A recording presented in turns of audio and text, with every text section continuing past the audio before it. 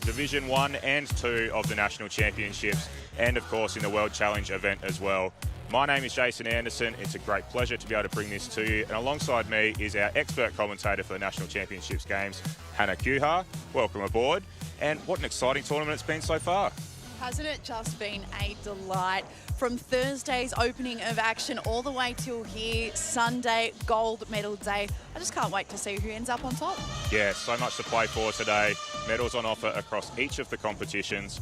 And we've seen some tremendous play so far. It's led to a game that's going to be in front of us this morning that's going to see the Suncorp Queensland Cyclones taking on the New South Wales Gladiators in a competition that will see the winner go on to the final later this afternoon, while the loser will take home bronze in the competition.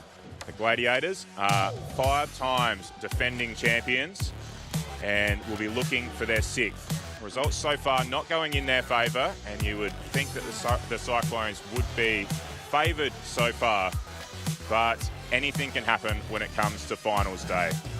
Now, we have a third member of our commentary team with us as well. It's a great pleasure to have Jed Altschwager as part of the team. Jed is down courtside, and let's get Jed's views on the game nice and early. Thanks, team. It is certainly building down here on this Sunday. It is not a sleepy Sunday down here at Waveville. My heart rate is up already, and it's only 9 o'clock. I'm excited for the outcome today. It's going to see whoever progresses through the Gladiators, through the New South Wales team and through the Queensland team onto the final later on today. Now, the start of a game always screams opportunity to me. Both of these teams have the capabilities to be able to win and progress through, and it's just going to be a matter of time to see this story unfold, to see who comes out on top and who can get themselves in for that gold medal match. All the players out here and athletes work all season for the privilege and the honour to be able to get on this court today and give it what they've got and show their team and show their people and their supporters how good they can go. We've got a huge day down here today at Waveville at the State Basketball Centre, and I'm excited to be a part of the call down here, giving every live hit and bump and scratch that I can. So over to you guys, I'm pumped. Awesome stuff, Jed. I think we all agree, we're all feeling the same. Very much looking forward to the events of this morning and then this afternoon. And a fantastic clash that's about to take place. It is the Suncorp Queensland Cyclones taking on the New South Wales Gladiators, and it has been incredibly tight to get to this point. And to emphasise that, up until around 8 o'clock last night, we were still unsure who was going to qualify first and get automatic qualification for the gold medal game later today and who would be in second place. So tight between Victoria and Queensland that it had to go to count back on their earlier results in the competition. Now, we've got the Queensland outfit on screen and their lineup in front of us. And Hannah, maybe talk us through the outfit that the Cyclones will come with today, because it's a super experienced lineup that they bring to this competition.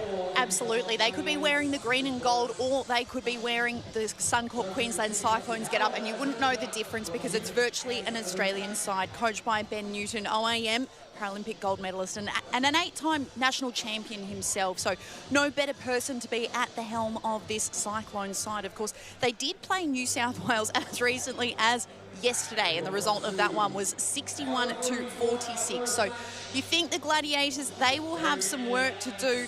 Very much a different side to the side that won from 2021 to 2025. As you mentioned, a long, distinguished and very, very experienced outfit. But this one, they're younger, they're fresher, they're a bit of a different lineup. So they have a hard task ahead if they want to make that gold medal match once again. Yeah, and they would take some confidence from their performances so far. They haven't been able to put it together for 4 quarters, but the Gladiators have been competitive for long periods of time. They did go down in their clash to Queensland yesterday by a margin of 15, but it was as small as 3 early in the 4th quarter. So they were very competitive for long periods. Let's see if they can bring that again this morning. I think this is their strongest 4 that they can put on the floor to start the game. It's going to see Whitehead out there with Delves and Tahini and Howe, while for Queensland we'll see Foxley Connolly, Sabuljak, Morteau, and it will be Tweedy out there as well. It's Foxley Connolly against Whitehead in the centre of the court as the refs put everyone in position, and it looks like we are just about ready to go as the atmosphere builds up here in Adelaide on day 4, finals day of this competition.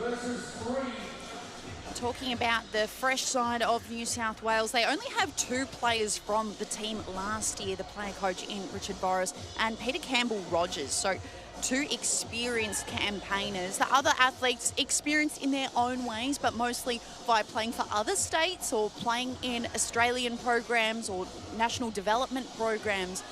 So it's hard to bring a side together within the space of 4 days, but they'll end up with a medal of just which colour is the question.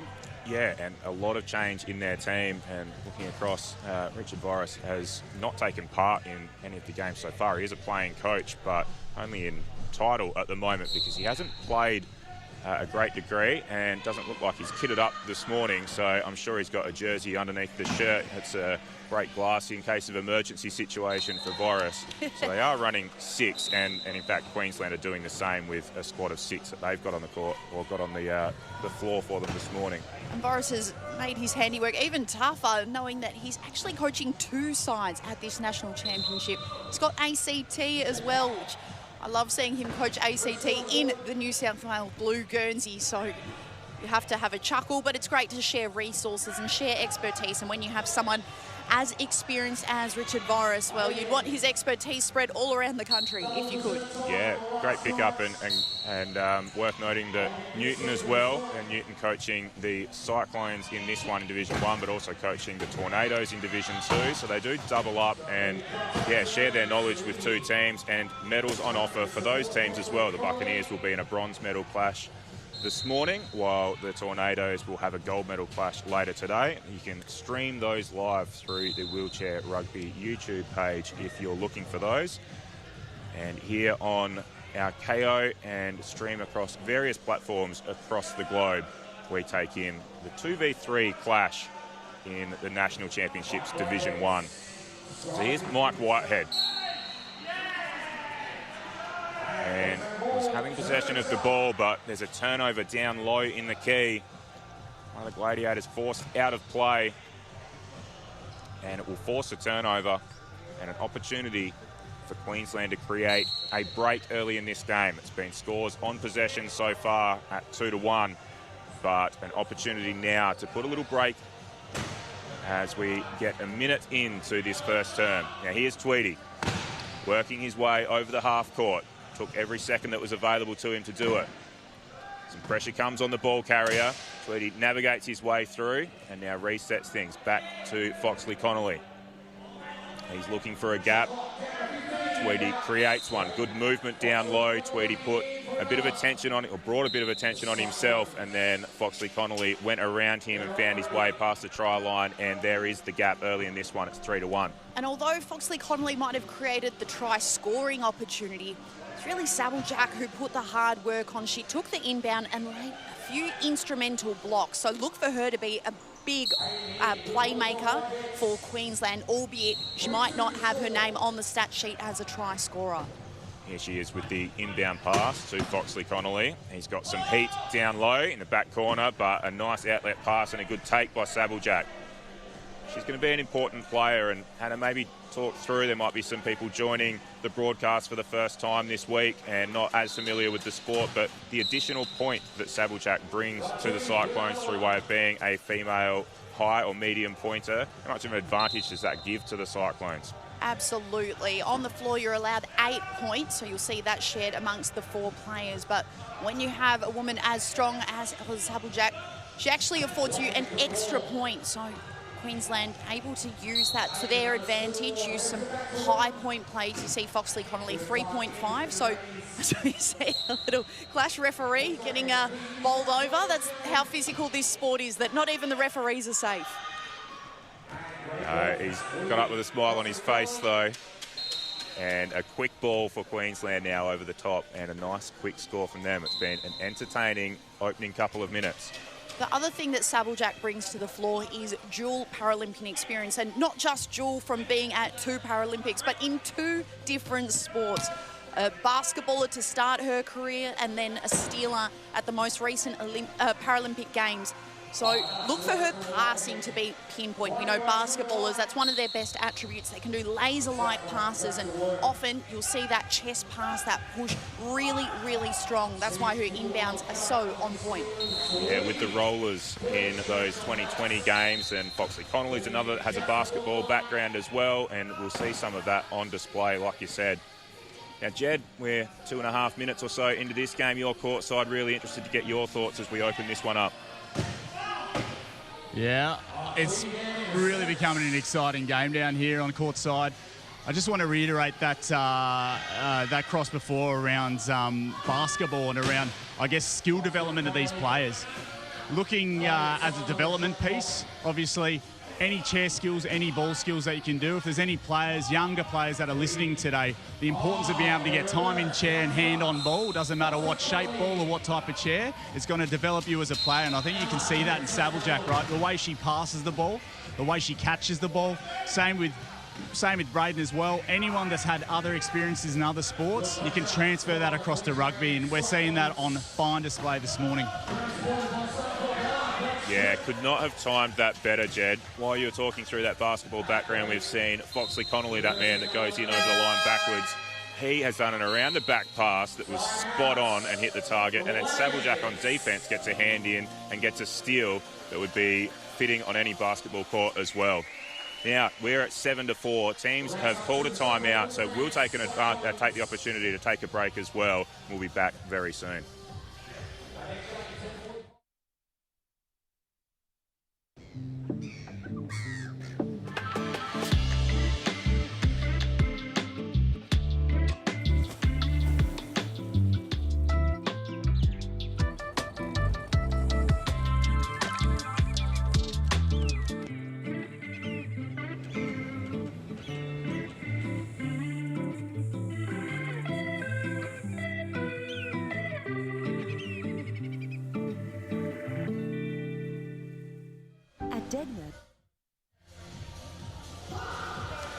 We are back as the final orders are given to the teams after the short timeout break. It will be the Gladiators who have possession. They'll be looking to control the ball a little better. They've given an early break to the Cyclones in this one. It's 8-4 as we approach the halfway point of the first term. Now here's Mike Whitehead. He's been the pick of the Gladiators from the games I've seen so far. Canadian import. He goes with the bounce pass into the key to Howe. Howe does well to get it free, but then Whitehead with an over-the-back pass that was a little too ambitious. Couldn't find a teammate in the corner, and ball comes out of bounds. And it was off Whitehead's pass, so Queensland will gain possession. He might have been inspired by the earlier masterclass of Foxley Connolly. Unfortunately, that time he didn't have a teammate on the same communication line or even the same line of the ball. No, that one didn't come off, and now Queensland have an opportunity to break the game open even more, and they get the opportunity to do that a little more easily once Hayden Delves had taken a hit and gone to the floor, and the team will come out and help him up. Santos mat, which gets a workout. You'll see that plenty of times throughout the coverage today. Clever bit of sponsorship from Santos, the naming rights partner for this competition. But Delves is up and about, and he's going to be on the ball now. Nice pass over the top from Whitehead that time. Delves gets on the end of it, works his way down with speed. The defense is really strong, but there will be an opportunity now for the Gladiators. The defense was strong until Foxley Connolly got pushed out of court. And once you are out of court, you're out of play in this game. And Foxley Connolly will have to go into the penalty box for the first time today, and it creates an advantage for the Gladiators. First time and perhaps not the last time. He did have a smile on his face, though, as he retreated to the side of the court. So early emotions still in check, and with this kind of scoreline, you think Queensland, they'll be enjoying every moment in this match to keep building those connections. They have played New South Wales twice this tournament. On day 2, it was the Gladiators who lost by 10, and then, as we mentioned yesterday, losing by 15. So a widening scoreline, perhaps reflective of the fatigue that's going into these two sides. Mentioned earlier that Both have come in with slim pickings on the bench, just a really tight team, which is great if you want to get minutes on court and a lot of exposure at this high-quality national championship. But does also mean that you can feel tired, and those repeated heavy hits, they do take their toll. Yeah, and both teams, a few weeks out from the tournament, had squads of 7 and had a few, through different circumstances, some players that couldn't make it.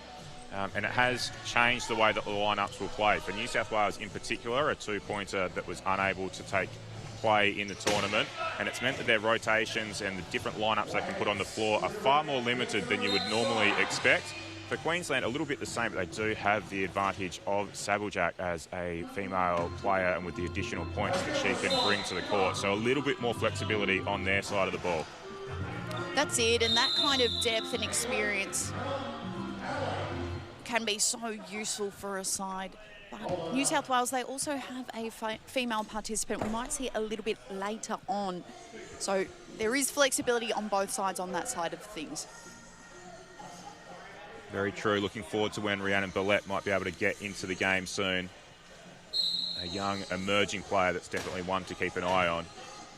And let's keep an eye on this play. The inbound pass from the Cyclones comes into Foxley Connolly. Getting a good amount of pressure. There is Jake Howe in the penalty box on this one, so it's a 3-on-4 on the court, but the pressure was really strong and he had to go with an ambitious ball over the top, but the ambitious ball works when you've got Cam Whitaker on the end of it. And he will cross, and Jake Howe will get the opportunity to come out of that penalty box, check back into the game and take the inbound pass.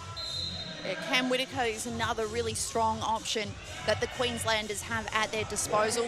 Suited up with Brothers Rugby Club and has played for the Bay of Plenty Steamrollers at the New Zealand Wheelchair Rugby National Championships, where he won the Best 2.5 Player Award. So he's got experience at high level and national championships, things like that.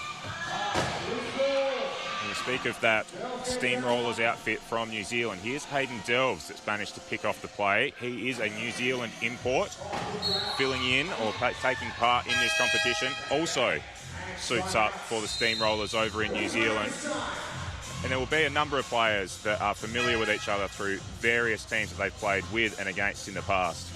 But the teams will take a time out now and take an opportunity to talk through the plays for the last 2.5 minutes, and we might take a break as well. We'll be back with you shortly.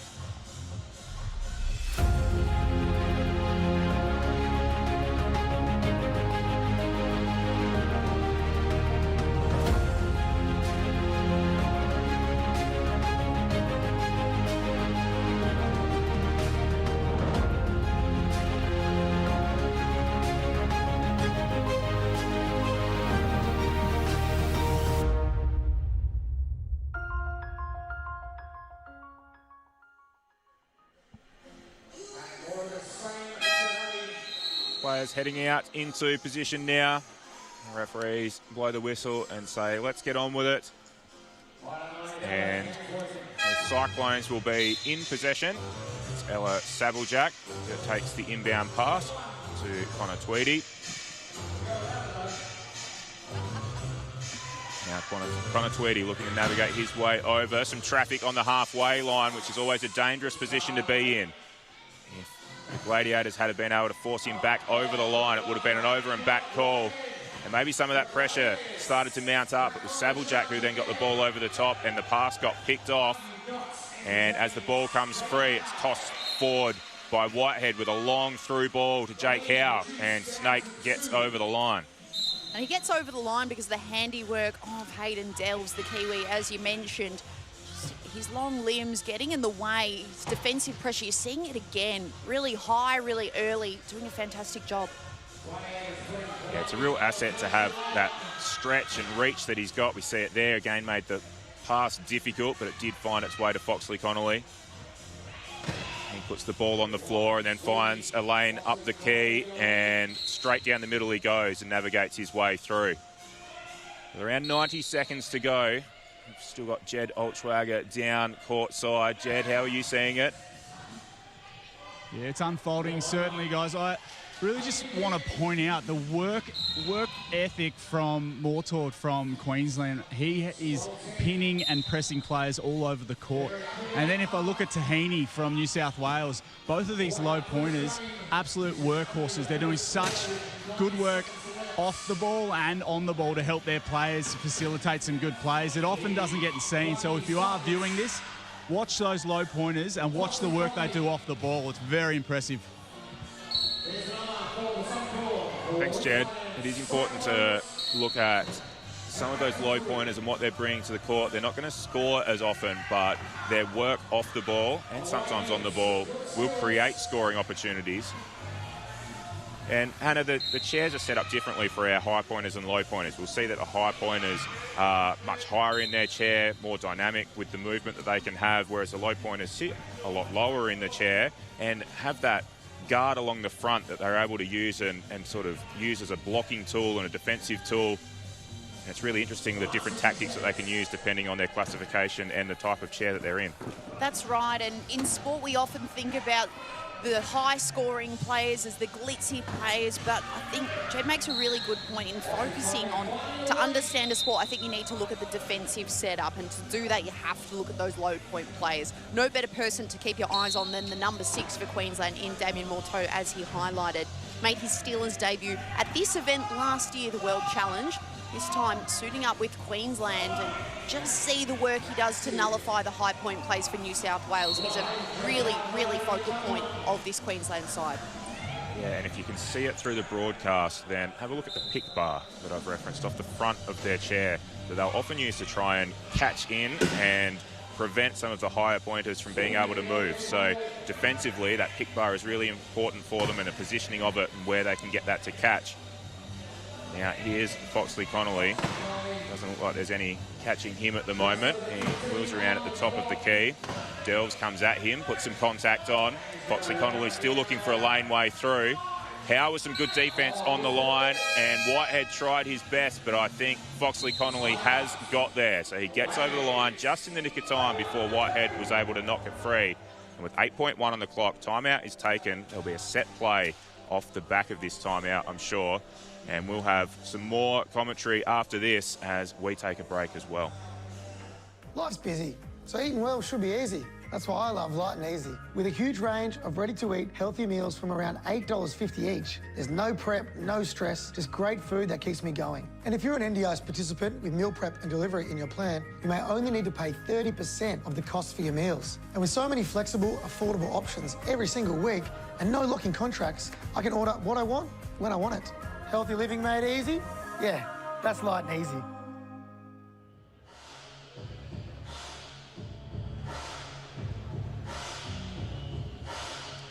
We're back with 8.1 seconds to play. Be very interesting what kind of set play has been drawn up through this timeout. The Gladiators return with the same 4 that they've had on the court throughout the first term. It's Jake Howe that's going to have the inbound pass. And it's coming in to Mike Whitehead. He assesses his options down court before gathering the ball. 5 seconds to go, trying to find a gap. Has the little fake pass, but doesn't fool the opposition. Then needs to try and get the offload, but couldn't get it to a teammate in time. Great defense from the Cyclones that managed to hold them out and maintain their lead of 4.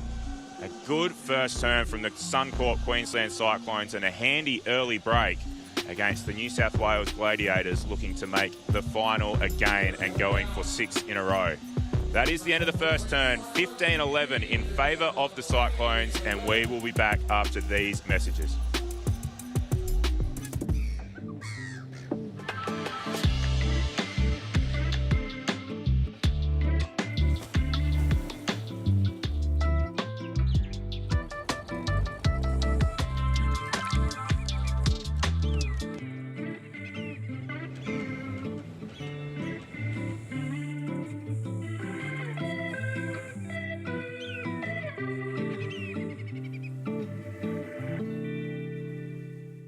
At Degnan, we don't just build infrastructure, we build possibilities. We work collaboratively to bring excellence, innovation and diversity delivering projects that connect people and shape the future.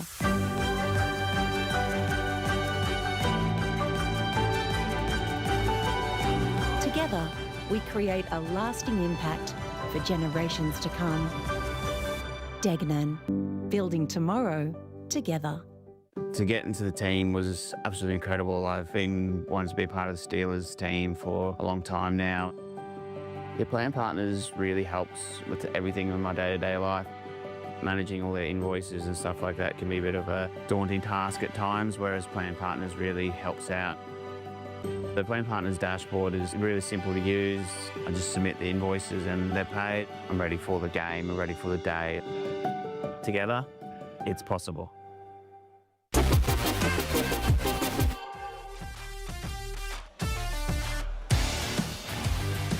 Back and ready for the second quarter with the Suncorp Queensland Cyclones taking a 4-point lead against the New South Wales Gladiators. 8 minutes on the clock as we restart here. New South Wales will have possession and an opportunity to cut into this lead to begin the second term. And it was so tight, the margins at quarter time, half time, even three-quarter time for New South Wales yesterday. It was really a fourth quarter blowout that let them down. So they've got the energy in the tank to go maybe 75% of the way. And with this kind of scoreline, they just want to keep it within limb's reach, because another fourth quarter blowout will mean that they will not contend for that gold medal match. Yeah, and you talk about those tight margins throughout the whole competition. Really interesting that it's Victoria that have qualified automatically for the gold medal game to take place later today. And Victoria have got through by way of countback when it comes down to their for and against Queensland.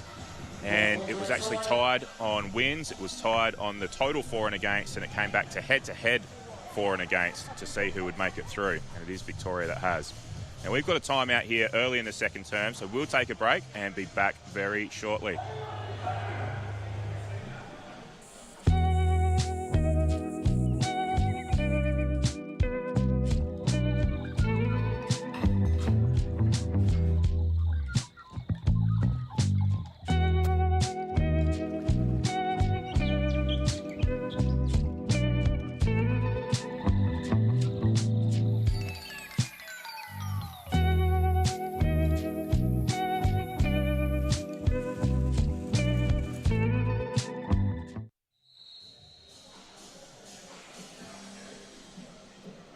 Early timeout taken in the second term.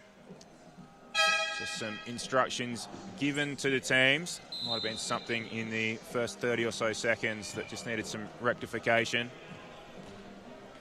As the Gladiators will bring the ball down. Whitehead puts the ball on the floor a few times. And now looking for a gap. There's not much down in the key at the moment. It's very clogged up. He's looking at near post and whether he might be able to squeeze through. Goes to Howe instead. And then it's not going to get to Whitehead in time. Too long down in the key. I think it's against Howe. Got stuck down there. There was so much traffic down low and couldn't get it over the line before that 8 seconds down there has expired. And Howe was actually the feature of our halftime interview yesterday when his side were down by 1. So it was 1 at quarter time, 1 at halftime. And he said a key focus for New South Wales is being really clean in offence, which is looking like a problem area today. A few times they've wavered on the try line, or you see a violation such as that one. So the options now have to clarify, maybe giving Whitehead a little bit more support. Yeah, and that ball carrying and control of the ball is something that they've had some difficulty with. Peter Campbell-Rogers has yet to check into this game. He's a 1.5 classification, but generally it's a high-low outfit that they've needed to put on the floor. And with that, it's a little bit more limited with your ball carriers. It does have to rely on the high pointers more often. And without that midpoint variation to throw out there, it creates some difficulties of who's going to maintain possession of the ball. Now, who's going to maintain possession on this one? The ball gets knocked free, but it is going to be the Cyclones that will keep hold of it. Good defence, though, to get a hand in, knock it out, and New South Wales will need more of that as we go on. They're going to need to get some defensive stops. Here's Foxley Connolly. BFC works his way down the court, puts the ball on the floor, little block from Tweedy, and creates the room for him at the near post. And as difficult as it is for New South Wales to score, Queensland make it look as simple as that. Notice the separation and the breadth created between the two Queensland front options. I'm talking about the Miners outfit in Foxley Connolly. You saw him dragging really far on the left, creating nice amount of width, and then his teammate in Connor Tweedy filling that right channel. By exposing the defender and making the defender have to make a choice, really. Do you head to the left? Do you hedge in the middle? Do you go to the passing option in the right? It means that it's a pretty much borderline task. Watch for it to happen again, using the left, using the right. And again, the Australian Miners, those development players showing their prowess here. That's why we've got Hannah Kuhar in the expert commentary position. Great reading of the play, talking about what we'd just seen and then talking about what we were about to see, and it happened exactly the way you were talking about. So great pick up, Hannah. And now we'll get to Jed down on the court side for some of his insights as well. Yeah, thanks, team. I'm really impressed by New South Wales just keeping a slight foot in the door at this point in the game.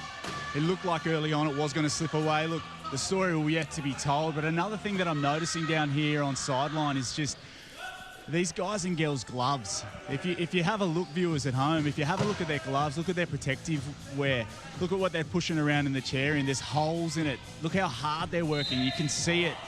There are holes happening as the game's unfolding. These guys are just grinding away down here, and it's an impressive game at this far. Almost halfway through this second term, heading into the half. It'll be interesting to see what unfolds. Thanks, Jed Altschwager, down courtside. Paralympic gold medalist himself, so great to have his expertise down on the floor. And yeah, this game is brutal on man and machine, man, woman and machine.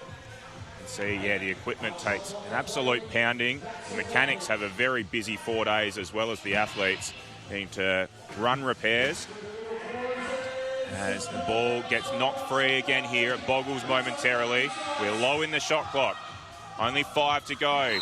And that's a nice pass over the top of the key, went over all of the traffic, and then a good take from Jake Snake Howe, who gets over the line. Queensland looked disappointed with that play, and that shows you how high-performing these athletes are. They think they're close to a defensive stop. Tweedy himself feeling pretty disappointed there. So they've got high standards, Queensland. They've got their eyes on that goal. 40 seconds on the shot clock, and New South Wales needed every one of them in that last play, as the defensive effort from the Cyclones was superb. But well done, New South Wales, to manage to get over. Got the margin staying out at around this 4 or 5 range fairly consistently for the last couple of minutes now. Inbound pass from Howe. Finds Whitehead. Canadian back to Howe.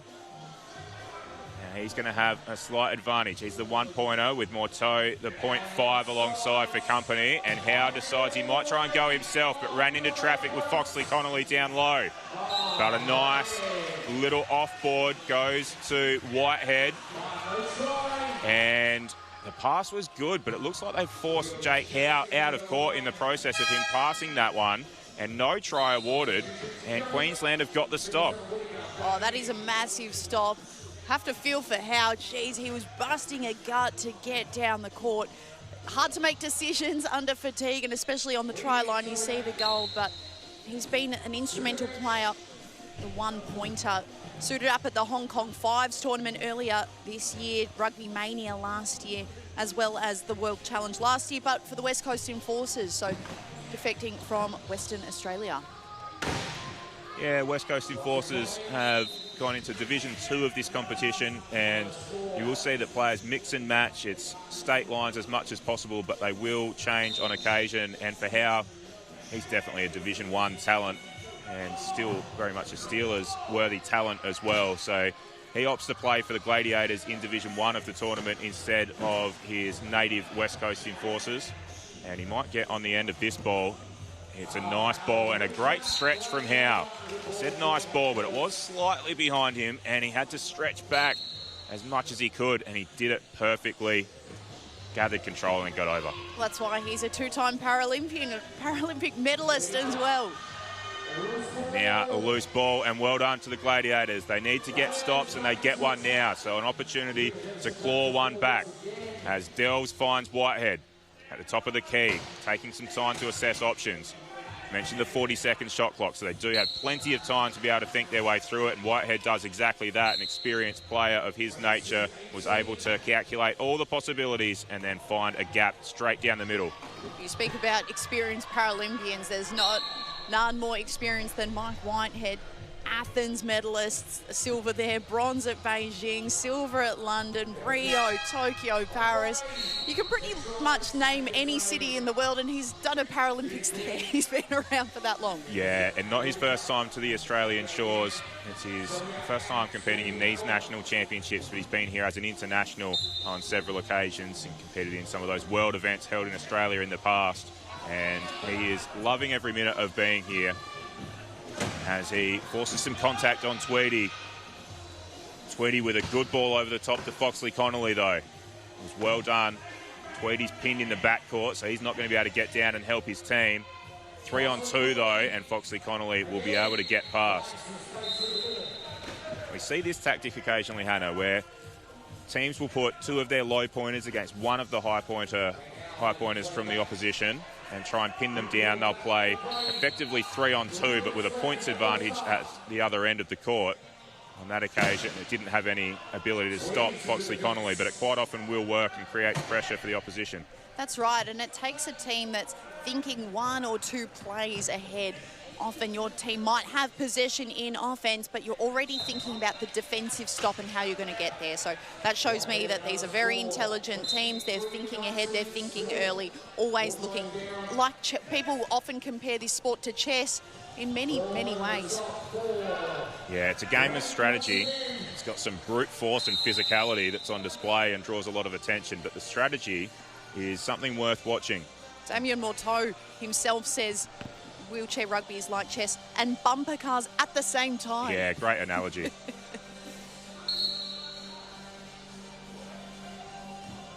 So we'll keep an eye on some of that strategy as we work our way down towards the end of the first half.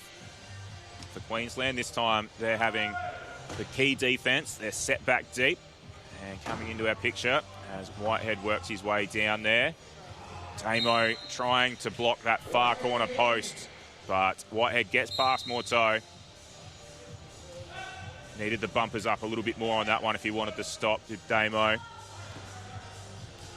But a quick ball. You referenced it earlier, Hannah, that the scores just come more easily for the Cyclones at this point. And that's the danger of a scoreline at 5 before half-time. At this stage yesterday, it was just the one try separating the two sides. So given that Queensland, they score so proficiently and easily, you can't see them slowing down from here. Now, New South Wales have run the same core four on the floor today. They haven't made any changes to their lineup yet. If the margin continues to spread, they might get an opportunity to try and mix things up and play a different setup in the second half. But sticking with this one for now, and here's Delves in a lot of traffic down low, drew a lot of attention. 3 people came to him, ball went over the top, came off a few different sets of hands, and the loose ball will end up going the way of New South Wales. In fact, it's going to be Queensland, so that's misread by myself. The umpires have said, no, it's definitely come off a Gladiator limb last. Must have been Whitehead down low that got the last touch to it, and it's gone over the backcourt line, and Queensland will get the opportunity to bring it in. Had to be a perfect bounce pass from Sablejack, and it was. Found Foxley Connolly, who then puts the turbo on and gets down the court ahead of Whitehead. Hasn't he got a set of jets on that chair? So strong. The way in which he pushes, just a powerful unit he is. Yeah, and I heard one of our co-commentators, Ben Eisenhuth, on the expert commentary yesterday for one of the Cyclones games. Physio by background as well, and referenced that he can see the extra power and definition that Foxley Connolly seems to have in this tournament. He's still a young athlete, his body's still going to be developing, and he looks stronger than ever before, and no doubt has ambitions to get himself back into that Steelers outfit as quickly as possible and yeah, he's building up his strength and playing an excellent tournament so far. This isn't his first time in a Queensland state side. He's actually a track and field athlete from way back, really proficient at discus. So you think about the attributes needed for discus. You need to be strong through your upper body, your core. You can see that kind of power allowing him to get over the try line. Yeah, a number of our athletes come from mixed sports backgrounds and have a whole range of different talents. We've referenced the basketball already. We've referenced the discus with Foxley Connolly now. I know Rhiannon Billette is another that is an impressive track and field athlete, and it builds their strength, builds their capability in this sport, and then they can get themselves to the absolute elite level, as each of them have done on the Queensland side of the ball. He's a great basketballer as well, has made Australian under-23 sides and things like that. So a proficient athlete, you're seeing that prowess on court. Yeah, basketball's loss has been wheelchair rugby's gain in this instance. Foxley Connolly, yeah, played a lot of basketball as a junior, but has committed himself to the rugby more recently. What an asset he is, as he brings the ball down and absorbs the contact from Howe, uses every second of that shot clock as it gets down as low as 4 before Foxley Connolly crosses over the line. Extends the gap to 6, and with 7, and with 7.8 on the clock, a timeout is taken. So we will go to a break and be back right after this. At Degnan, we don't just build infrastructure, we build possibilities. We work collaboratively to bring excellence, innovation and diversity, delivering projects that connect people and shape the future.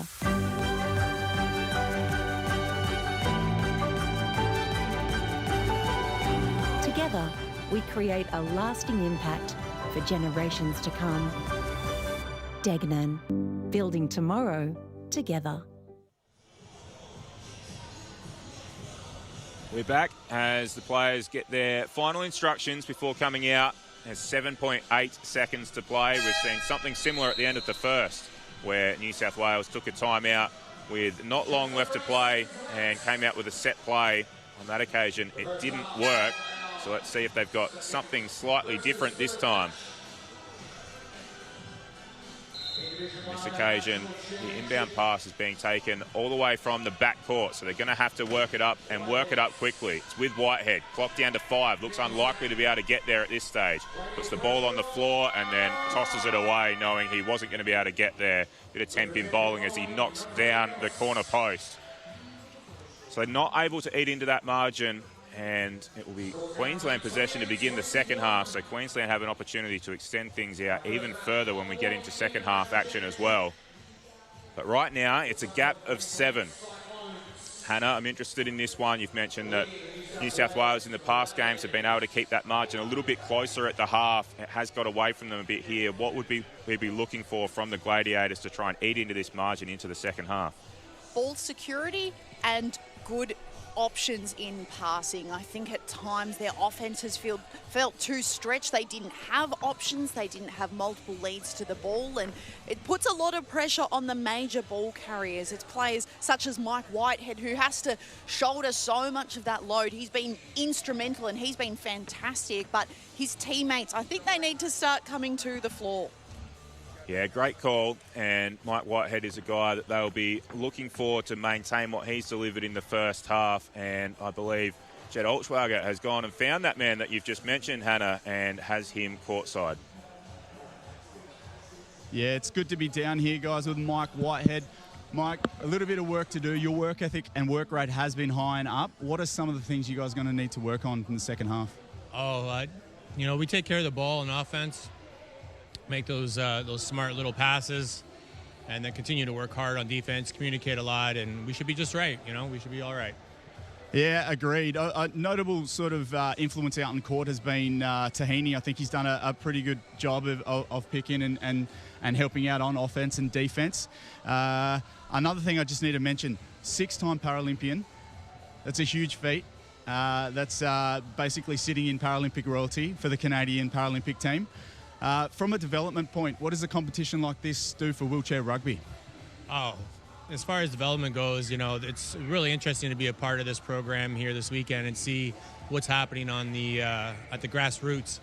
a lot of fun, a lot of positivity, and all kinds of talent. Australia is looking good in the future. Mike, it's an honour to have you down here. Thank you for the chat. Thank you to Jed Altschwager down courtside with Mike Whitehead. And I love that view from Mike Whitehead, that if they can just control the ball, they will be fine in the second half. Let's see if he's right. We'll be back for the second half after this break.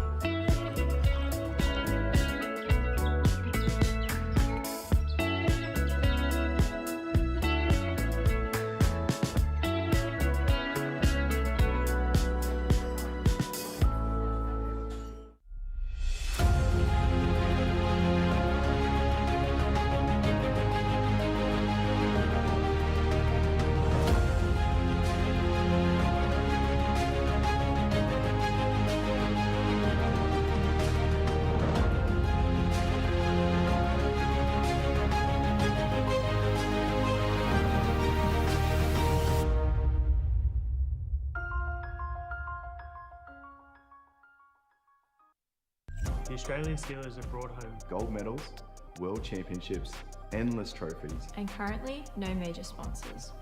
Scan the QR code on screen to help us become officially sponsored.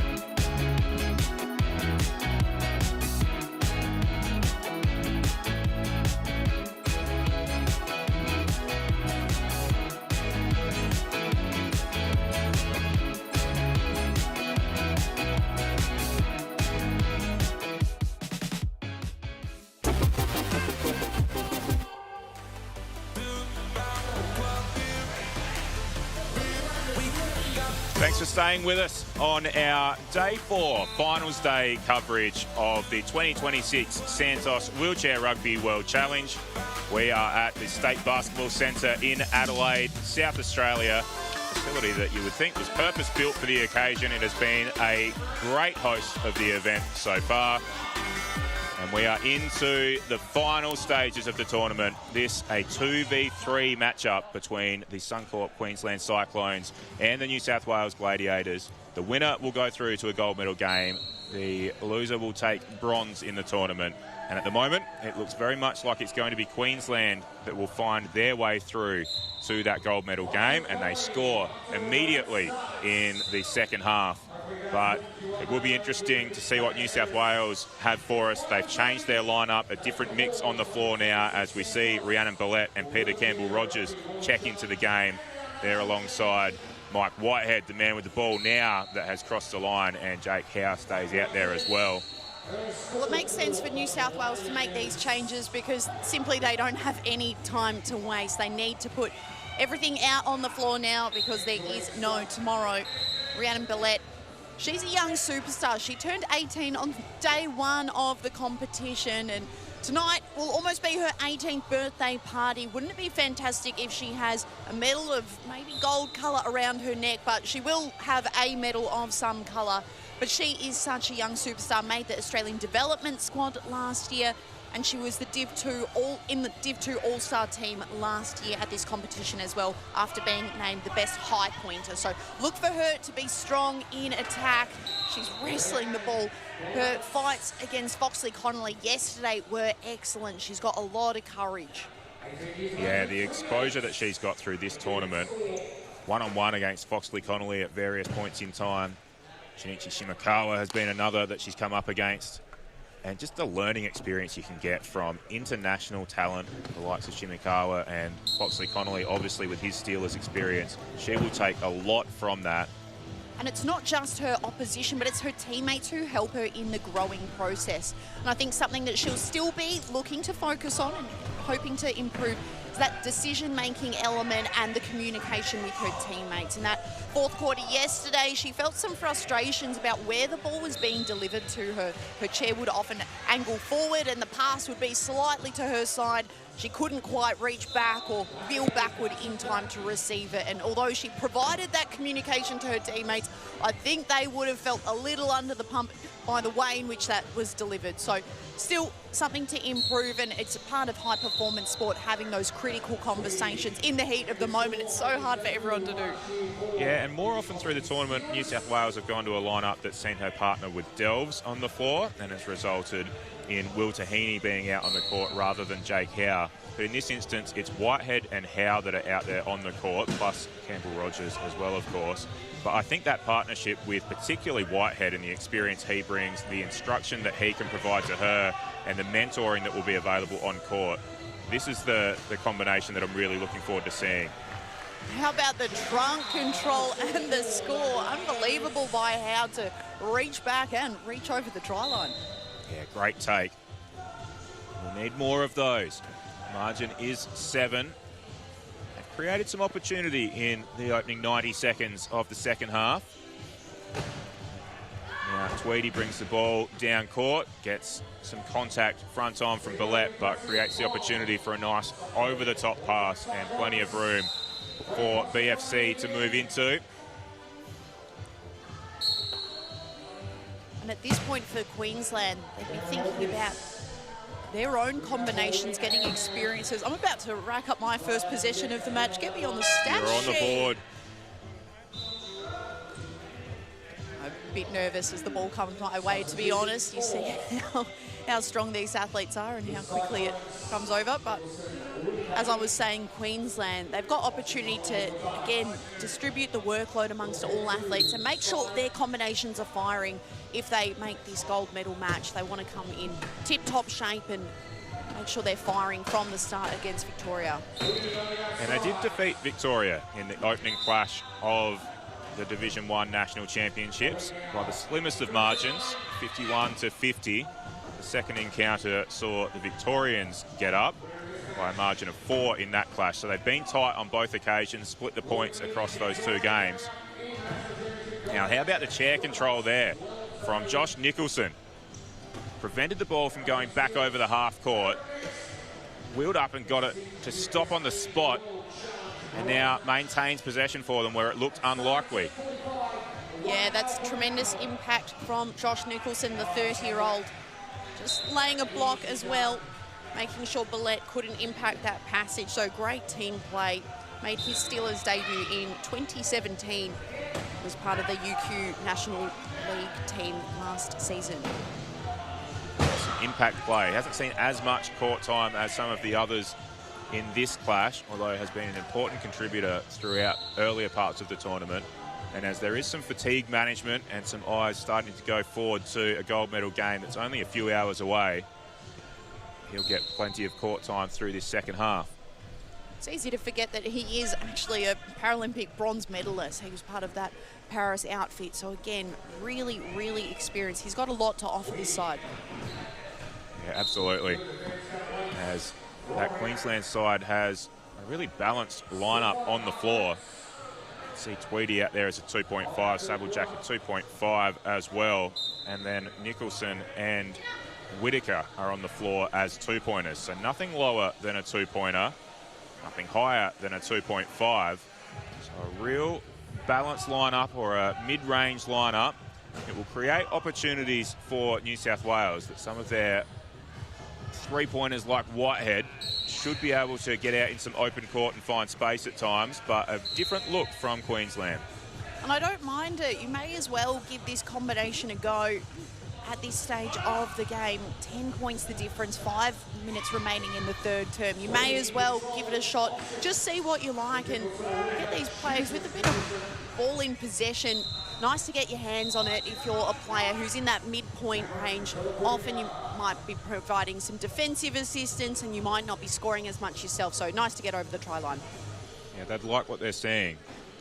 New South Wales started strongly on managing to keep the margin in check, but it has now begun to blow out. It's out to 11. Jed Altschwager courtside. What are your thoughts at this stage? Is there any hope for New South Wales to be able to reel this back in? Yeah, thanks, team. That score is definitely squeezing out a little. Probably a bit too uncomfortable, I think, for New South Wales. Look, time will tell on that, but one thing I've been really impressed with is both teams' conditioning. I think in this third quarter, usually you see that fade and you see the spark out of the game sometimes. I noticed that in the Div 2 game yesterday. But what you can really tell is that a lot of these athletes out here are doing this full time. That you can tell by the way that they're presenting in this third quarter, the work that they're putting in the gym, on the conditioning piece, and that's really the difference in the step up. I guess in competition, we got a whole nother big step up as we head to the international competition after this game. And just to give a little bit of insight on these chairs they're pushing around anywhere from 18 to 25 kilos depending on the attachments and whatnot. So the conditioning that these guys and girls need to go under and do to present themselves well for each game is well and truly there. So something impressive this first quarter rolls on. It'll be interesting to see. I think I've got my bets, but I'll hold that for the fourth. Thank you, Jed. Still hedging your bets a little at this stage. We'll come back in the fourth and see how you're seeing things at that point. Disappointing. Jed's such a bold, courageous athlete, but as a commentator, he's on the fence. Not until the margin hits 15, perhaps. We are at 10 at the moment. It has reached double figures. Still plenty to play for. There is a bigger picture outside of this tournament itself. They want to win here, of course, but the bigger picture is development and opportunities into the future. Jed touched on the fact that these athletes are playing regularly across all sorts of tournaments all over the globe. And if they can fine-tune some of their skills, and particularly some of the younger athletes, like Billette on the court and Campbell Rogers as well, then it will help them into the future. And it's not only time on the court, but it's the time in the gym and time spent cross-training or playing other sports. You think about the muscles required to play a sport as heavy-hitting as wheelchair rugby. So these athletes, it's a day-in, day-out proposition. Even Whitehead, I mean, he might have retired from competing for Canada in that international phase, but even still, he's still training every single day. He's still training with, there are some fantastic stories of athletes who are still catching up, going to the gym together in the morning and just maintaining that sense of routine as well. So you might be able to retire, but you don't really retire for too long. Yeah, and there's a sense of camaraderie amongst the group. The training together and trying to maintain their fitness when they're not in competition. But even at an event like this, just seeing the athletes, they're all getting across courtside to watch the other games when they're not playing themselves. There's an enormous amount of support. I've seen support staff from one team go and then fill in and help with the other teams. The state lines are almost forgotten, and it's just one giant community of wheelchair rugby that is most important to them. And it's quite heartwarming to see that at an elite athletic level like this, there's still room for almost that community feel. Absolutely. I'd be pretty fearful of going down to Mike Whitehead's gym training sessions. He says he trains every day at 9:30 with other semi-retired athletes. I reckon they're still going hard at it. I don't think there's too much emphasis on the retirement, but rather the consistency of training every day. It is a sense of beautiful community, as you've highlighted. Mike Whitehead, he's probably been in the gym a couple of times throughout this tournament. I've been in one a couple of times in my life. So that's the difference between the elite athletes and someone like myself in a commentary box. It's all right. 9:30. He's got the invitation out. I think I'd embarrass myself if I went with Mike. Yeah, here's Tweedy, another one of those emerging athletes and a strong athlete as well. Takes his time here. A little bit of clock management, but more so it's about pausing and making sure that you've got your defensive set up how you want it so that you prevent the Gladiators from getting a quick transition back the other way, which is what they've done. It's going to be hard work for them. Whitehead has to barge his way through, puts the ball on the floor. Now with a second or two to cross before time runs out, he gets there just in time despite the pressure coming from Tweedy. The pressure's coming from all angles. He's got Whittaker for company, he's got Nicholson for company. Finds round and Billette. She's now got Sabblejack there. Goes back to Whitehead, and maybe a gap presents. No, Tweedy shuts it down. Bounce pass is clever from Whitehead, though, and finds Billette on the line. That's a nice bit of play with the crafty veteran finding the emerging talent in Billette. The bounce pass is something we don't talk about often, but when it's placed perfectly, just creates an angle that's so hard to get to and can gather a bit of pace off the floor. Although it's a slower pass because it takes time to hit the deck, you can gather a bit of momentum too. So really, really clever pass there. And we've talked about gym work, strength and conditioning, but we shouldn't forget the craft that is involved in this. These passes need to be spot on. In that case, it was, and particularly talked about it in one of the Brazilian games earlier in the tournament. They play a high-low outfit, but when their .5s are the ones that are in the best position, they use them, and the pass needs to be spot on right in the lap of those .5s because they don't have that trunk flexibility to be able to reach too far back or forward to reel it in. And the Brazilians have been excellent at getting it right where they need to, and that's led them to a gold medal clash in the World Challenge later today. So there's a lot of craft that goes into it, and there's spin and movement of the ball, as we see an over-the-top ball this time that goes to Whitehead. And he thought he'd got there, but it's not going to count. The turnover is forced. The defence was good. The passing around the top of the key and then deep into the key was accurate, but still no gap emerged, and Queensland have managed to hold them out. Queensland, weren't they cheering on that turnover? Any kind of defensive stop in wheelchair rugby is so valuable. If they can score off this, I mean, it's already a double-digit margin, but they'll be really comfortable from here. Yeah, I can see that margin. Tweedy's taken a look at the clock and assessed his options before deciding to go over. They can carry momentum, end of the third quarter, blitz through the final 8 minutes. They'll be primed for that first quarter against Victoria, that's for sure. That's something to look out for. It's a great point, Hannah, that despite this margin, they can't switch off. They can't look to shut down in the final term. So the margin could extend further because they need to keep the momentum going to give themselves the best opportunity to hit the next game, the gold medal game, with plenty of form. And we're just about to hit 10 o'clock local time, that Division 1 grand final at 12:15. So it is a short turnaround. They'll have enough time to maybe eat a quick snack, have some hydration, a little bit of a rest, but there's no time to mentally switch off. They'll be pretty much locked in for the whole morning. Yeah, that's elite competition at this level. Quick turnaround times, plenty of games within the competition. They've played 4 pool games. So for Queensland, they will have played 6 games by the end of the tournament, having played this 2v3 and a gold medal game to come. So they would have played 1 more than each of their opposition will have. So the fatigue will be the biggest factor for them.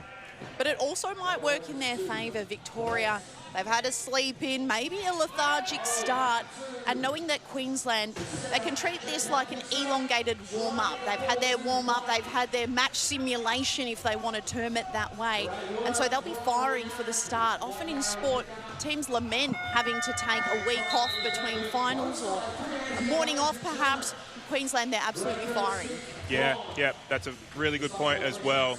As we saw the clock tick down in our third quarter, ball was loose on the floor for some period of time, nobody able to gather it, so the margin stays at 12. It'll be really intriguing whether Queensland can continue to put their foot down and extend this into the final term. Stay with us because we'll be back to see what happens next.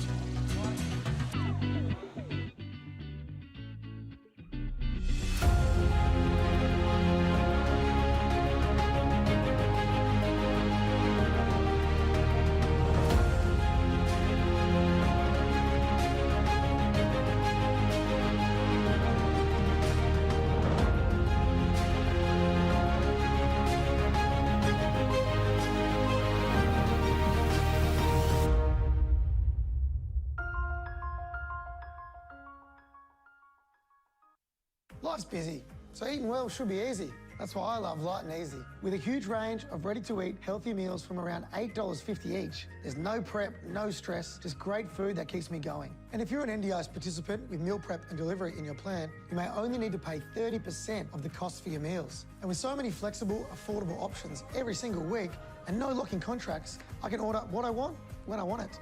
Healthy living made easy? Yeah, that's Light and Easy.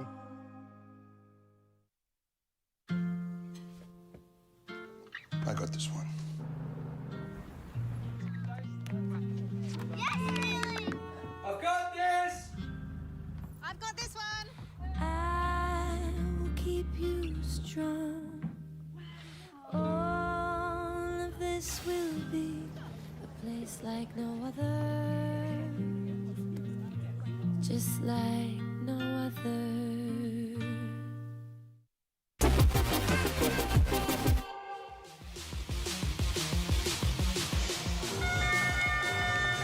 Thank you for staying with us. We're on the morning of the finals here in the Wheelchair Rugby World Challenge. This one will determine who's going to take home the bronze medal. The loser of this clash will take bronze, while the winner goes on to a gold medal match in just a couple of hours' time. Very much looking like it will be Queensland, the Suncorp Queensland Cyclones, that will find their way through. They've met New South Wales twice earlier in the competition and won by double digits on both occasions, and they take a double-digit lead into the final break here and extend that on the first play of the quarter, with Whittaker getting over the line. It was 10 the margin of that first match, 15 the margin of the second. You wonder if they'll be following patterns, extending it to 20. Mathematically, it's possible. It'd be a massive, massive fourth quarter, but the eyes are now beyond the scope of this match, as I touched on. At the end of the third quarter, you start thinking about that gold medal match and what kind of form you want to bring in. So no room to take the foot off the pedal, that's for sure. Yes, you're from the stats and analytics background, Hannah, so I know you'll be watching the numbers very closely in this one and seeing how it pans out. So 20 is the magic number. I think if they can extend their lead to 20, then we might be able to throw to Jed, and he might be able to confidently predict that Queensland would win at that point. I think he'll still be unsure. Yeah. I reckon he'd wait till maybe 4 seconds before the siren and say, I've got a slight feeling. It's that athlete background of his. You can never be too sure, never take things for granted, always in competitive mode. He's grinning a lot. He doesn't want to say anything. New South Wales claw one back here. So we're a minute into the final term, and still plenty to play out. Jed, you stayed silent while we were having a bit of a joke at your expense, but we'll let you have a rebuttal here. What do you got, mate? Look, guys, it's 6 minutes to go on the fourth. We are pushing out quite a fair bit here. Queensland have been very dominant, as we probably all thought. I guess I'm just one of those people, I've seen it too many times, probably too scarred from too many rowing races, that the final 500 people can burst and pop, and things can change and dreams can shatter. So a little bit scarred there, but I think we could probably all confidently say Queensland have probably got this wrapped up. Another point, another exciting fact that I just want to sort of shed a little bit of light on is just how important tournaments and competitions are like this in our great country of Australia, in our great state of South Australia down here in Adelaide. The amount of people with disabilities that have rolled or walked through the doors over the last few days and will continue to over the next few hours. I mean, it's very hard to be what you cannot see. So there's almost 2 million of us living in Australia with a physical disability, and I think competitions like this just help that person see what they might potentially want to be and help inspire. So hats off to Wheelchair Rugby Australia for putting this together, and the countries that have made the effort to come over and put on a great show and a great event. Great call, Jed. Love that.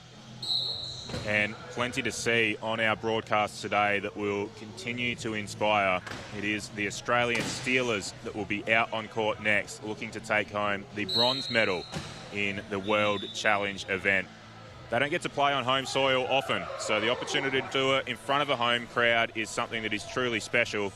And then later into the afternoon, a junior exhibition that is definitely worth tuning in for as well. So a lot to inspire all of those watching. I think Jed makes a great point about the visibility of this event, and so many of these athletes, whilst they're tremendous and we look up to them as heroes, when they talk about their own stories of how they found the sport, it's simply watching events such as the Paralympics, or they might have been in rehabilitation themselves after various forms of accident, and then they saw, hey, there's a training session at my rehab centre. Why don't I just pop down? Or maybe it was someone who they met through the healthcare system who said, just come down to one training. I know you don't think you want to do this, but just come, just watch. You don't have to participate. And then suddenly the itch begins. And that's why it's so fantastic to see all the different people coming through the doors to watch this event.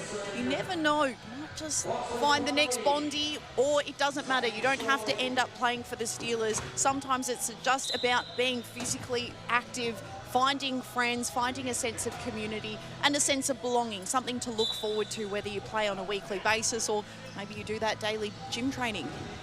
Yeah, and for these athletes and for the aspiring athletes, we all know the health benefits of sport. We all love our sports and participate in them ourselves to get those health benefits. But for these athletes and emerging athletes, it's truly life-changing, the impact that the sport can have. It changes their health and it changes their outlook on life substantially. And around 30% of able-bodied Australians will be taking part in regular physical activity. That number halves when you talk about people with disability, and it's not through lack of wanting to participate. Often there are just barriers that prevent people from participating. Would it be fantastic to see that 15% lift? And you think organisations such as Wheelchair Rugby, everyone involved in that, doing such a good job of creating opportunities, because they're out there. We just need to keep linking people who want to participate with those programs which exist. Yeah, well done to all involved with this event in breaking down those barriers, and we will see a lot of emerging athletes off the back of this that have tuned in and watched these broadcasts and seen the athletes, or come in live and seen these athletes and been inspired to try and pursue it themselves. Whether that's to the elite level or any other level, it doesn't particularly matter, although I'm sure they'd be looking for some of the most talented ones to find pathways in the sport. But at any level, that level of activity is great. We've got a junior showcase at 2 p.m, which I'm really looking forward to. We're both going to be a part of that one, Jason. I just think to see the youngsters hopping in a chair, different chair, perhaps jumping into a sports chair might be uncomfortable, but you get to learn, and I can't wait to see the growth of those kids and just how much fun they'll have. Yeah, the smile on their faces. They played a few exhibition games already and will be out on our feature court at 2 p.m. local time, as you say. And taking that aside, I've been inspired by the Kenyan outfit coming to this tournament. They've played in Division 2 of the tournament against 4 state-based sides, and it's the first time that the Kenyan outfit has been able to play wheelchair rugby at any kind of competitive level, and they have taken so much from it and brought so much to the event. 100% could not agree more. It's important for the growth of the sport that we continue to invest in lots of different countries, and seeing Kenya come down, the growth, as you mentioned, and not just for their athletes, but everyone else involved, coaches, officials, classifiers.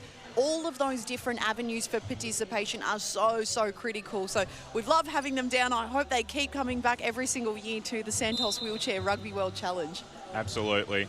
And the City of Adelaide has done a great job of hosting this event. It's the 3rd year that the National Championships have been here. It's the 2nd year that the World Challenge has been running, and each year the city has done a great job and turned out in droves to watch all of these athletes compete. And I mentioned that up next is the Australian Steelers, and we're starting to see some more traffic within the stadium, more people coming in ready to watch that national outfit. As we come back to this game in front of us, the margin is currently 15. As the ball gets knocked loose, well done Mike Whitehead. Very aware on defence. There was an opportunity to get a limb in, knock it free. Whittaker had a little bit of a loose carry, still come off New South Wales last. See a raft of changes for Queensland, 3 on, 3 off. So they're happy to burn through combinations, just get different players on, no one sitting on the bench for too long. Yeah, some fatigue management taking place, and Game just slowing down a fraction at the moment. It's a key defence from the Gladiators. It's the Cyclones at the top of the key, having a look at their options. While there's some slow play on, we might get Jed Altschwager courtside to chime in again. Yeah, thank you, team. I guess I wanted to reiterate a little bit of what was said before. I think highlighting the efforts of organisations like Paralympics Australia and the AIS and the big task that they've put on the floor around trying to create a really successful and powerful Brisbane Paralympic team. The search starts now. We've started. If you are out there with an impairment or disability and want to connect in, your local institutes are where to go. It's an exciting time. There's plenty of opportunities. Those barriers are being dropped around equipment, around opportunity, around competition. So it's exciting, and it's only going to get more exciting today as this play unfolds. Thank you, Jed. Great advice there. Anyone looking to connect with their local community and local sports. And we saw in the previous play that time ran down as the Cyclones were trying to find their way over the line. This time they get it done with plenty of time left on the shot clock as Tweedy went in backwards. But any manner counts. As long as you get two wheels to cross the plane and you're in control of that ball, then the points count. And here's Mike Whitehead. Powers down the court, sees some open court in front of him, a nice play. Puts some power through the wheels and gets over the line quickly. Nice chest pass from Sabeljack on the inbound. And then a long ball over the top from Tweedy.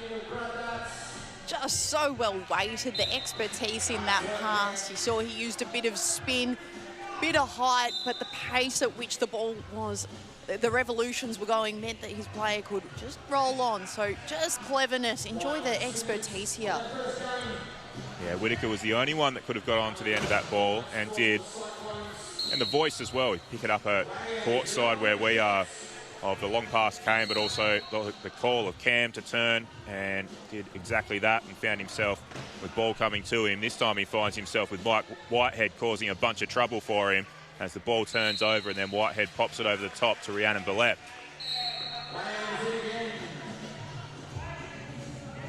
This time Whitaker maintaining possession for a little longer.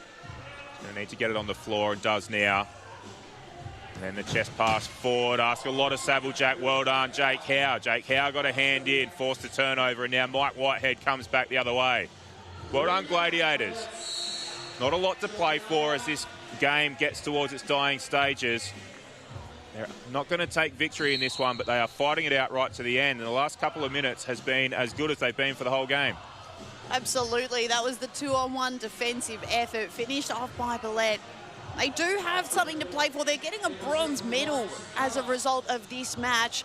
And I think even though it's a three-team pool, the spin I'd put on it is it's the reward for effort. It's the reward for months of consistent training. It is so hard to front up to a national championship. So much has to go your way. There's team chemistry, the investment from each athlete to be here. They shouldn't be seeing this as a participation award. They should be seeing this as what an accomplishment. To win a medal in anything is hard. To do it on a national stage in this sport, credit to them. Yeah, great perspective, great way to look at it. Mike Whitehead's travelled a long way to be here for the tournament, and a lot of effort goes into it. Hayden Delves has travelled from New Zealand. Rhiannon Billette finds her first exposure at Division 1 level. There's all sorts of good stories and reasons to think, hey, I've earned this. I've worked damn hard for it. So that's a great perspective to have. Great point, Hannah. Now, the mechanic will be out on the floor. The mechanic for the Suncorp Queensland Cyclones, Matthew Elliott. Talia Eggers, the manager, and of course Ben Newton, we mentioned, as the coach.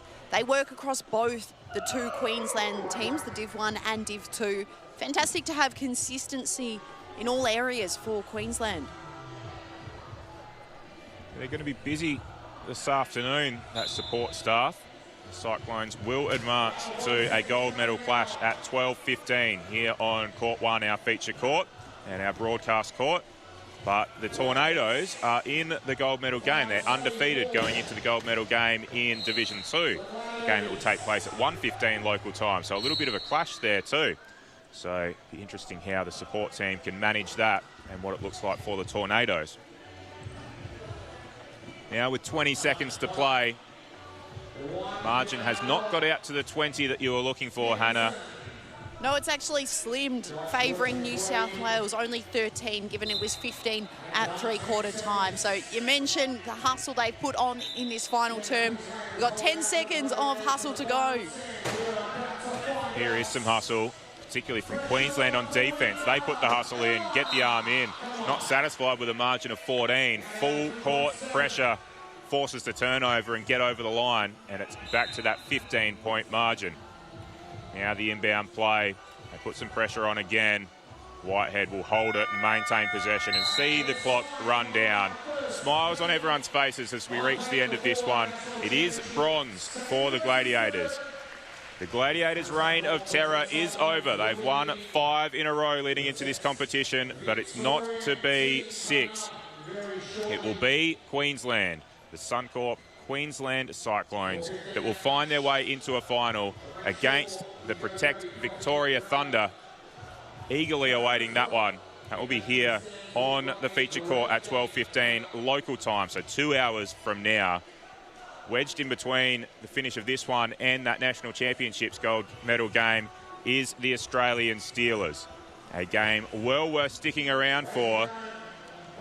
A game that's somewhat surprising. I think most of the hometown fans expected the Steelers to find their way through to a gold medal clash, but instead they're competing for bronze against a very competitive US outfit. So that will be one to watch. But in this one, it's Queensland the victorious.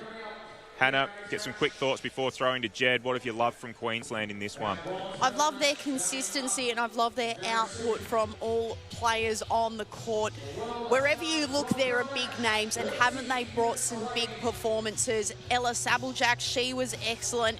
Actually, I'm not even going to single out anyone because they've been so exceptional. Foxley Connolly, I know, has always been your favourite. Wasn't he a superstar today? He was excellent, and he's got a bit of rest in that final term, a bit of fatigue that he's been able to get some rest and recuperation from. I've loved his game, and I think Jed has as well, and Jed has gone down and found him courtside. So we might take the opportunity to throw down and see if Jed can have a few words with BFC. Yeah, down here with Braden. Exciting match. Look, blew out a little bit at the end there, and I could see you were getting a little bit rested. What do you feel about the match, and what do you think moving forward into the next one, more importantly? So the first game we beat Vic by 1. Second game we lost to them by 4. So we just sort of had to clean a few things up, but like the team's got better throughout the games, so hopefully you get them in the final. Exciting. I'm excited for it. I'll be on sideline for that one. Braden, I've seen your development over the last few years. I first met you in the village at Paris. Me as a rower, you as a rugby player in the kitchen there. You guys coming away with bronze there in that Paralympic cycle. What are some of the things you're working on this cycle, this LA cycle, for your development as a player? Hopefully get some minutes. I didn't get any minutes in Paris. Hopefully, get feedback from Riley and Bondi where I can improve my game and be the best I can be. That's really good to hear. That makes a lot of sense. I think you bring a lot of physicality to the game. You bring a lot of excitement and a lot of emotion. Are we going to see a little bit of that in the next one? Hopefully. I get a bit wild up, but I got to keep my cool because last year I actually got a technical for getting too excited. So I'll try and keep my emotions, but I'll get a bit excited here and there. Yeah, you will. We are excited for it, mate. Best of luck for the next one, and I'll be looking forward to calling it from the sideline. Thank you. Thanks, team. Thank you to Jed Altschwager and Braden Foxley Connolly down on the sidelines. Hopefully he is full of excitement for that gold medal game. I know the rest of us are, as we take in some highlights from this clash that's seen the Queensland Cyclones take victory against a New South Wales outfit who are looking to make it 6 in a row but haven't been able to get there. We are looking forward to a gold medal clash between Queensland and Victoria, and we're very much looking forward to a Steelers outfit that will take the floor shortly. We hope that you can stay with us and take in all of the action from the rest of today's play. We're at the 2026 Santos Wheelchair Rugby World Challenge here in Adelaide. It's a great event. Stay with us for the rest of it.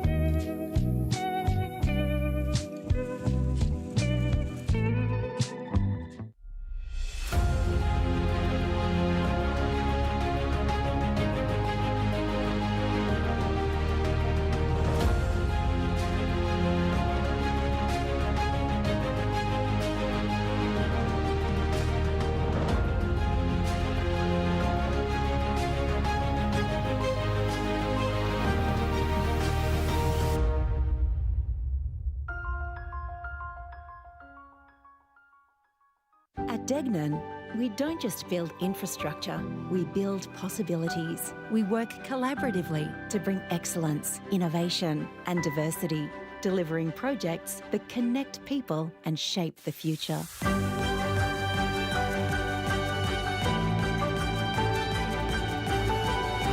Together, we create a lasting impact for generations to come.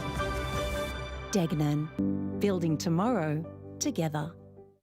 Life's busy, so eating well should be easy. That's why I love Light and Easy. With a huge range of ready-to-eat healthy meals from around $8.50 each, there's no prep, no stress, just great food that keeps me going. And if you're an NDIS participant with meal prep and delivery in your plan, you may only need to pay 30% of the cost for your meals. And with so many flexible, affordable options every single week and no locking contracts, I can order what I want when I want it. Healthy living made easy? Yeah, that's Light and Easy.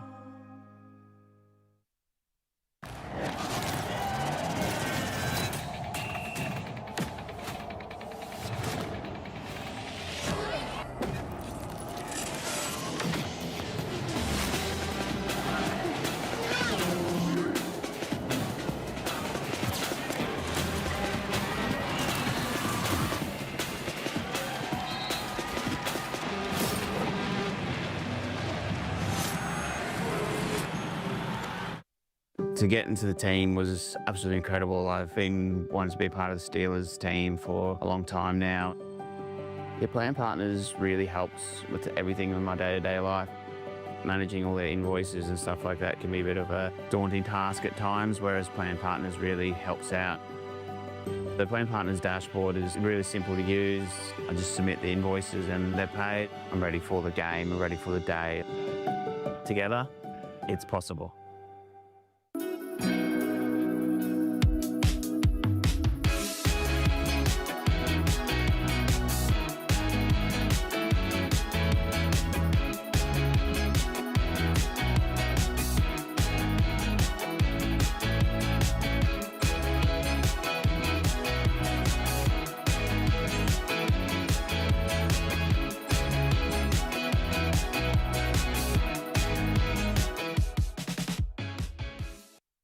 The Australian Steelers have brought home gold medals, world championships, endless trophies. And currently, no major sponsors.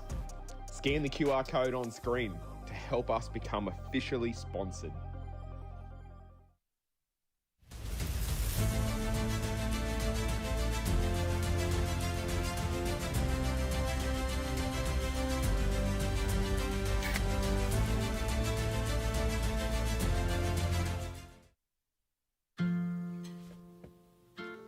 I got this one.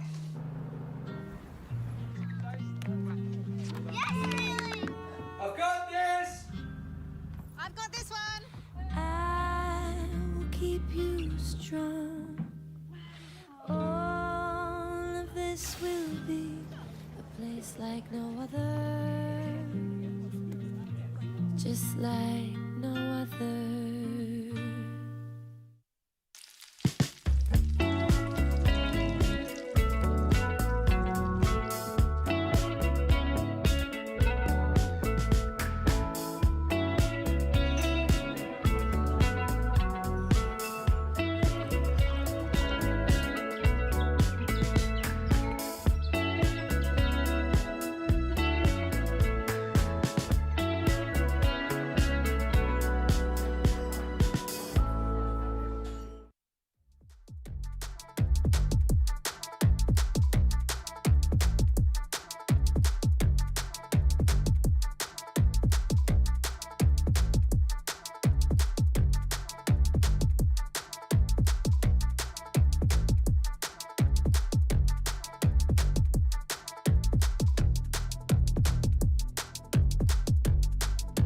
Everyone is racing hard to the end, to the end, to the end of the line. In the hole, they can't take you to that. Connect, right move. Go!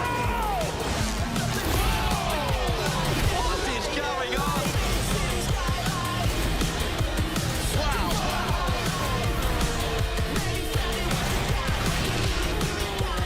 What a drive. That was awesome. That was crazy stuff. And we're underway. Luai with the ball. Before I take a hit up, I give my hair a glow up. Introducing Premiership Perm. 4 times the volume for back-to-back protection. Leave the ad breaks on the bench. You little beauty. With no ad break screenplay on Fox League, you'll never miss a moment. That is simply extraordinary. It's fast, loud, and hard-hitting. This is Motor Racing 360, motorsport from every angle. A brand new show here on Fox Sports. News, opinions, debate. We're going to have fun. Nothing's off limits. We're here to fire up. Propeller heads and boffins make rules. How good's Scapey off the leash? Motor Racing 360 on Fox Sports.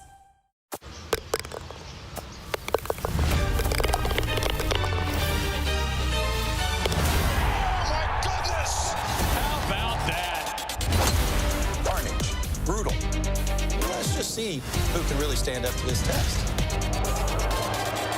Glorious! The stars really showing out. You can't make it up.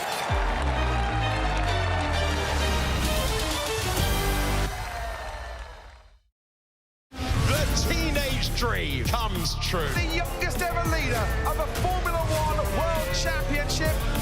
Race leader Piastri. Game on! When we start these things, we're pretty good. The question remains, who can beat Mercedes? This race just delivers something a little bit extra. Whoa, let's go, man! What an amazing spectacle. Court stand, please. Mr. Humphreys, you're here today on first appearance, charged with arson and criminal damage by fire. What are you doing? You never said you were going to burn it down!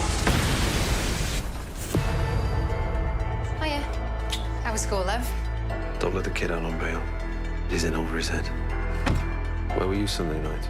The bench have decided we will grant bail. You weren't there, were you? You don't owe Peter Burton anything. Whole school's going nuts about Ned. I told you to keep him safe. Everyone's got a story. Who are we trying to protect, Claire? Have the police figured out who done it yet? I'm not going to ask you twice. I'm begging you, find out what happened. I'm scared. I can get him, but I'm going to need your help. Mudtown, watch on demand.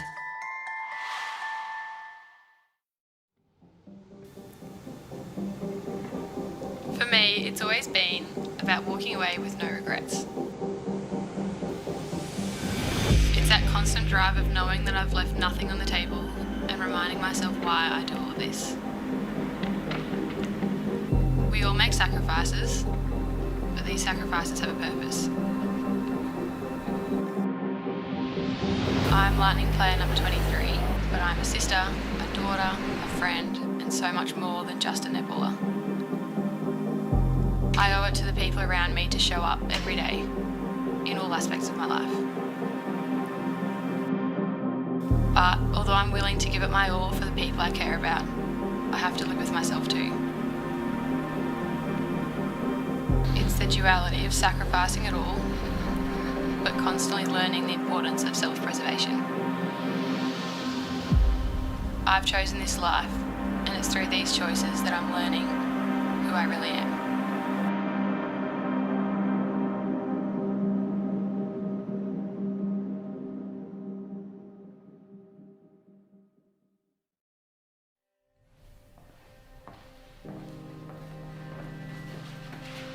A 9-week pay dispute between netballers and their governing body is taking its toll. Players haven't been paid for 9 weeks, forcing some to sleep in their cars. The bitter wage dispute that's been dragging on for almost a year. Tara Hinchcliffe is a Diamonds and Sunshine Coast Lightning player, also Vice President of the Netball Players Association. Good morning, Tara.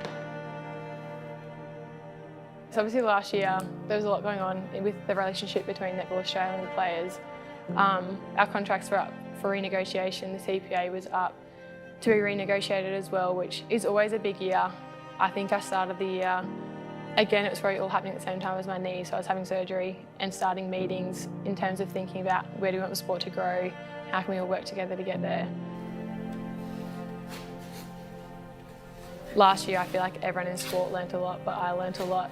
I think just in terms of how to balance people's perspectives, but also seeing what people need and just trying to care for people throughout it all, and I think that was the hard part. I guess we had players, and not even like they're players, but they're my best friends, coming to me in tears because they didn't know if they could afford their rent for next week. And then we've got young players who are trying to move home or not having anywhere to live because they can't sign a rental lease because they don't have a contract to show that they've got a job next year. I felt like the whole year I was just like fighting for everything. I was fighting for my contract, fighting for rehab. And as much as rehab was a long process, that negotiation was way longer, I think, than any of us wanted it to be. I guess at end point we got to somewhere where it was really great, but there was a 6 months and probably a really key 3 months in there that was really hard. My knee wasn't doing what I was hoping it would do. The rehab wasn't going very smoothly.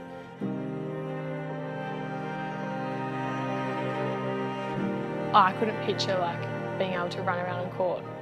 So I didn't know what I was fighting for anymore. I was like, am I fighting for everyone around me, which I was happy to do, but it was also hard to think I'm fighting for the future of the sport that I might not be getting to play in. Like I wrote out my post to be like, I'm retiring from netball. I can't come back. My knee hasn't done what it's wanted to do. And I remember like just lying in that scan thinking like, if this is the end, like, are you proud of what you've got to do?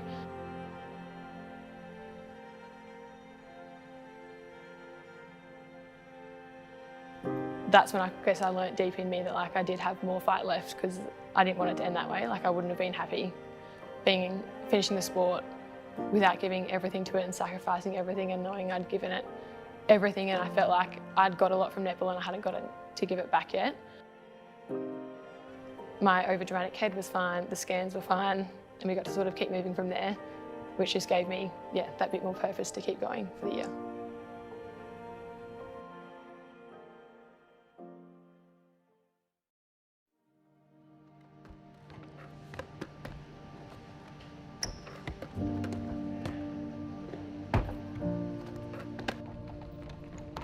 Yeah, growing up with a twin sister is cool. I think it's a weird question because no one else, I don't know what it's like to not be a twin, but I also know that no one knows what it's like to be a twin as well.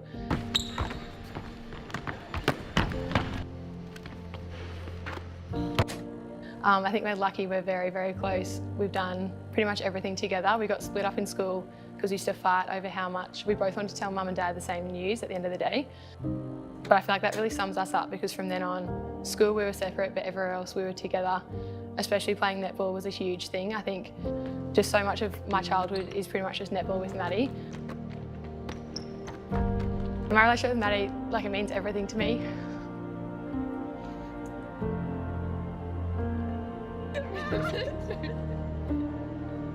I think when you grow up with someone that you're so close with, I think back to straight away, like, our favourite moments are the absolute best moments of my life. We got to go travel last year and go to Canada, and that 3 weeks was unreal, getting to share that with her. But then I also think about, moving up to the coast was a huge one. She was raving about lightning, so I wanted to come up and experience it. She was living her best life on the coast.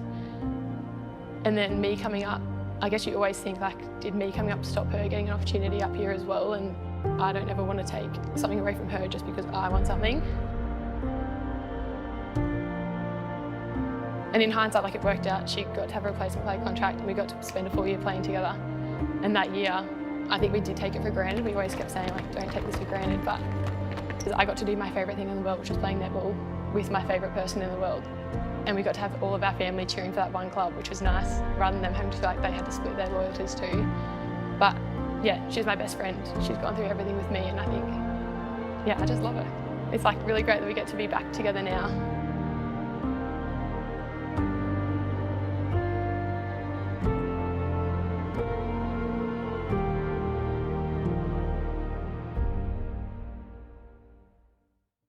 My hope for the sport is probably just that the sport can grow and that the next, like, all the girls who are born this year, girls and boys, can play netball and see the game that we love. For people to not have to probably make so many sacrifices to be part of it, so that they can play netball, their sport, and show their strength and how fierce they are, have those leadership skills, and be able to dream of being a netballer like other little boys get to dream of being a footy player. And for families, I think, to be involved in that, for me, netball is such a family sport, and you want to bring communities and people along with you, and I feel like I just want to see the product be something that everyone wants to say like they're a netball supporter, and they tune into the games and they see how much we sacrifice, they see how strong we are, they see how fit we are, and that we get to be seen as like athletes, whether they're male or female, and that there's a whole, just a future for the next generation of players. It would be really exciting to know that they get to be where I get to be now, because I never thought I'd get to be here. I'm Tara Hinchliffe and I am fighting for more.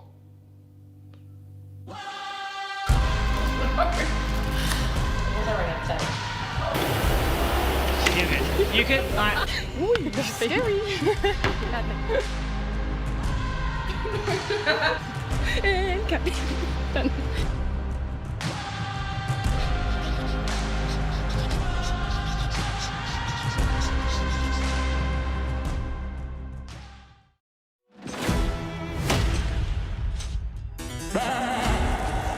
What are you willing to sacrifice? Everything!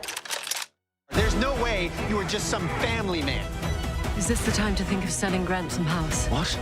If you want to transcend the game, you have to dig deep. Bring the cinema experience home with the latest blockbusters. I think it's best if we let sleeping dogs lie. Foxtel Movies. Watch on demand. This is where the league's best thrive.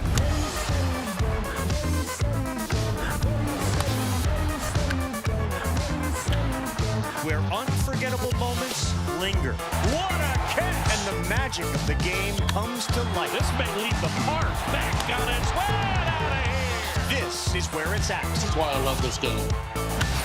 Major League Baseball all season on ESPN. Don't eat much for your main because you're going to eat a lot for dessert. This time we're diving into everything. From luscious no-churn ice creams, it will not last long in your freezer.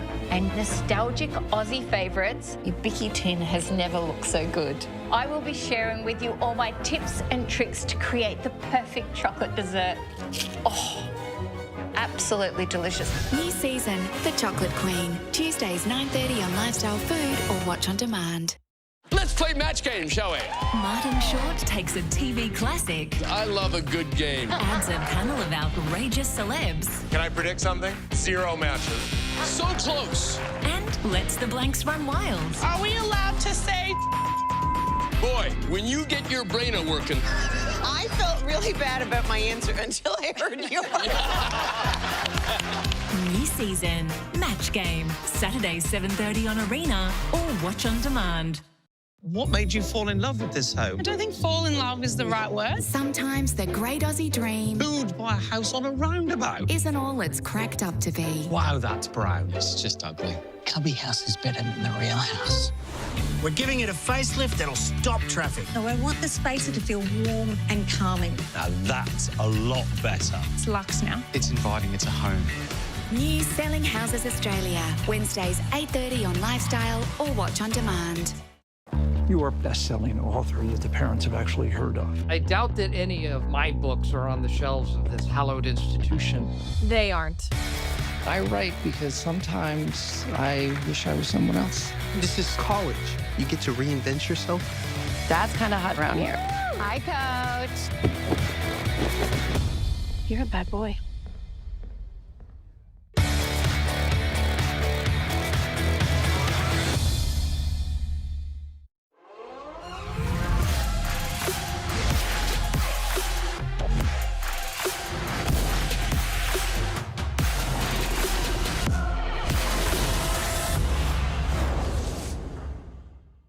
Take a walk on the wild side with George Clark. Look how beautiful this is.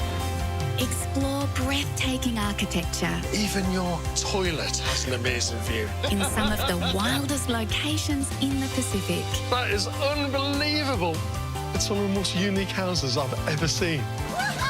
We'll discover some of New Zealand and Australia's wildest homes. New Wild Homes with George Clark. Thursdays 8:30 on Lifestyle or watch on demand.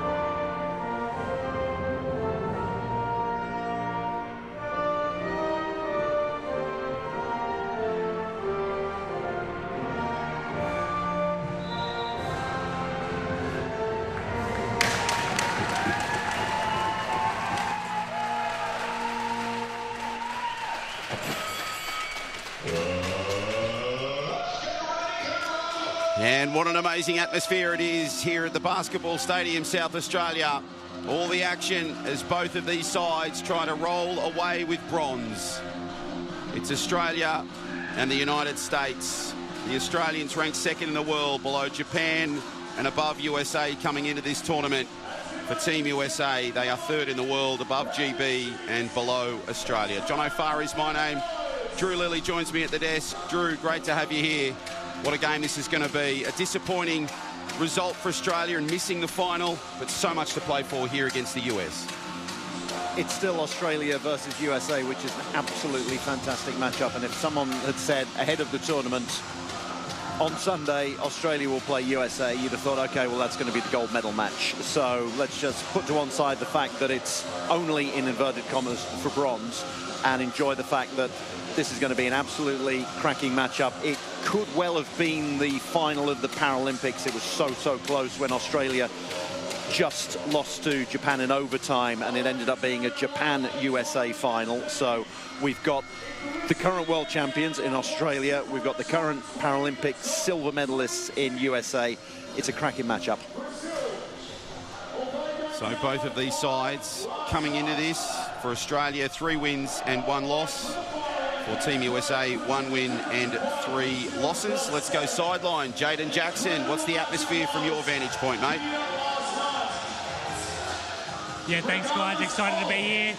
Obviously, after last night, I found it quite hard to get a restful night's sleep, so I'm running a bit low, but this is an amazing opportunity. Australia and USA, we've always had heated clashes in the past, so I'm expecting this one to be red hot. Great to have you sideline, Jaden, to cover all the action from that vantage point. So both sides going through their final team talks. Lewis Quinn, the coach for Australia, his first international event, and Joe Delagrave for Team USA. There is the Australian side, Drew. Who are the stars that we need to look for? The big two of Bat and Bond, Riley Bat, Chris Bond, who've been around for decades. Chris Bond, the captain. But obviously, those are the ones that people know. Let's hope there's plenty of game time for the likes of Cooper Blackwood, a three-pointer, Robin Lambert, who's also a three-pointer. There are a lot of female players in the Australian side. There's 4 of them. We could see a lot of Robin Lambert, who's non-binary, Shay Graham, Liliana Prucha, and then Emily Miller. Emily Miller allows you an extra 0.5 on the court, and then Shay, Robin, and Lil allow an extra 1 point out on the court, so there's a real advantage there. And the same applies to United States of America. They've got Mandy Marchioni, who's a low pointer, and then Sarah Adam, who arguably, and when Shay Graham listens back to the commentary, I'm sorry, Shay, for me, Sarah Adam is the best female player and the best 2.5 pointer in the game, so keep an eye on her. She's out at the moment. So a strong start from Australia, winning the tip-off. And Riley Bat now looks for early options for points here for the Steelers. Bat just takes on Putabor, darts around O'Neill. And good work there from Riley Bat, Australia on the board. You can see on the back of the chairs that the classifications are there, and those of you who watch regularly will see that Riley Bat now has 3.0 on the back of his chair. Classification is an ongoing thing, and there are classifiers who watch the tournaments, and they can classify players up and down in the middle of tournaments. So Shay Graham at the start of this tournament went back up to a 2.5 from a 2. Bo Vernon went up from a 0.5 to a 1. Riley Bat's now down to a 3.0 at the moment, but they're Australia sticking with their regular lineup of the 2 high and the 2 low. They're not trying to change things around, so they're only playing with 7.5 on the court at the moment. So Team USA to inbound now. And Putabor rolls up court. 2-1 in favour of the Australians.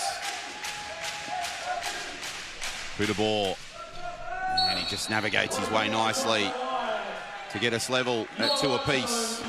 And McQuillan now to inbound quickly. Bat under some pressure. Simons just tries his best to get him. And nice work there to Riley to finish off to give Australia the lead.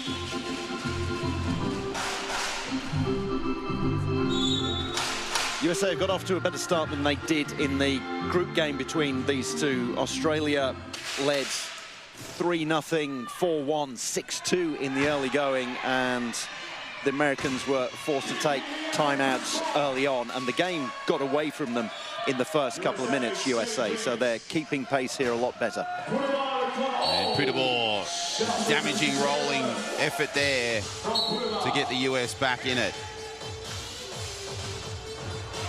So McQuillan finds Bond. Zane provides protection. And Bat just bamboozles O'Neill.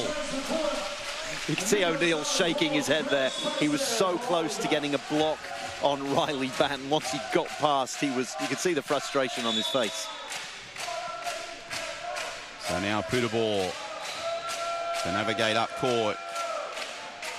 You can't see the Australians at the moment because they are sitting in the key.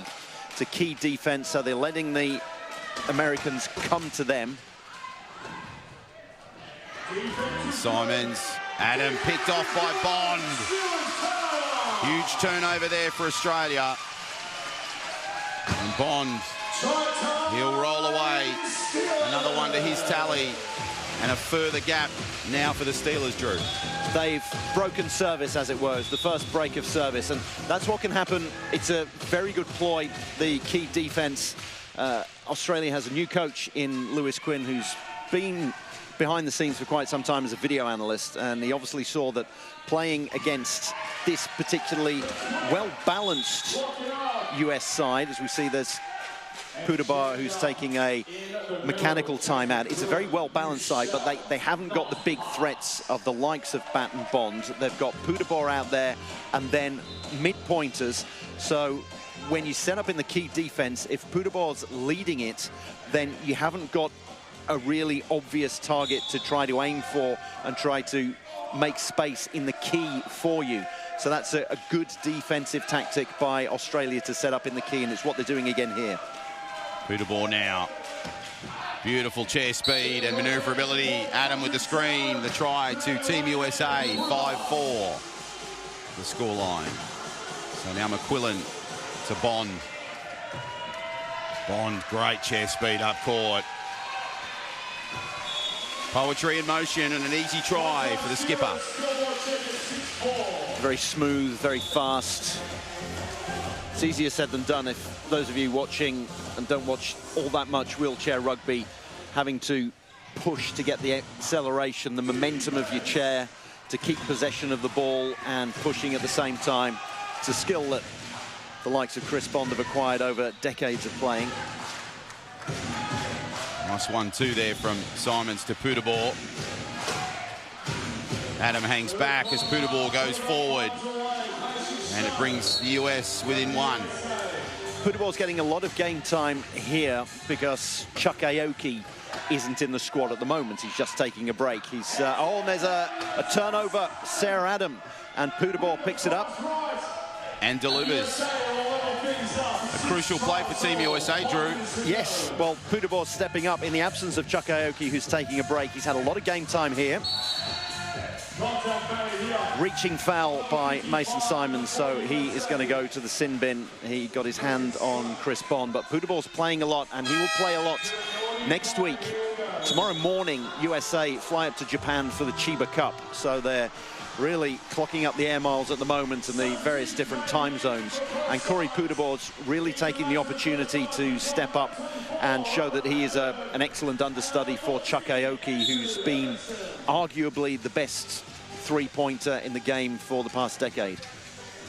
So Bond now navigates his way forward.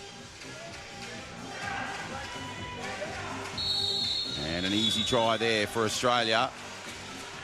Well, Simons is back on the court. Australia, of course, beat Germany. They went on to beat the US and then lost to GB. That was the crucial loss. And then, of course, they beat Brazil 63-58 on Anzac Day. Let's go sideline. Jaden Jackson, how are you seeing the contest so far? Yeah, I was going to chime in on the Australian Steelers' new lineup coming out and right on cue as we get the turnover. I was going to say, having the midpoint balanced lineup with Edmondson and Lambert back on, we're going to be trying to spread that court and move that ball as fast as possible.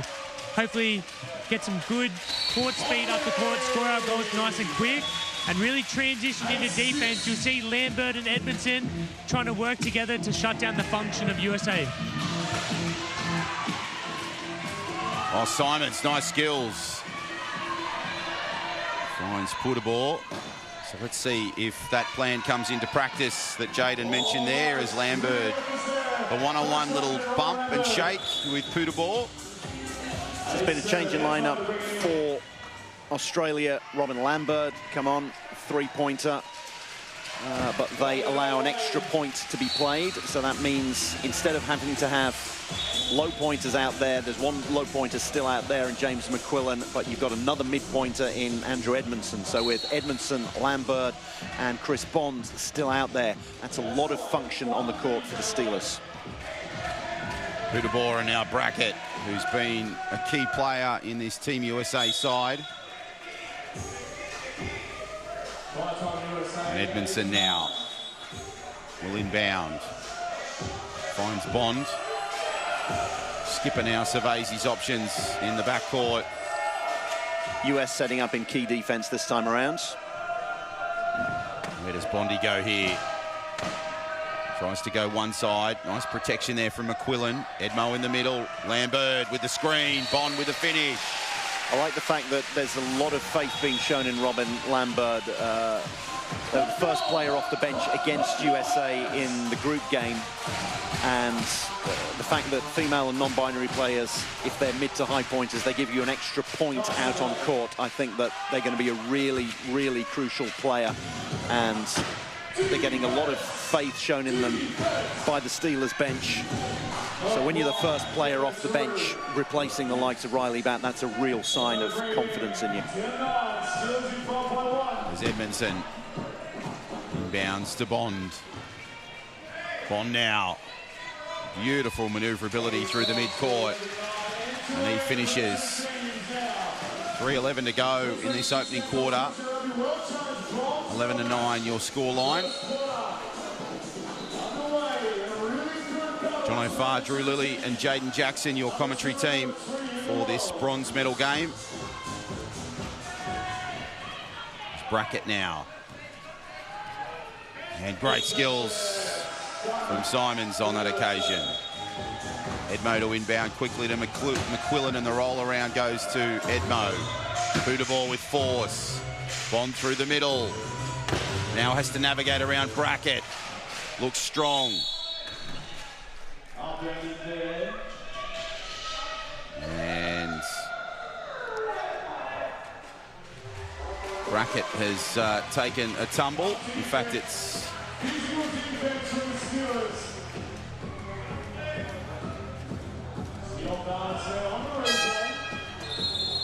so there's the tumble there.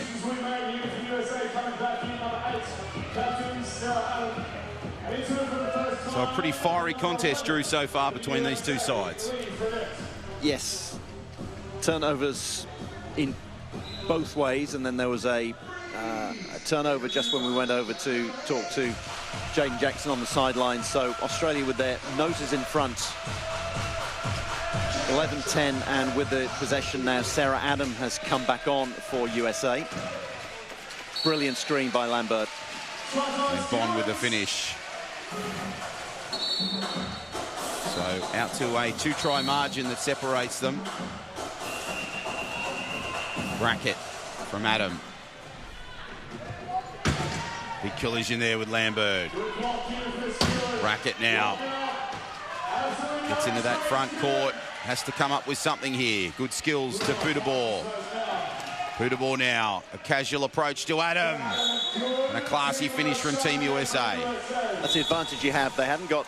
And that, well, they could play Zion Reddington, who's a 3.5, but they're showing real faith in Cody Putabor.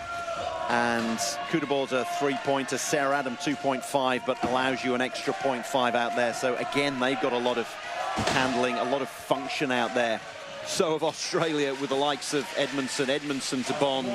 We've seen that over the years. And we're seeing it there in glorious colour. As Adam inbounds to Poodaball. Some work to do through the midcourt here for Team USA. They trail by 2. Poodaball now under some pressure in the 2-on-1. Brackett just tries to come in for some support. So too Fredette. Poodaball now. Good screen, Adam. Casual finish from Poodaball. Casual finish, but it was beautifully set up by Sarah Adam and Clay Brackett. The two of them were in there. He needed to get over quickly because otherwise they could have been stuck in the key for 10 seconds, which you can't be as an attacker. But they gave him a very big screen and a very big channel to go through. Bond now needs to get it over the halfway line. Andy now. Nice work, and Lambert will finish it off.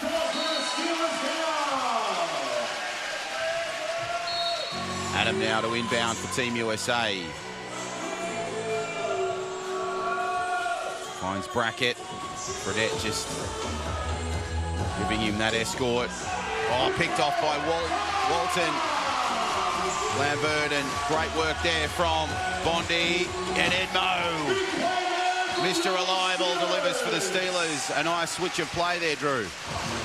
It's a great turnover that was begun by Lambert, and then Bond picked it up. Fantastic pass forward, which you can do when you've got the trunk strength of Chris Bond. And it was very good chair position by Andrew Edmondson to make sure that Brackett couldn't knock him out of the way. He got his chair position perfectly straight just to go over the line and not be knocked off course. So Brackett now leads the charge. And pushed out, and there's the reaction from Edmo. The crowd love it. You can see the post has been knocked over, so even if you get it over the line, if you touch the post, that counts as going out of play. So a couple of turnovers in the space of a minute for Australia. They are 3 points clear. They can bring Riley Batt back on. They're in possession. Liliana Prucha has come out as well. So there's a lot of function out on court now. Bondi now, mid-court. Nice skills to Riley. Riley now. His classification matches his jersey number. He now looks for something. Zane just doing his best, so too Prucha. Batt and Bond circling. Batt, 5 seconds left. He'll soak up plenty more time. And he muscles his wheels over the line. Very well there. He was being very closely guarded by Clay Brackett, and a timeout has been taken by USA. So the players take a break, and so do we. Back with more action real soon.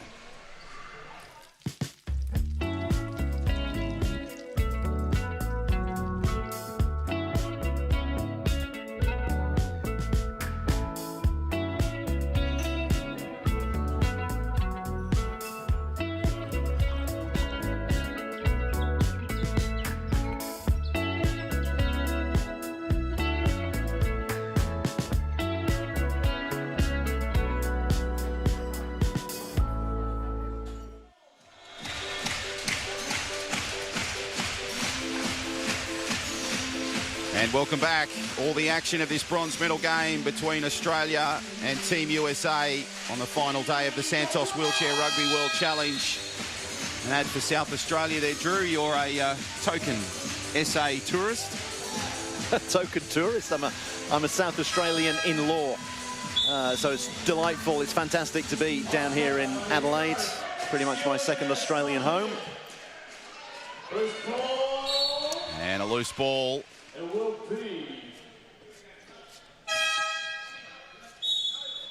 The timeout was taken by USA because there are only 3 seconds to go, and when you take a coach's timeout, and that is exactly what Australia have done. So Australia take a coach's timeout. They are leading 16-12.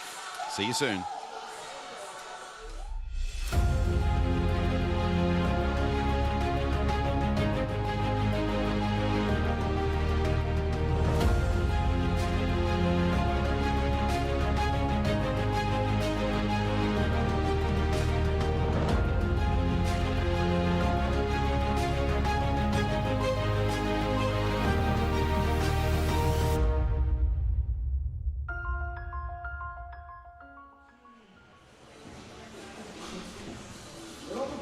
And terrific to have the support of Santos as our naming rights sponsor for the Wheelchair Rugby World Challenge, along with planned partners Degnan, Light and Easy and Posca Hydrate. Crowd are loving it here at the moment. 16-12, it favours the Australian Steelers. And a chance to inbound here, 3 seconds. It'll be a big play if they can do it. 3 seconds start now, once it's touched. Bat, just out of the reach of Blackwood. Nice tip off there by Adam. So that is quarter time here in Adelaide. The Australian Steelers lead it 16 points to 12, a 4-point margin in favour of the home side. But join us for so much more right after this break.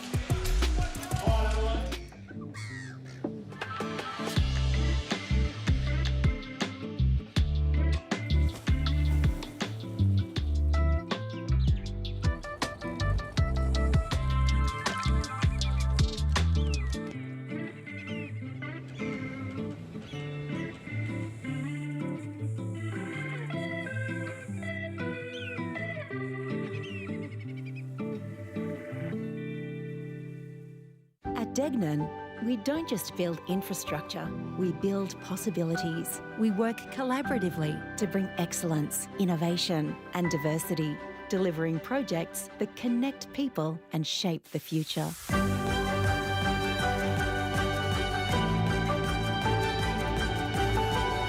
Together, we create a lasting impact for generations to come. Degnan, building tomorrow together.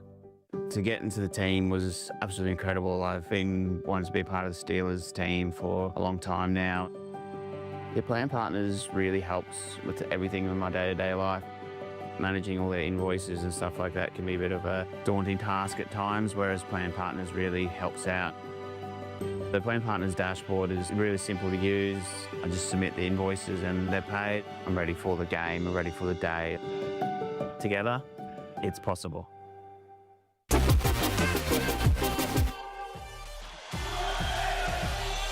And welcome back to Adelaide for all the action of this second quarter between Australia and Team USA. Your scoreline at the moment, 16 points to 12 in favour of the Australian Steelers over Team USA. John O'Farr, Drew Lilly, your commentary team. Let's go sideline. Jaden Jackson is joined with Connor Tweedy. Yeah, thanks guys. I'm joined by Steelers high performance player and Suncorp Queensland Cyclone, Connor Tweedy. Now Connor, you spent some time in America learning the game of rugby for some time. What do you think the Steelers can do to continue their dominant performance against Team USA? Yeah, they're doing a really good job of forcing them into awkward areas, using those sidelines and the halfway line as an extra defender. USA obviously a really classy outfit, so there's going to be no give up. They're going to have to really keep that pressure on if they want to see the rest of this game out. Yeah, absolutely. Well, I'm excited for the rest of the game and we'll see how they go. Thank you, Jaden. Great to have you sideline. So Team USA to inbound here. Big chance to just narrow the gap. Well, it's been a bit of a double whammy. It was first possession for USA because Australia won the tip-off and then a loose ball that Connor Blackwood couldn't quite pick up. So all of a sudden, the deficit's been halved from 16-12 to 16-14. And a nice battle there between Adam and Graham, the two 2-5s. Graham finds Bond. Bond just navigates his way to Blackwood. Blackwood played so well in the game against Brazil. Drew, you called the action. What did you make of Cooper Blackwood in the game yesterday against Brazil? Meteoric rise, and he featured a fair bit yesterday. Would have been an emotional day for him as a former serviceman as well, because it was played on Anzac Day and the Steelers were wearing special jerseys. There was a ceremony before the match and he coped with all that very well, spoke very eloquently when he was interviewed as well. That last try he just scored there as well, there was great chair position to make sure that Pudabor couldn't knock him offline. He had his chair perfectly straight to receive the ball. So a lot of it is not about the way you direct yourself when you're in possession of the ball, it's how you receive the ball as well. And Blackwood, good skills in the back court. Big collision with Pudabor. Finds his fellow Queenslander in Chris Bond. Bond now has a few options. Miller provides protection to Blackwood. He'll hesitate and then just nudge his wheels over. Did very well there. He's only been playing a couple of years. First saw him playing for the ACT Buccaneers when he barely picked up the sport. He's only just got his own chair, because when you come to the sport, you borrow somebody else's game chair. So now he has a proper chair that's fitted for him perfectly. And we've seen how much he's improved, even when playing with someone else's chair. And he picks up the steal from Chris Bond. So that's getting one of the turnovers back, and did very well there to get rid of the ball, but it's going to be a spinning foul. Yeah, fantastic effort from Blackwood on that occasion, putting his body right on the line. The Santos Rug getting a good viewing as there's the replay and the turnover. Bondi just disposing well with that basketball-style pass. Pudabor's actually gone to the sin bin. I think two of them hit Cooper Blackwood, because Sarah Adam went to the sin bin as well. Both of them were willing to go. They knew that each committed a foul, but it ended up being Pudabor who sent to the bin. So Bondi now will just use the clock to his advantage here. What you can see on your screen as well is Shea Graham sitting in front of the sin bin to make sure that Cody Pudabor can't get out unless he raises his hand and said, I will inbound. And that is taking the player with the highest function for USA, Pudabor, off court and making him inbound. So that gives him fewer people to aim at. And yet it's something he does day in and day out, and something they train for. And obviously Pudabor gets out of it. And nice work from Simons on that occasion to finish for Team USA as Graham inbounds to Bond. Bond, 19-16 your scoreline in favour of the Australian Steelers. Bond now, an exciting player through that mid-court. Blackwood and Graham provide protection. And a solid finish for the skipper. Australia running through a lot of lineups. There are various players who are having their minutes managed, but there are more substitutes about to come on. You have to be sitting in the substitutes box ready to come on to be able to be brought on. And Batt, Vernon and McQuillan are there already. And that's good pressure there from Simons to find Adam in open court to lure in the Steelers' defence. And then just be able to contribute down court. Graham to Blackwood. He does it with Pudabor to draw him closer to him. And that allows an easy runway for Chris Bond to roll through.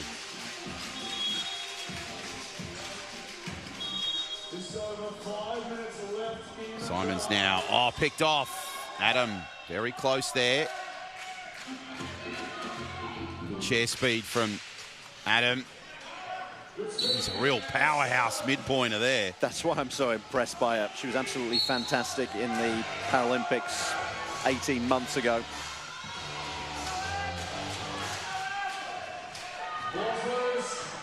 So a ball there to Blackwood. And he just can't control it. Let's go sideline to Jaden Jackson. Jaden, you've got some thoughts on the Steelers lineup. Yeah, just chiming in off the back of what you said about running our lineups. Being a part of the Steelers program, you never know when you're going to be called upon, and that goes to show the strength of this program and all the work that WRA is putting in for development. Being at a tournament, you need to be ready. We love to run our lineups, and it goes to show the trust that head coach Lewis Quinn has in all of our players. We just love to run those lineups, and we're confident of anyone that's going to have that jersey on the court. And a 12-second violation off the back of Jaden there. So it'll be a Steelers ball. That'll make Cooper Blackwood feel a little bit better. He didn't manage to corral the ball as it went over the try line, so that counted as a turnover, but it's only a turnover if you manage to convert the score afterwards. USA didn't. Australia get the ball back. Batt is on. Bo Vernon alongside him. Bo Vernon, who's been classified up, and he's now a one-pointer, but he's still getting plenty of game time. So Simons now up court. 40 seconds you have to go from baseline to try line. 12 seconds you have to get to that halfway line as Simons goes over that. McQuillan's got him locked in very well. Batt looks a little bit frustrated as Brackett rolls away, and the points belong to Team USA to bring it back to 3. Vernon to Bond. Bond up court. Nice work from Riley. Spoke to Riley's father, Doug, yesterday prior to the Brazil game. He said that he wouldn't be surprised if LA 2028 he makes an appearance, given his tenacity on court. He reckons he's lost a little bit of speed in the chair. Well, we're seeing him reclassified at the moment, but classifying is it's not set in stone. We've seen players classified up and classified down throughout their careers. I mentioned earlier Shea Graham started as a 2.5, went down to a 2, is now back up to a 2.5, so classification's an ongoing thing, and Riley probably has lost a little bit of speed, and he's had shoulder problems that we all know about for a good number of years now, and that's why his minutes are being managed here, but he's still one of the most effective high pointers in the game. And good hustle there from Team USA. Simons finishing it. So Bondi surveys his option from the baseline, finds McQuillan and back to Bond for the roll around. Vernon provides the escort. Now Bondi rolls through and the points go to Australia. Pushes it out to 4 with 3 to play in this second quarter, first half. This is pretty much the Paralympic lineup from 18 months ago. McQuillan and Vernon as the low pointers, Bat and Bond as the high pointers. Simons now. Good work, Peterborough through the middle, draws in brackets. Nice connectivity from Team USA. Vernon now has Riley circling at the back. Bondi just tries to create some trouble in the mid-court. And that combination of Bat and Bond do it oh so well for another try for the Steelers. When it's Bat and Bond out there, then USA don't tend to sit back in the key because they know that one person can quarterback the attack, Bond, for example, and then Bat can barge his way through or make himself a lane or make a lane for Bond. So they're not sitting back in the key as much. They'll probably do that when other players are out there. Oh, that was a great piece of play from Peterborough. The ball just evades bracket, though. Great pressure from the Steelers, Drew. It was fantastic pressure, and it forced a pass to be thrown out that asked just a little bit too much of bracket. Changes made once again by USA. Lee Fredette is out there now. Sarah Adam getting more game time. Robin Lambert and Andrew Edmondson getting ready to come on. Maybe Lil Prucher as well. Big collision there with Bat to Bond. Beautifully sets himself up on the left to roll through for more points.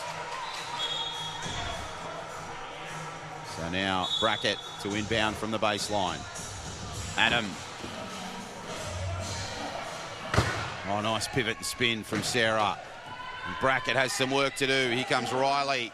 The battle continues, the 2-on-1 with Bond with a big shunt.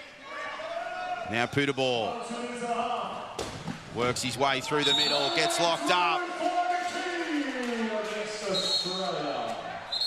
And 4 in the key there. An equipment check to Brackett as well. So plenty going on in that play, Drew. There was, so it's not a penalty try. Bo Vernon has been sent to the sin bin, so that takes one player out, but only 1 point of function out.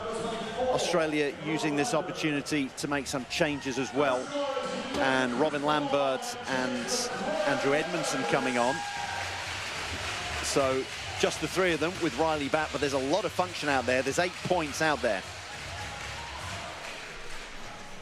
So a nice battle right in front of our broadcast position.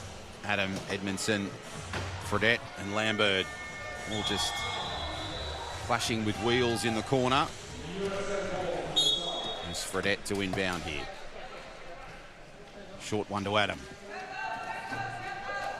Adam navigates beautifully around the defence of the Steelers and finds Brackett in open court. And he'll add more extras for Team USA. Edmo to Bat, the 2 New South Welshmen. Riley up the middle. Great protection there from Edmo. Bat now with Vernon on the left. He creates something nicely. Now he tries the other side. Lambert does her best as well. Bat needs to come up with something here. 16 seconds left on the clock. Great tenacity from the Batman. Riley now puts it to Edmo. And the Steelers go backwards to continue to go forwards. 5 the margin. You're damned if you do, damned if you don't there, USA. It was a case of pick your poison, and I thought in the end this is going to go to Robin Lambert because they were free right at the far post, and I'd barely even seen Andrew Edmondson right in the middle. Riley Batts hadn't failed to notice him. I think the Americans maybe did as well, but Lambert took some attention away, and that's the great advantage of having so much function out there. Adam to Putabor. Up the middle, Edmo tries his best. Nice screen there by Fredette to protect. And Putabor, after a late challenge from Andrew Edmondson, gets the points for Team USA. Into the final minutes. A couple of timeouts left for each team. It's only coaches' timeouts nowadays, no player timeouts, so we could see those coaches' timeouts used in an attempt to advance the ball when there are just a few seconds to go. Coach Quinney will get that orange book of his out. Look at the stats, look at the notes. As Riley adds some extras. Coach Delagrave in the headset will be certainly communicating to his players. You'd say as well that if timeouts are taken, then Bo Vernon would come off, Lil Preacher would come on, because she's a 2, he's a 1, but she allows an extra point to be played, so they could have... Oh, big collision there. Fredette just got locked up with Putabor. Brilliant defence from the Steelers. Lambert was inspirational there. Fantastic. She's been, I mean, not really my newcomer, but I'd say she's my most improved player of the tournament so far. As Riley now navigates his way through that front court. Putabor on his hammer. And it'll be a turnover here. 6.6 on the clock left in the half. So 6.6 left. Putabor to the penalty box. So 1 short for Team USA.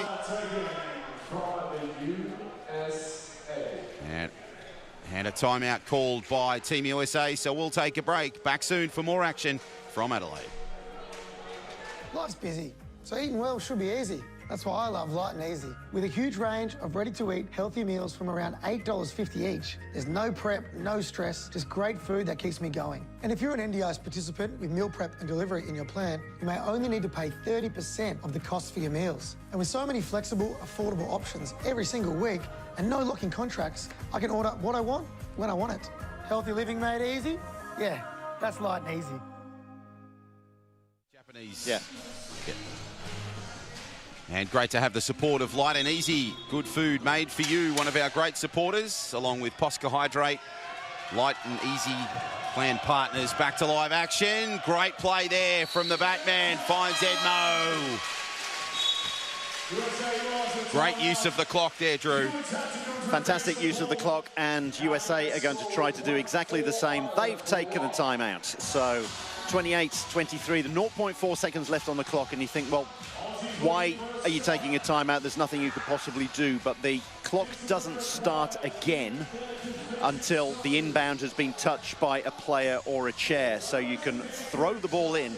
USA are going to get someone who can have a very good, strong inbound, probably Sarah Adam, and then they're going to get the tall timber out there. They're going to get the likes of Mason Simons, you would have thought, Corey Putabor out there to be tall, to try to get themselves positioned in the key to catch it and take it over the line. It's what we've seen Team GB do incredibly well.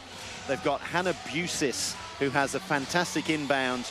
Tyler Walker, the young 3.5, who's incredibly tall, and he can fight his way into the key, stick an arm up, and then catch the ball and roll over the line, all in the space of 0.4 seconds. So that's what USA are going to try to do now. So an inbound here from Brackett. What have they got? Prucha and Ozan have locked up the tallest player for USA. Well done, Steelers. And a great play there for Australia to round off the quarter and the half. 29 plays 23. The Steelers lead it here in the city of Churches. An extended break, but join us for all the action.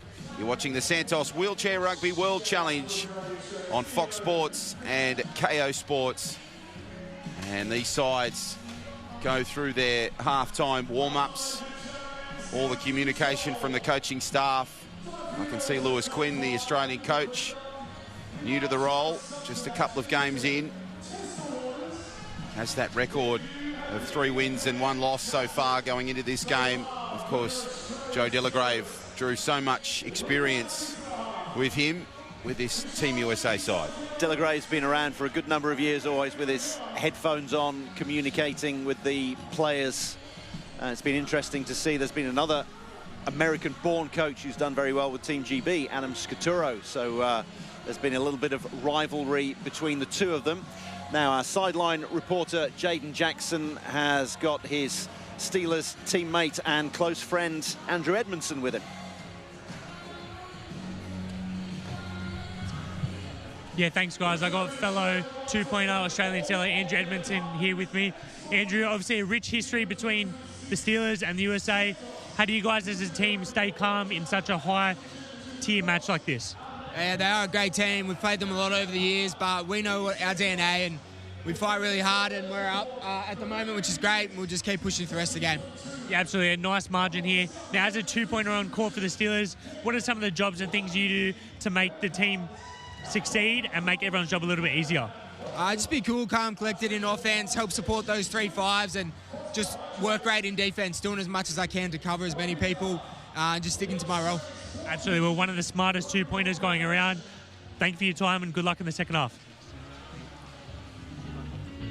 And a great chat there with Mr. Reliable, Andrew Edmondson. The Steelers and Team USA take the halftime break, and we will too. 6 is the margin. It favours the Steelers. Only one way to find out how this one finishes. You'll have to join us on the other side of the break. You're watching all the action of the Santos Wheelchair Rugby World Challenge from Adelaide on Fox Sports and KO. See you soon.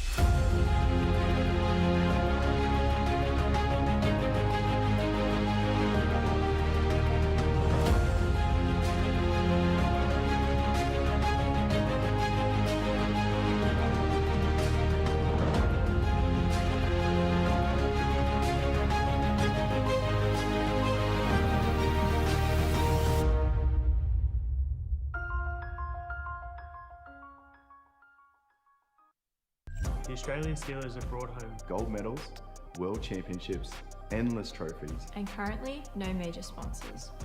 Scan the QR code on screen to help us become officially sponsored.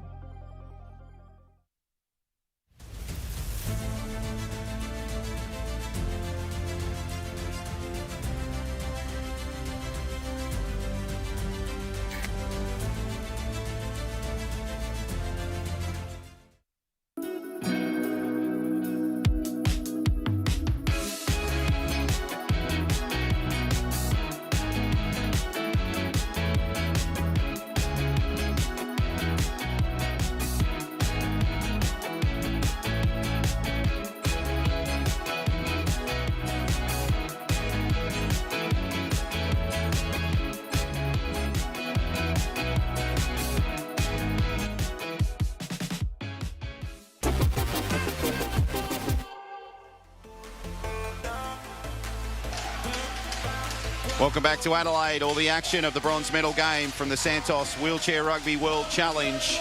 Here's some of the highlights from this first half. Fast and furious between the two sides. It's been played at a different pace than it was a couple of days ago when they last played each other. 57-48 was the result there for Australia. Drew Lilly, what have you made of it so far, this first 2 quarters? Australia seem to have USA's number, and they've been able to run through different lineups. Jane Jackson was saying it earlier. There's confidence in all 12 players out there, and it's not just 12. There's Jaden as well, who isn't playing at the moment, taking a little bit of a break, but he'll come back sooner rather than later. Probably not for the World Championships this year, but a little bit later on.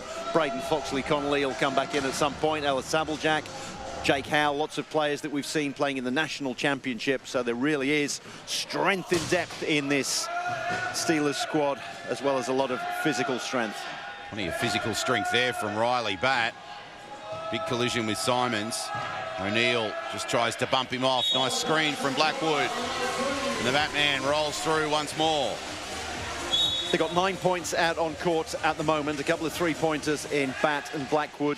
Shea Graham 2.5, but that allows you an extra point out there. And then James McQuillan. So I keep saying it, but there's a lot of function out there. And it really is credit to the fact that Wheelchair Rugby Australia and the Steelers have developed so many female players. There are a few female-only tournaments, and Australia would dominate if they played if they had their all-female lineup. Yeah, it's wonderful to see the growth and development in the Australian Steelers side, especially in the last couple of years. As Batt just navigates his way through for more points. It's going to be an advantage in longer tournaments. This is a short tournament, and we've seen Brazil can run their 4 players out and run them into the ground and qualify for the final. When it gets to a World Championship and you're playing 7 games, you need a big squad. And I think even the likes of France, who haven't got any female players, they got a fantastic squad, but they haven't got the female players. The Dutch are the same, who won this Santos World Challenge last year. The future of wheelchair rugby is developing female players, Sarah Adam being one of them, and Australia are ahead of the curve as far as that is concerned. Yeah, 64-60 was your scoreline for the final last year when the Netherlands claimed the victory. As Poudabor delivers for Team USA, and the man they call the Albatross put the exclamation mark at full time. And what a great victory it was for the Netherlands over the Steelers, as Riley Batt now for the Steelers from the back court to the front court. Good protection there from Blackwood. Keeps Poudabor out. And more points come the way of Australia. 7 is the margin now. It favours the 2 countries. Simons quickly to Adam. 2-on-1. Beautiful disposal of the ball.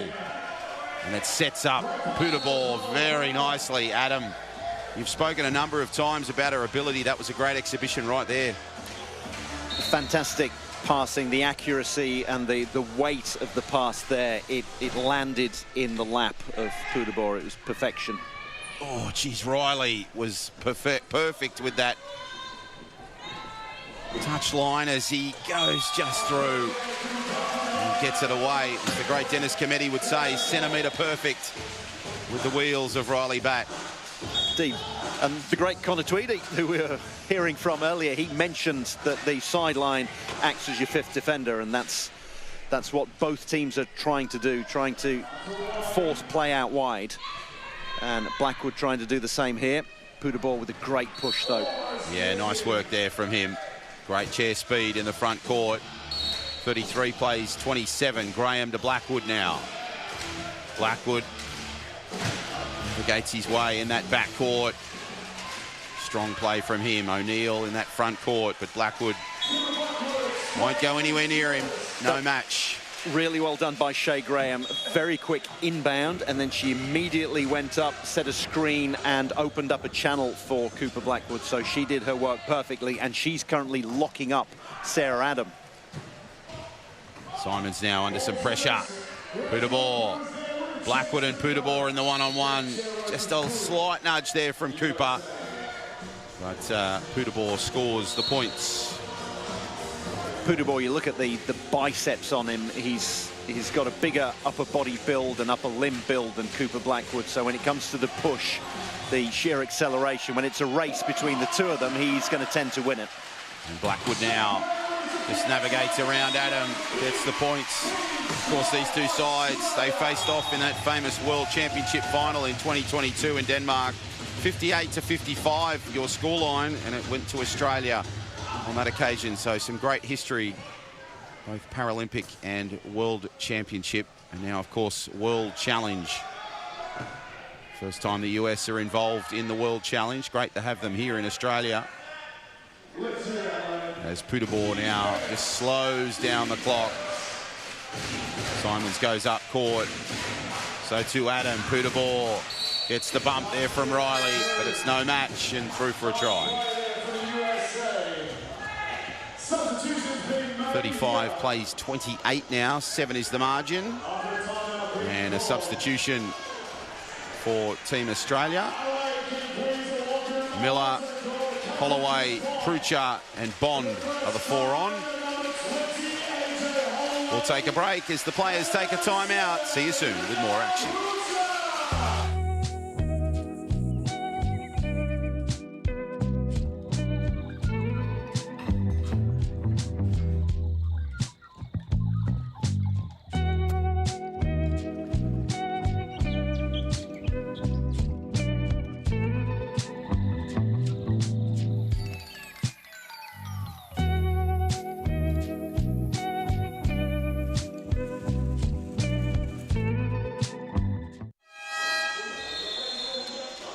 And great to have the support of the South Australian Tourism Board. Of course, the Tourism Minister, the Honourable Emily Burke, does a fantastic job in the state of South Australia. Drew, so much to offer in the state of SA. Food, wine, music, sport, they're all covered. Absolutely everything, and sport is growing and growing in Australia. In South Australia, live golf, and there's plenty of tennis down here. Gather round for the Australian rules, and obviously the Santos Wheelchair Rugby World Challenge that we've had for 2 years. We've had the national championships here for 3 years, and we've been made to feel very welcome, and some fantastic facilities here, both in the stadium and around the infrastructure. And the way we've been looked after and ferried around the city has been fantastic. Yeah, terrific job from Chris Nate, Jamie Saggers and Kelsey Singh, the Wheelchair Rugby Australia team, plus all the volunteers that do a fantastic job as AJ gets some points. Zion Reddington has come out for USA. That's their big 3.5 pointer, so they're giving Corey Putabor a rest. All little fake there from Mason Simons. Finds Reddington. Reddington now with Fredette as the screen. Big collision with Bondi. Chance here for Team USA. And Baker makes it look very easy with a finish. Did well. His chair position was very good because he got Lil Prucha right alongside him, trying to stop him from going over the line, but he positioned his chair very well. So Prucha to Bond. Bond up court. Good navigation there from the skipper. Goes to the front court. Baker with the attempt. Bondi with the finish. Solid from Australia. 7 the margin. Just under 4 to play in this third quarter, second half. 2 high pointers, a mid pointer and a low pointer out for Australia at the moment. Again, the advantage. Emily Miller as the low pointer, Lil Prucha as the mid pointer. No one's going to be able to catch up with Zion Reddington, though, who raced onto the end of that pass. Yeah, solid play from Team USA. As Prucha inbounds to Bond. John O'Farr, Drew Lilly and Jaden Jackson, your commentary team for this one. Great to have your company on Fox Sports or KO Sports. And maybe to our US audience, hello to you watching in on Amazon Prime. You mentioned Chuck Aoki earlier, Drew. He's been doing some wonderful pre- and post-game reports on social media. He has, yes. He does daily resumes. Now, that's going to go out off Chris Bond. So it's not going to be a turnover, but it still sows a seed of doubt in the mind of the opposition when you manage to do that. Yes, you can follow US Wheelchair Rugby and of course Australian wheelchair rugby as well, GB as well. There are plenty of social media channels out there, but Chuck Aoki does daily rundowns of all the action. He does some previews as well, so they're worth a look. As Baker gets locked up. And contact there from Bondi. He's not too happy about it though. So he'll spend some time in the penalty box. And now Fredette to inbound here for Team USA as Bondi takes a brief spell. Simons now. There's Reddington, the other side of the court. AJ just watches Simons into that corner. Fredette tries to lock out Prucha. Simons now, easy as you does it. Just soaking up plenty of that shot clock time. He's got 16 seconds left. And that enables Reddington to come over and sit in front of the sin bin to make sure that Bond can't come out. The only way he can get out is by electing to take the inbound, so that's what he's going to do. Bondi quickly to Holloway. And AJ now navigates the 2-on-1. Holloway in the backcourt finds Bond. Thought he was going to go short there, but decides to go himself. Lures the defence in, and Prucha finishes magnificently for the Steelers. She did very well. She got Lee Fredette for company and managed to squeeze away from him, and Chris Bond picked her out at exactly the right time. Reddington now in some pressure. Gets out of that particularly well. And Fredette, nice positioning in the chair to get the ball. So USA get within 6 now of the Australians. 2 left in this third quarter. Ball down court. This might be a changeover here. Simons just locks up. No, Holloway gets it. Holloway did fantastically well. Mason Simons is complaining that there was a spinning foul on him, but it wasn't. It was jockeying for position between the two, and they're now chatting to one another, and it's all's fair in love and war. Reddington goes off because he went over the sideline. So that was fantastic play by AJ Holloway. And substitutions now. Players coming on for the Steelers and for USA. It'll be O'Zane, Edmondson to inbound. Lambert, Bondi will stay on. AJ and Prucha will go off.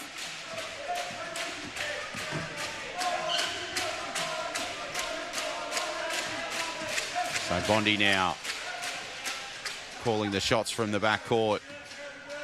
And now into the front court and for points. So the margin now out to 7. There's Reddington now. Was part of the West Coast Enforcers in 2025. Claimed silver at the Paris Paralympics in 2024. Where they lost to Japan 48-41. And Adam gets the extras. Of course, Shinichi Shimokawa, part of Protect Victoria Thunder, was part of that Team Japan side. And again in 2018, way back at the World Championships when they were here in Sydney, Drew. All of their fantastic three-pointers, Japan, as if they churn them out in a factory somewhere. Absolutely brilliant three-pointers. Again, Japan, it's a team that hasn't got many female players. They've got Kei Kurahasi, and that's about it, really. So that might work against them. It's going to be interesting to see the World Championships in Sao Paulo in 3 months' time. Which teams fare best over the long haul, which ones have got the best set-up squad, the best balance in the squad to be able to play 6 or 7 matches. Nice collision there between Lambert and Reddington. As Edmo gives it quickly to Bond. Lambert spills. Edmondson picks up the crumbs. Lures in Lambert. A nice finish after a tricky start, Drew. Fantastically well. Lambert couldn't corral the ball, but they didn't panic. Edmondson showed exactly how you pick the ball up off the floor, rolling it up his wheel perfectly, and then feeding Lambert, who'd got their chair in perfect position to receive it. And Reddington adds the extras. So 43 plays of 37, 6 the margin, 41 seconds left in this third quarter. Yes, we're getting into timeout territory. Bondi now works his way through the mid-court. Great pressure from Adam there. Nice work from Baker just to lock up Bondi's options. Bondi barking instructions from the back of the front court. Lambert goes off to the side, so too Edmo, and now he just navigates through the middle as Bondi works his way through beautifully. Has to do some extra work. 3 seconds left. Good clock awareness from the skipper. More points for Australia as a timeout has been called for Team USA, which means we take a break. Back with more action real soon. At Degnan, we don't just build infrastructure, we build possibilities. We work collaboratively to bring excellence, innovation and diversity, delivering projects that connect people and shape the future.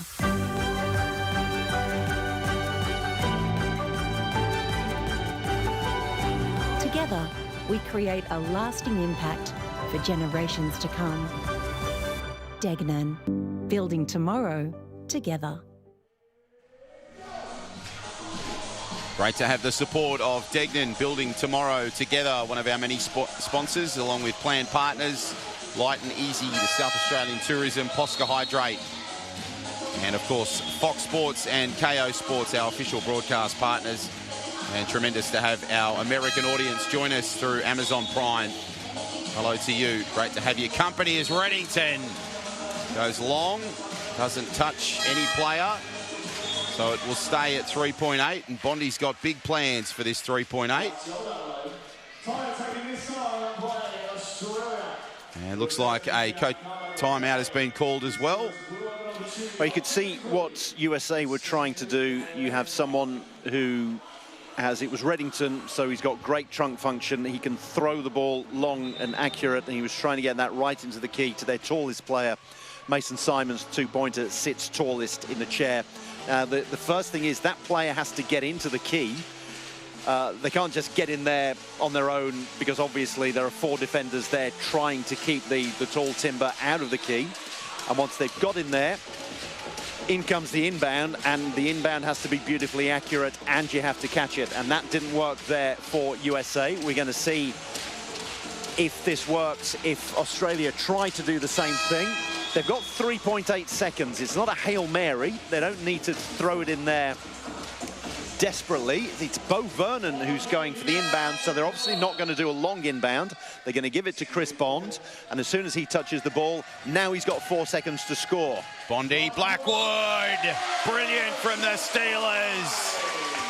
They line it up here in Adelaide. Simons long downtown. Reddington to no one. And that is 3-quarter time. The Steelers 1 quarter away from bronze. It's going to be a big mountain for the Americans to roll up. Can they do it, or will Australia roll to bronze? Find out on the other side of this break. Australia lead it 45-37. This is the Santos Wheelchair Rugby World Challenge. See you soon.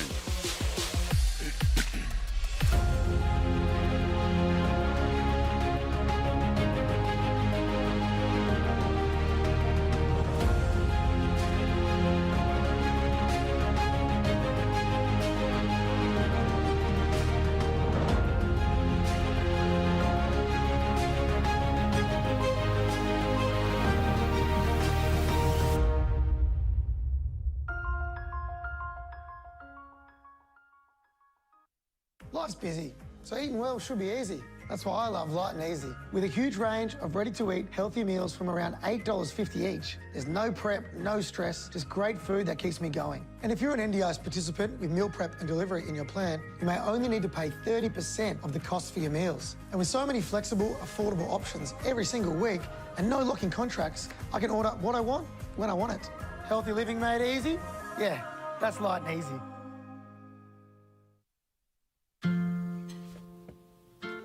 I got this one.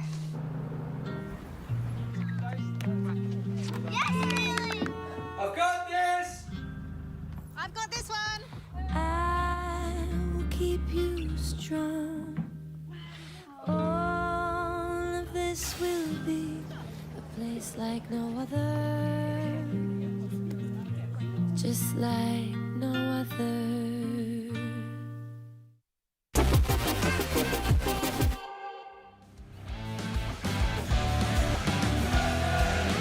And welcome back to Adelaide and the Santos Wheelchair Rugby World Challenge. Final quarter action about to start. The Australian Steelers on screen will start as leaders, 45-37.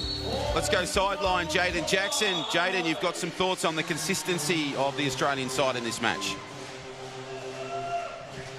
Yeah, look, I've got one of the best seats in the house here, and this USA team is far from a pushover. I know the scoreboard may look a bit like that, but they're riddled with experience, function and talent all over the court. So it's amazing to see the resilience and the consistency from the Steelers. Even after a couple turnovers and mishaps, the battle and fight back to be able to get back and really look like a dominant position on the scoreboard. It's just amazing to see, especially being a part of the program, to see all these players coming out and giving it their all. Yeah, it's a very good point you make, and Drew, it's a nice bounce back after the disappointment of the... Well, they had the victory against Brazil, but the disappointment is missing out on the final. Yes, it all came down to one match, and obviously you've got three teams right at the top. Only two can make the final. 3 victories, 1 defeat, and that defeat against Great Britain was... They were just caught cold.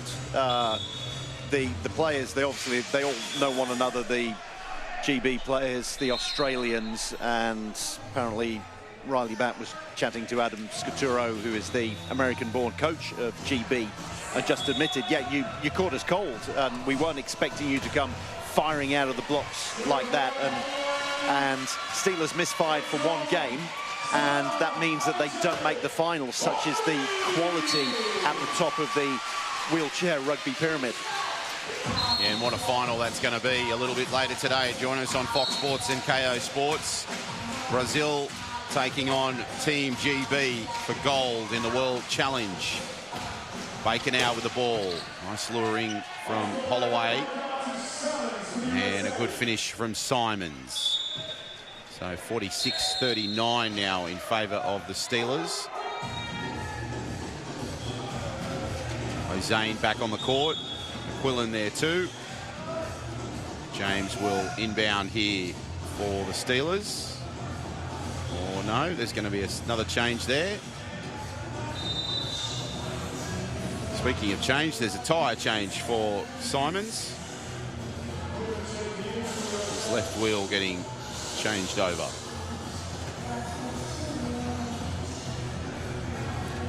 We've got quite an entourage with them. USA, obviously, they've got a number of players out here. 12 of their 16-strong training squad, the likes of Chuck Aoki and Alex Pabon that we've mentioned before, who haven't come with them. But obviously, you've got mechanics, support staff. They've got a team psychologists out here as well. So they've come here in numbers, and they're flying up to Japan tomorrow morning to go to the Chiba Cup. We wish them all the best for that one as well. Yeah, on an early flight tomorrow, I'm told. There's Simons to Reddington down back. Reddington now navigates his way through. McQuillan locks him up. Pops the pass into open court. Chance here for Australia. Holloway with the turnover. Finds Bond. Bond quickly to AJ. He really had to put some muscle in the wheels there, and a nice finish from AJ.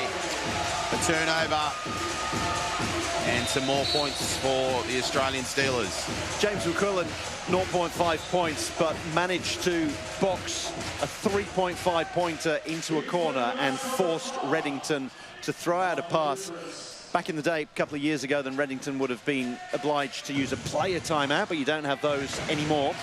And McQuillan just took all the options away from him, and he's blocked him up again. How about that?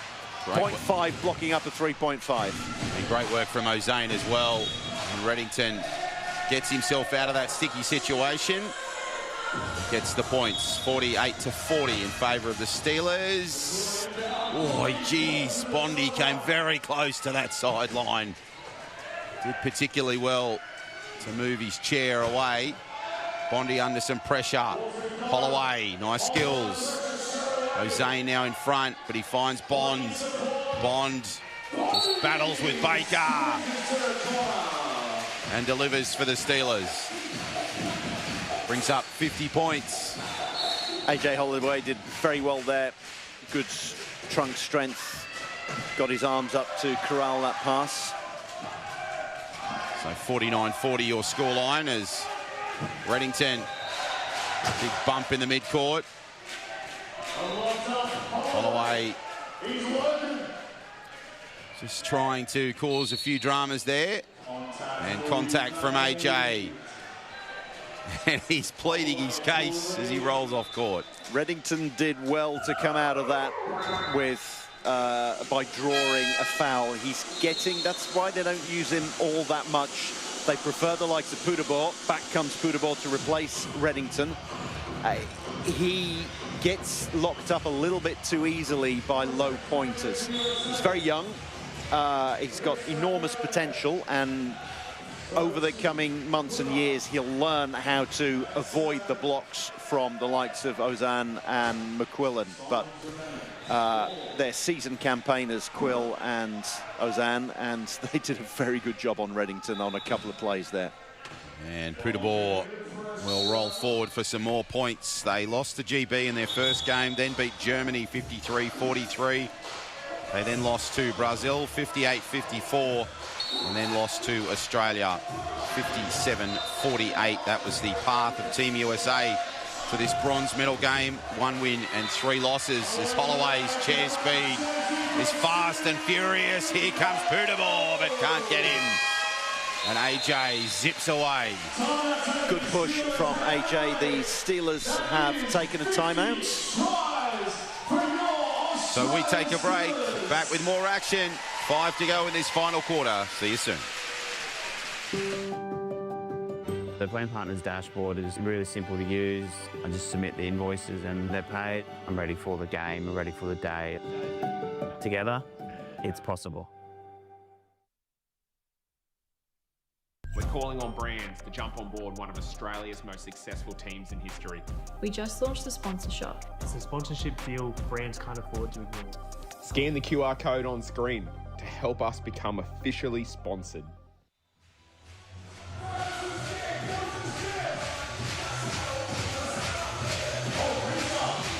And welcome back to Adelaide. Great scenes here in the State Basketball Centre. Wonderful support for the Australian Steelers over the last couple of days. Great to have your company, whether you're watching on Fox Sports, KO Sports or Amazon Prime into America. Seems to be that the parents were getting more into the Gangnam Style than the kids up there. Some people really being let off the leash and enjoying themselves. Someone seems to be river dancing as well, so everyone enjoying themselves here. Wow, Michael Flatley. That takes me back. Poudabor through the middle. Just works through that mid-court. Under 5 to play in this final quarter. This bronze medal game between Team USA and Australia. And it'll be an inbound here from Team USA and Sarah Adam as Prucha spent some time in the penalty box. Yes, she went out of bounds, but was defending stoutly and got a pat on the back from Riley Batts to say to her, don't worry about that, you were doing your job. Brackett quickly to Adam. Poudabor, nice protection. Adam just unloads for Poudabor. Poudabor works his way through the pack. He's got 20 seconds left on that shot clock and rolls through for some points. You're talking earlier, Jono, about the results that USA had in the group stages. They didn't really have the luck of the draw. Obviously, everybody's got to play everybody, but they had to play 2 group games on the first day, 2 on the second, and then had the 3rd day off. That was just somebody had to have that. And Brazil, for example, they had 1 on day 1, 1 on day 2, and then 2 on day 3. So they had time to get over jet lag, work themselves into it. And USA didn't have that luxury. It's purely the luck of the draw. And that happened to it was always going to be that way because it was a 5-team tournament, but that perhaps didn't smile on them, so hopefully they'll get a favourable draw in the Chiba Cup. So we wish them all the best of luck as they head to that, following the completion of the World Challenge as Prucha inbounds. And Australia take it up. Blackwood now to Bat. Bat, great chair speed through the middle. Needs to get out of that back court. Offloads quickly to Prucha. Chance here for Lil. And great pressure there. She did very well. She put the brakes on because she knew she wouldn't have the push and she hadn't got a chair in the right position. And Corey Pudabor ended up knocking Sarah Adam out of play. Yeah, they just overrolled it on that occasion. Prucha to inbound. Vernon's on for Australia. As Bat now plays the ball. As Pudabor just on the flank. Bat slowly soaking up some more time. 31 seconds left. So it'll be an inbound here from Team USA. Adam now to inbound. Fredette and Brackett at the back. Pudabor just at the front, waiting for the opportunity, and he gets it. Pudabor now. Delivers and finds Adam. Adam now navigates away through that front court. Nice presence and a good try for Team USA. Brackett did very well to lock up Bat there. And Bat rolls away. Another try for his tally in 2026. Of course, coach of the junior side last year, Drew, and joined us on the sideline as a commentator. Yeah, I think he was more nervous as a commentator than he is as a player, so he was happy to be able to get back in the chair, and he'll be in the chair for as long as his shoulders permit. As you say, we are 2 years away from LA 2028, the Paralympics. 6 years away from Brisbane. It's coming faster and faster. Pudabor navigates his way well at the back. Big shunt close to the line. Under some pressure, what does he do here, Pudabor? Great pressure from Prucha, and Bat puts him out of bounds. It's a Steelers ball. Fantastic blocking early on from Bo Vernon not to let Pudabor through, and that meant he had to go towards the corner. And there, we say the sideline's an extra defender. Well, so's the baseline as well, and that was excellent play. I thought Riley Bat was gambling a little bit too much by putting a hand in there, but did exactly the right thing. So under 3 to play. And Blackwood now just getting some trouble there. Blackwood now makes his way up court. Good collision. Edmo on Reddington. And Cooper scores more points for Australia. Simons quickly to Reddington. Reddington, oh, the pivot and spin was really fast. Now he has to get around Bat. Good protection and from Miller. Nice defence. Simons just in the front court. Ball back to Reddington. And a classy play from Team USA. It's an excellent pass, landed right in Reddington's lap. It's perfect. It means that the player can carry on pushing. The ball nestles nicely in the lap. It's a perfect pass. These two sides battled for gold at the World Champs in 2022. Now they're battling for bronze here at the World Challenge in 2026. Edmondson gets some more points to his tally. There's your scoreline, 54-44, 10 the margin. And Reddington gets it. Hudspeth on for Team USA. Baker back on. So too Simons, and Reddington gets the points. Baker took Blackwood out of play there, so it was 1.5 taking 3 points out of play. Blackwood to Bat. Bat down back. Navigates it nicely. And delivers for Australia. Cooper Blackwood on at the moment. He's got very good technique. He's very mobile. He can get in and out of little areas that you wouldn't think he'd be able to. The only thing that I would say needs to be developed in his game at the moment is his push. He hasn't quite got the push.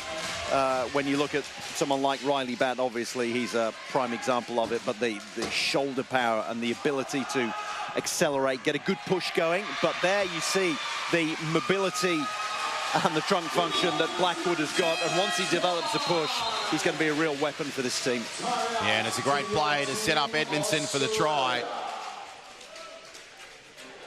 So a timeout has been called. We'll take a break. Back with more action real soon. Just over 90 seconds left in this bronze medal game between Australia and Team USA. See you soon.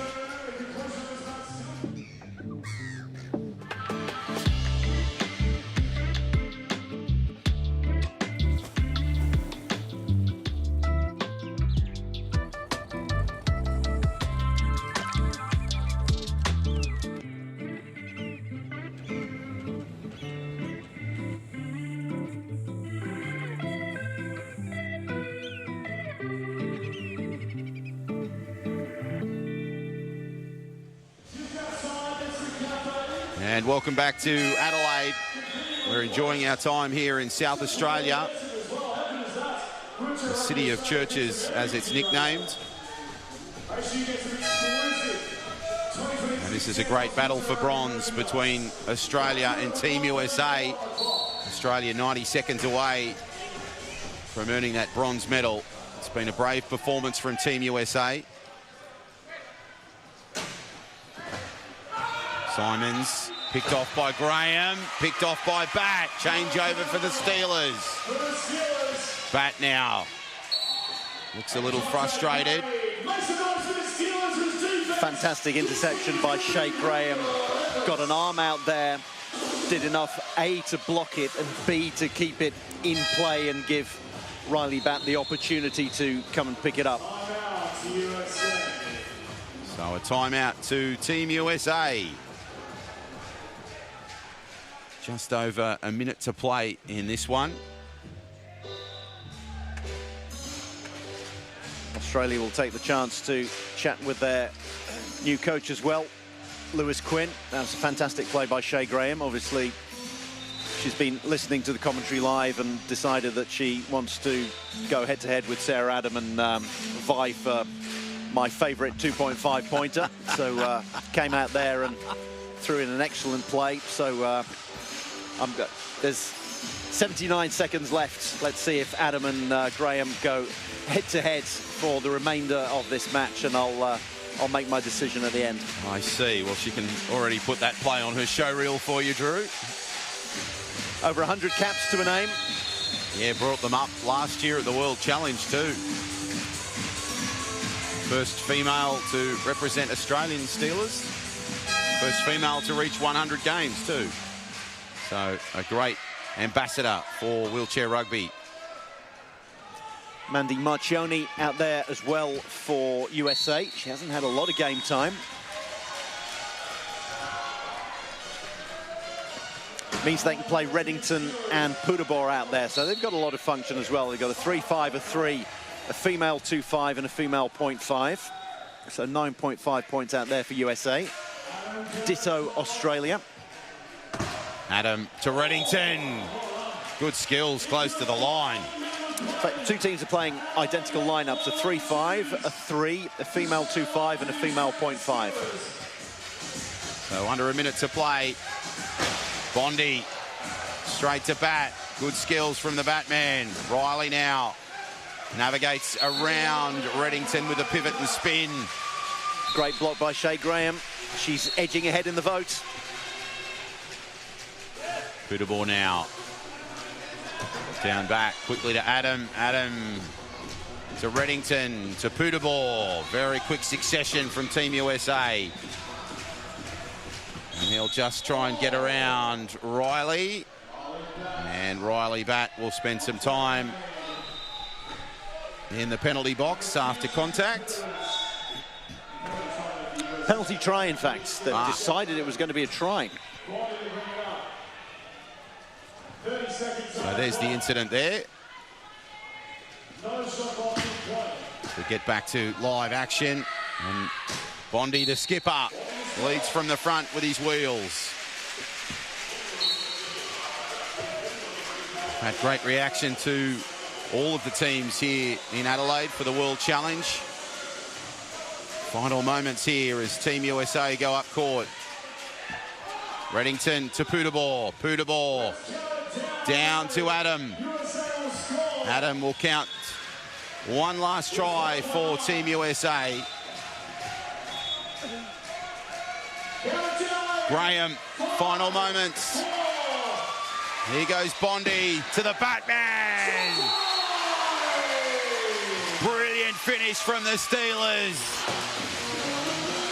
In 2022, they rolled away with gold over the US at the World Championships in Denmark. In 2026, the Australian Steelers roll away with bronze here at the World Challenge. What a performance from the Australian Steelers. Team USA was so brave. But the Australian Steelers reign supreme here in the city of churches. Fantastic performance, 60-48, that says it all. And it's the squad. Everyone involved today, all 12 players, everyone getting a good amount of game time. That was a fantastic performance. A shame that it was only for bronze in inverted commas, but Australia will learn lessons from that. You know, you can't take your eye off the ball for even 1/4 of a match at a tournament that is of this high quality, high caliber and high intensity. So they'll learn the lessons from that, and they came back stronger, and they've dominated USA. Very much a well-deserved bronze medal, a fantastic performance. Yeah, and the first medal for new coach Lewis Quinn. He has the record of 4 wins and 1 loss from his first international event, this World Challenge. And of course, the Australian Steelers doing their traditional circle. Here are the highlights for the game. It was a brave performance from Team USA, going down by 12 points, a vastly different game from their earlier contest, 57-48. The pace of the game was very different, Drew. Australia started very quickly in that earlier game, getting 3 early tries, but this one back and forth, and then it was just a little bit of fatigue kicking in for the Americans. The Americans started very well. They knew they'd have to start well. Obviously, they would have been told, don't dig yourselves into, let's not dig ourselves into a 3-0, 4-1, 6-2 hole after 3 minutes. But Australia just kept going all the way through. They won every quarter. They kept on the gas all the way through, played for the full 32 minutes. Even if they committed a few turnovers, it didn't matter. They kept going, and that was a solid 32-minute performance. It really was. Great reaction for the Australian Steelers after they roll away with bronze. We've got some great support for the Australian team. We've seen some wonderful support for some of the other teams. Team GB and Brazil, they were in fine voice last night, the Brazilian fans, knowing that they had made the World Challenge final. That's coming up a little bit later on our broadcast. Brazil and GB, that'll be a fantastic game of wheelchair rugby. We can't wait to bring you all 4 quarters of that action. Myself, John O'Farr, Drew Lilly and Bryce Allman will be your commentary team for that one. And we throw sideline. Jaden Jackson, he's between 2 teammates and great friends in Chris Bond and Riley Batt. Jaden? Yeah, thanks, guys. I'm joined by the 2 superstars, Chris Bond and Riley Batt. First off, Chris, captain of the Steelers. Obviously, success isn't always measured by medals, but congratulations on a bronze medal. Tell me, what's it feel to get a bronze medal here, and what are some of the takeaways that you can have as a squad? Obviously, World Championships, it's a far way away. Yeah, what are some things you can take away as a squad to improve? Yeah, it's a big year for us, and this is our first event, so first stepping stone, and to see where we're at against the world's best and see what athletes can bring. And we had 1 slip up against GB, and unfortunately in sport sometimes that can cost you, but what we could have done is kept our heads down and not put in, but we reflected on that. We picked apart what went wrong, and ever since then we've been really good. So we're going to keep this momentum going into Canada Cup in 4 weeks' time, which is a dress rehearsal for our World Championships later in the year. Yeah, absolutely. Well said. Now for you, Riley, obviously your first competition on home soil in quite some time. Tell me, how does it feel to be back and to play in front of your home crowd, in front of friends, family, and back, of course, in the Steelers squad? Yeah, it's bloody unreal. I think last year sitting here, doing your job on the sidelines, commentating, loved that. But watching, my fellow teammates like Bondi out there battling, and it just made me want to be out there giving them a hand and doing my best for Australia. So I had the opportunity to do that this weekend in front of our family, friends, sponsors, all at this amazing event. Very, very proud to be here. Unfortunately, 1 point, cost us from getting to that gold medal game, but that's sport, and that just means we'll fight harder, and we'll, at the end of the day, World Champs in August is our event, and we'll be fighting for that, and hopefully we can raise that trophy again. Yeah, absolutely. Well, thank you both for your time. An amazing tournament regardless. It's been an honour to sit sideline. Hopefully I'm back either side of you soon again, but thank you for your time, and thank you.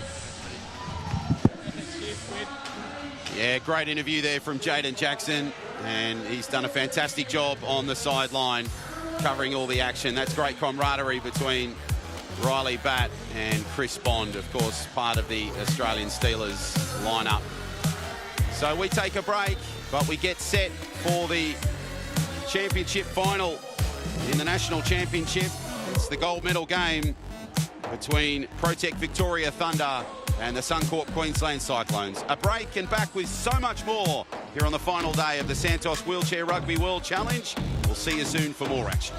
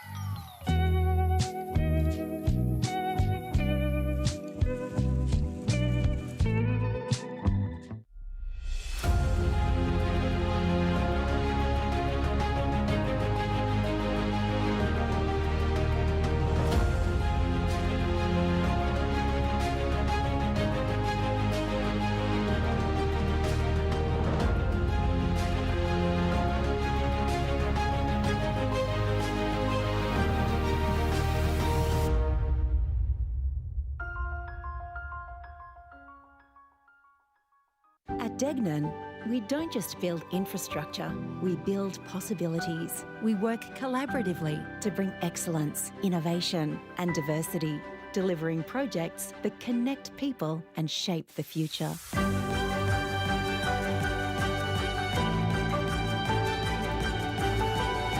Together, we create a lasting impact for generations to come. Degnan, building tomorrow together. Life's busy, so eating well should be easy. That's why I love Light and Easy. With a huge range of ready-to-eat healthy meals from around $8.50 each, there's no prep, no stress, just great food that keeps me going. And if you're an NDIS participant with meal prep and delivery in your plan, you may only need to pay 30% of the cost for your meals. And with so many flexible, affordable options every single week and no locking contracts, I can order what I want when I want it. Healthy living made easy? Yeah, that's Light and Easy.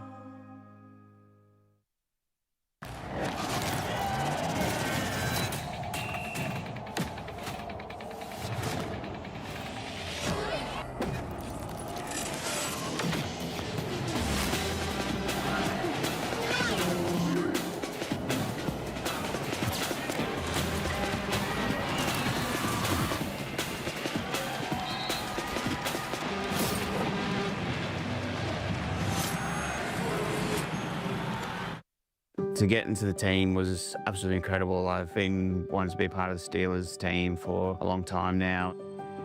Your plan partners really helps with everything in my day-to-day life. Managing all their invoices and stuff like that can be a bit of a daunting task at times, whereas plan partners really helps out. The plan partners dashboard is really simple to use. I just submit the invoices and they're paid. I'm ready for the game, I'm ready for the day. Together, it's possible.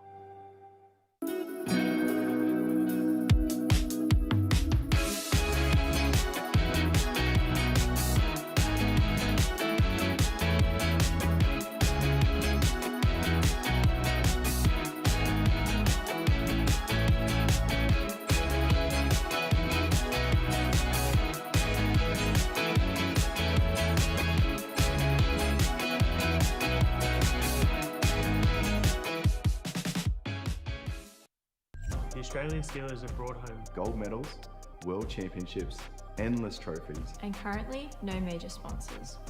Scan the QR code on screen to help us become officially sponsored.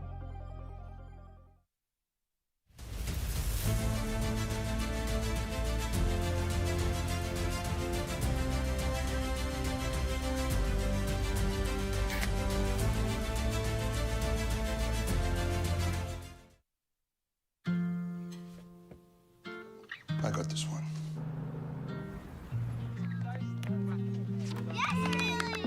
I've got this! I've got this one. I will keep you strong. All of this will be a place like no other. Just like no other.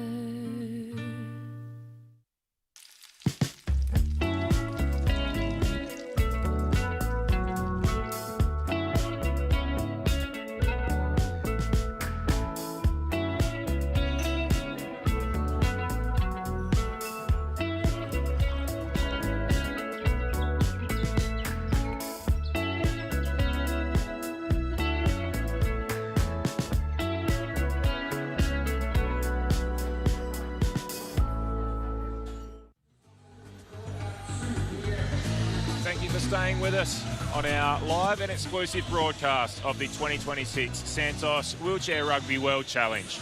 We are here in Adelaide in South Australia and looking forward to the National Championships final for Division 1.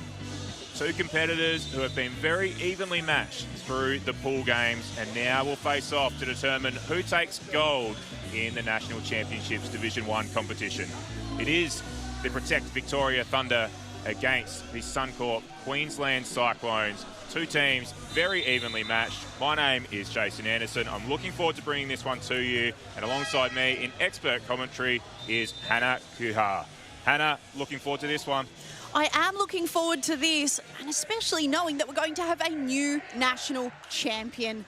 The last 5 years, we've looked forward to the smorgasbord of talent that's come from the New South Wales Gladiators, but they've won bronze this year, so we're going to have a new team to call the best in the nation. Can't wait to find out which of those teams it is.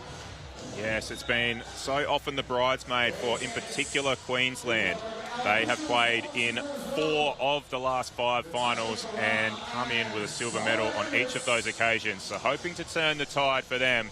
Victoria, their last victory came in 2019 in a double overtime thriller against the Queensland Tornadoes, as it was on that occasion.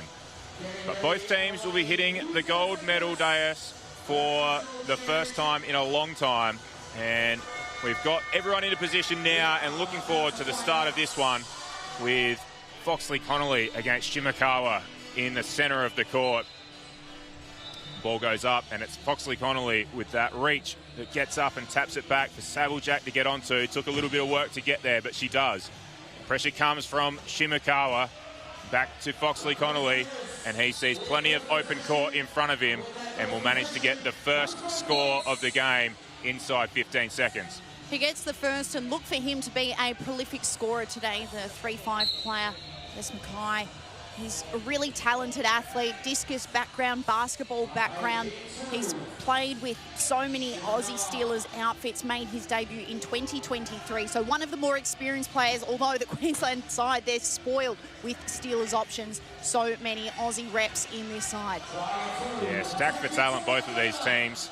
Not surprising that these teams have made the gold medal game. There's so much talent on offer. Australian Steelers representatives and international players alike. For Victoria, they start with Hose and Shimakawa, a man I've mentioned already, alongside Ty Martin-Page, South Australian native, and Ben Fawcett rounds out their 4. While on the Queensland side of the ball, it's going to be Foxley Connolly, Saviljack, Tweedy and Morteau. So here's Victoria with scores at 1 apiece, with an opportunity to set up. Queensland back with a key defence. Saviljack up front. Puts a little bit of pressure on Shimakawa. He decides to come back out, puts it down on the floor, and then finds a way to get through at the near post. Great set play there for the Victorians. You could see the way they set up that U shape. There was always going to be a gap on the right thanks to the screen. So look, as well as the high point players who you'll see do the scoring, look out at the low point players and how they set up, because often that gives you a hint of where the passage to the try line is going to be. They only need the narrowest of gaps to get there. Matter of millimetres between chair and post on many occasions.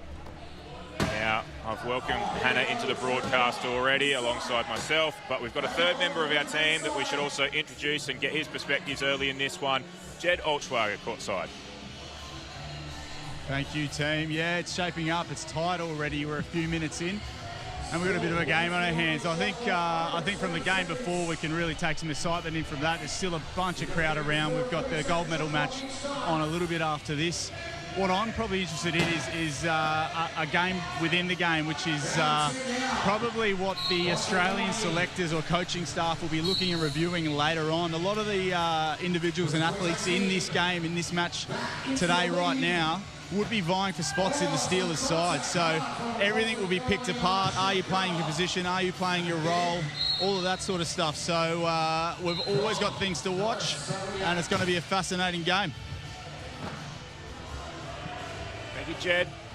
Keeping close watch on each of these players out on the court. And the Australian Steelers, the hometown team, have just finished their final game. They were in a bronze medal match against the United States of America and were successful in that one. So Australia to take home bronze. And we've got Team GB and Brazil still to come in a gold medal clash. Both teams have played exceptional wheelchair rugby throughout the tournament so far and have earned the right to be in that gold medal encounter. So we look forward to that one later today as well. But plenty ahead of us in this one as the ball gets tossed forward to Martin Page, who gets over the line, and it's 4 apiece. Both teams looking after the ball pretty well, maintaining possession and scores on possession so far. Martin Page, as you mentioned, a South Australian. He made his Steelers debut actually at this tournament last year. So bit of experience in the green and gold, coming across to the Victorian side this campaign, as we see, loose ball. Loose pass over the top. We mentioned that they'd be looking to maintain possession, scores on possession so far. That's the first time it goes the other way. And it's Shinichi Shimakawa who gets hold of the ball. He's the only one on court without some Australian representative honours going his way. Quite fair, given he is Japanese. You know what, funnily enough, he has actually competed at the Aussie Nationals before, but it was for Team Japan back in 2016. So a fair bit of experience all across the board. Yeah, very experienced player, and he will go to a timeout here with the rest of his team to look at a set play that they might be able to come back with. We will take a break with the scores 5-4.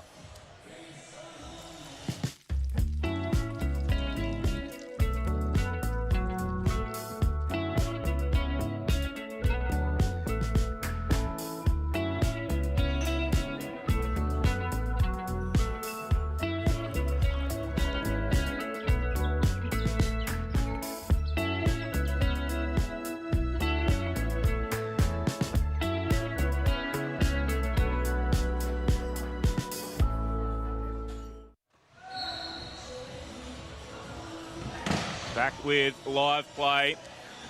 It's the Cyclones with possession. Foxley Connolly drawing some pressure from Shimakawa. Great defense from the Japanese import.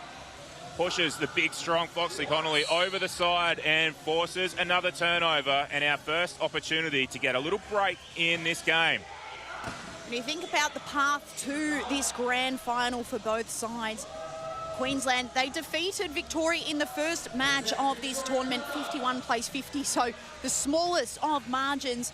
And then Queensland went on to lose to Victoria Thunder 45-49 on day 2.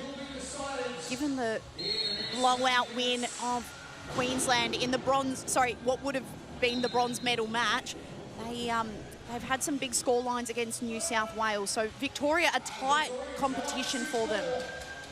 Yeah, it has been really tight so far, but it was Victoria that very narrowly, essentially on a countback or a head-to-head points for and against, that managed to qualify directly for the gold medal game. They've worked so hard to get to this point and so hard to get an early lead but they give one back after some immense Queensland pressure on the ball carrier. Looking to do a little better this time with a quick inbound to force it, who goes back to Shimakawa. Foxley Connolly tries to get hand on ball, but Shimakawa finds his way free. Gets the ball down on the court and then powers his way through the half court and over the try line. Shimakawa, of course, started playing wheelchair rugby in 1999, been in the national team since 2002. He's been playing longer than some of these players have been alive. 50's the new 30 for Shimakawa, and that he's 51 years of age. Very hard to believe with what he manages to put on the court. And the fitness. This tournament takes it out of our players. They've got to play a number of games. It's the 5th time that Shimakawa has been on the court for Victoria. For Queensland, this is the 6th time they've been on court. For a man that has been playing the game for a long time, he looks as fit as ever. Another experienced player here in Hose.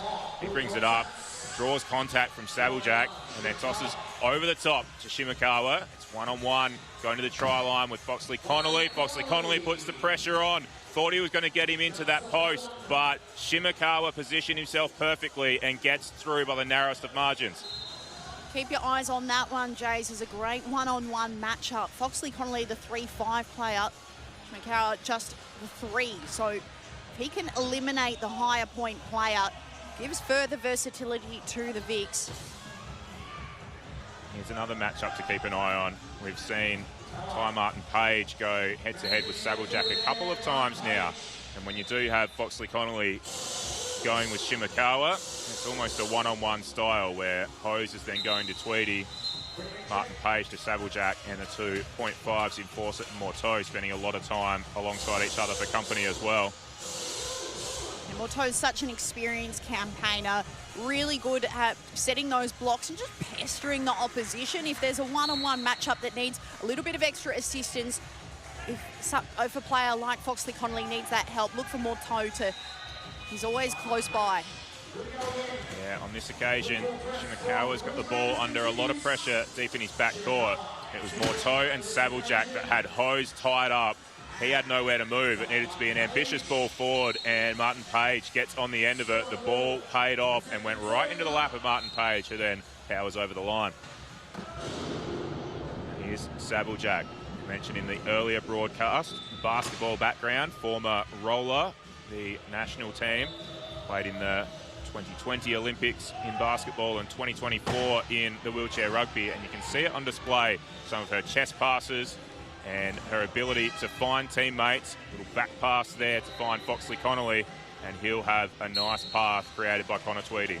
The two sports are quite similar in the ability to set a screen, set a block, and read space. So not only has she got the physical capabilities that translate across really nicely, but also that court awareness. She'll spread the court, she'll find the lane, and she'll set those screens with expertise that's been owned for years.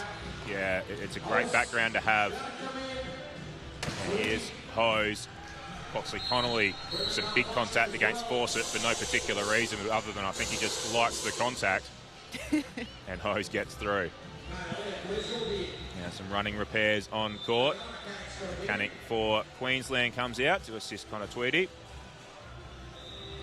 Mechanic's doing a great job across the campaign. Mechanic Lily Pridham for Victoria and for Queensland. Well, they've got such... Can I highlight the consistency of their team? Mechanic Matthew Elliott, manager Talaya Eggers and coach Ben Newton working across the two Queensland sides speaks volumes to the strength of their state program. Yeah, and their second division team, the Tornadoes, will take court in a gold medal clash in Division 2 in about 45 minutes from now. So there'll be some overlap. So a little bit short on support staff and coaching, I think, when their Division 2 team takes the court soon. I'd say not. I'd argue not short. They're just rich in expertise and they want to spread it around. Yeah. Now we've got around 2 minutes left. Jed Altschwager is courtside and we'll have a bit of a view on the game in these early stages. So interested for his input. Jed? Yeah, thanks, team. I just really like what I'm seeing from New South Wales. I probably admit when I'm coming into this game, I look what Queensland have been able to do thus far and how impressive they've been. And look, they're still impressive. They're still doing what they've usually been doing. But they've already had a game in their arms. And I think people by the likes of Ty Martin-Page at 1.5 pointers, playing well and truly above that. And I just really like the intent that New South Wales are bringing to it. Scores are still tight and close, but if New South Wales can keep this up, I think they're going to hold it with the Queenslanders, and we're going to have a good match to watch. Thanks, Jed. Here's the Victorians against the Queensland Cyclones in a tight encounter so far. Margin of 1. Here's Josh Hose with the ball. Martin Page, man, it was just highlighted by Jed. He's trapped in the backcourt. He's not going to have much to contribute on this offensive play. Won't be required. Hose finds Shimakawa, and Shimakawa gets over the line. And they do maintain just a small break. As Foxley Connolly comes down, looks to trim it back to 1. And up on one wheel. Up off both wheels momentarily, I think. Managed to keep his composure and steady himself again, and then get the ball to Connor Tweedy, who gets over the line. Great chair control by a powerful athlete in Foxley Connolly. Those two almost have an invisible connection or invisible string between them. I speak of Connor Tweedy and Braden Foxley Connolly. They're familiar with each other from not only Queensland setups, but on the Australian side of things. Played for the Steelers, played for the Miners. And it always feels like if one is in trouble, the other is there to assist. So if Foxley Connolly's under pressure, you bet the ball's going to Tweedy. Here's the two of them on defense now, putting a ton of pressure on Ben Fawcett, who positioned his chair perfectly to absorb the pressure and then find Shimakawa with a little bounce pass, and he then finds a gap and gets through. That is tremendous play by the low classification of Ben Fawcett, positioned himself brilliantly. Yeah, Fawcett, the 35-year-old hailing from Bacchus Marsh in Victoria. Won that gold medal at Rio 2016, the vice-captain of the Aussie side at Tokyo for 4th, and a bronze medal at Paris, so really extensive experience, also in the Steelers extended squad this year. Yeah, what an asset to have a player of his experience in your national setup. It's also a recognisable beard. I've seen that beard and his face on every promotional flyer, I think, for this event. Everywhere I've gone, it's been at the airport, it's been in the city, it's up on the banners here at the event as well. He is the poster boy for Victoria by the look of it. Poster boy for amazing beards, I'd also argue. Full credit, a lot of work has gone into that. Now, inbound to Shimakawa. We've got 20 seconds to play. Victoria will be looking to get the last score of the quarter. Possession arrow is facing their way, so they'll get the first possession of the next quarter as well. If they can manage to score here and make the margin 2, gives them an opportunity to further extend it in the next quarter. Now here's Shimakawa down on the line. Foxley Connolly with the pressure. Morteau from behind, both trying to nudge him towards that corner post, but couldn't do it, and he gets over and scores. So the gap is 2 with 2.1 remaining. No timeout taken. Inbounds the ball to Saviljak, who holds and will see out the end of the quarter. So it's a lead of 2 from Victoria. They are off to a hot start. Can they maintain it into the next quarter? Let's see after this break. It's Victoria 14 and Queensland 12.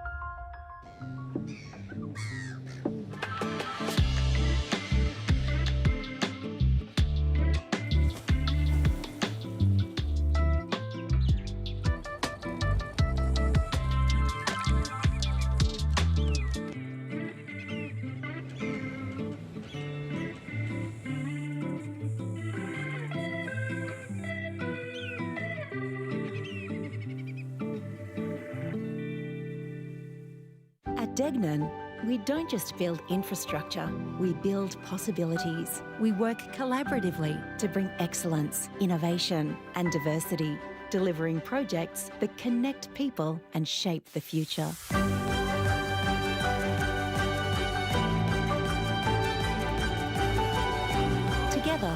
we create a lasting impact for generations to come. Degnan, building tomorrow together.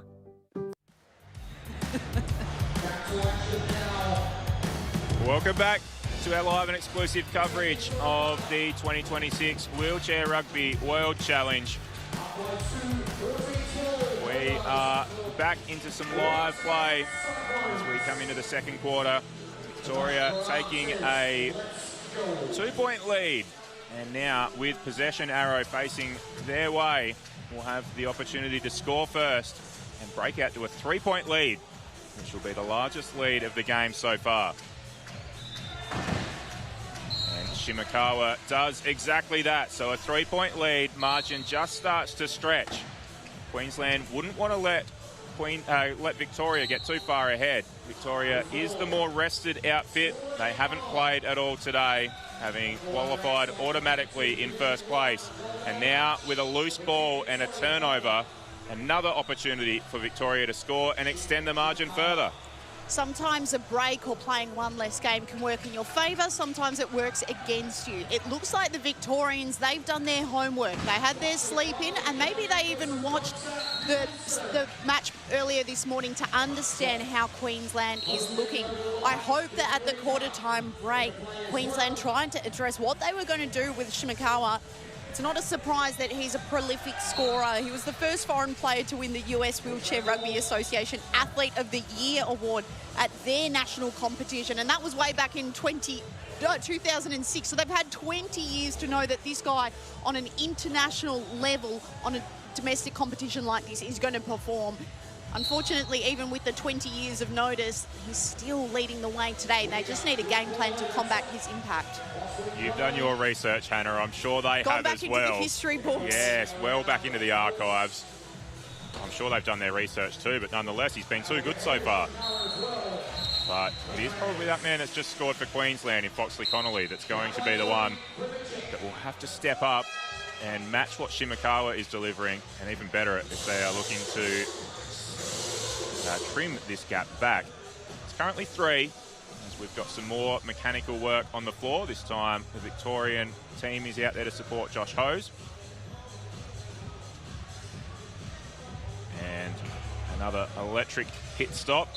Rivals any F1 team around the globe, and they've got him up and running straight away. And we're back into play.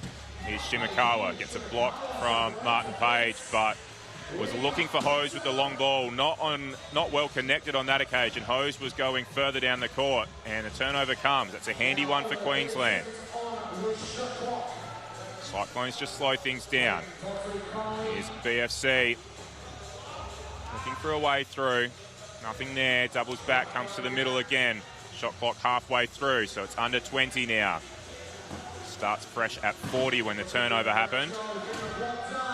And Foxley Connolly gets through. That's a crucial play for Queensland. The handiwork on Cameron Whitaker, winning ball from D, and then the conversion to score from Foxley Connolly. They'd be feeling G'd up after that. That just shows with this kind of scoreline, if you can put a couple of plays of pressure on, suddenly we're back to an even ball game. So Victoria can't afford to be complacent, especially off that turnover. Yeah, the game can move so quickly. Couple of turnovers, as long as you convert them, which on that occasion they did, that scoreline can look vastly different in a matter of seconds. Here's a tough inbound. Hose reels it in a 2-on-1 situation. Gets it free. Shimakawa cops a heap of contact from Foxley Connolly. Absorbs it and gets over. Both are up on one wheel momentarily, but Shimakawa managed to get through anyway. Ball comes back in. Damo gets it, gives it back to Cam Whitaker. And then the ball not free. Wales has got it. Cam Wales, he's come into the game for Ben Fawcett. Manages to take ball and then protect ball expertly. A lot of pressure coming to him with a high pointer putting the pressure on and managed to get the ball and then draw contact, and Foxley Connolly finds himself in the penalty box. Immediate impact from Cam Wales. You saw the pick-up, crucial. What's even more impressive is the ability to fight off, hold possession. You've got Queensland bodies swarming you, and he knew his job. He just needed to hold on, and he ends up with another one. Cam Wales, the ball magnet. The impact play, they took off the poster boy and force it. They put on Cam Wales and get that man on a poster, I say. He has had immediate impact, less than 2 minutes, and he has had a couple of turnovers towards their direction already. Such a sharp rise in the sport as well. Last year, he made his Div 1 debut with the West Coast Enforcers. This year, I mean, what a story. He debuted with the Miners last year. This year, the Steelers extended squad, now in a grand final in Division 1. He's done a lot in a short space of time, Cam Wales. Yeah, another emerging player to keep an eye on. There's a real mix of Steelers experience and others on floor that are emerging and looking for more experience in the future. That's why this clash is so entertaining. I'm sure Jed down courtside is enjoying it as well. Jed, we might get your thoughts as we count down into a few minutes into this second quarter. Yeah, very impressive start by Victoria. They've really come out hard. They've been able to get their foot in the door well and truly and push ahead. What I think Queensland are going to have to be a little bit careful with is just their frustration. Ella before just didn't get a call her way, thought it was a reaching foul, thought it was a hand-on-hand. Didn't go her way. It's that frustration that can go either way. It either pumps you up or pumps you up too much and you start making mistakes. So going to be interesting to see how this unfolds. I feel like looking at Queensland, you can tell that they played this morning, and I think that's not a good thing for them, if you know what I mean. So it looks like we've still got a match on our hands, absolutely, as we're sort of halfway through this second. And from here, we just wait and see when the story unfolds. We absolutely do. At the moment, the story, a couple of chapters in, but the early chapters of this one are indicating that Victoria are going to be hard to beat. Jed makes a great point in knowing that the fixture, the way in which it pans out, Queensland playing the extra match this morning on day 4. You've got tired bodies already having to go back to back and fighting for a spot in the grand final. Not only does it take a physical toll, but mentally, you're G'd up, full of adrenaline from the get-go, early stages this morning, then having to back it up with the real thing, the national grand final. It's a really hard task, and I think we're seeing the aftermath of that now. 3 teams in Division 1. We have seen New South Wales, the Gladiators, the previous 5-time champions, take out a bronze medal after their clash with Queensland earlier today. With the 3 teams, they played each other twice in the pool games to make 4 games each. And then Queensland taking on New South Wales again this morning made their 5th, and this will be their 6th game. So they have played 1 extra than any of the other teams in Division 1. So not just fresher today, but fresher across the tournament are Victoria, and a little error on that play. Maybe the fatigue showing again on that one. Yeah, you can see the idea was there. The communication was not. What's usually such a strong invisible thread between Foxley Connolly and Connor Tweedy falling apart in that moment. But what impresses me is the dialogue between the two. Yes, they both would have been feeling disappointed, but it's a constructive conversation. They're elite athletes. They're going to want to get the best out of each other, especially heading into this time out. Yeah, a little miscommunication there, so the teams take an opportunity to call time and chat through things and see what they can set up for the rest of this second quarter. We'll go to a break with Victoria currently leading by 3. Life's busy, so eating well should be easy. That's why I love Light and Easy. With a huge range of ready-to-eat healthy meals from around $8.50 each, there's no prep, no stress, just great food that keeps me going. And if you're an NDIS participant with meal prep and delivery in your plan, you may only need to pay 30% of the cost for your meals. And with so many flexible, affordable options every single week and no locking contracts, I can order what I want, when I want it. Healthy living made easy? Yeah, that's Light and Easy.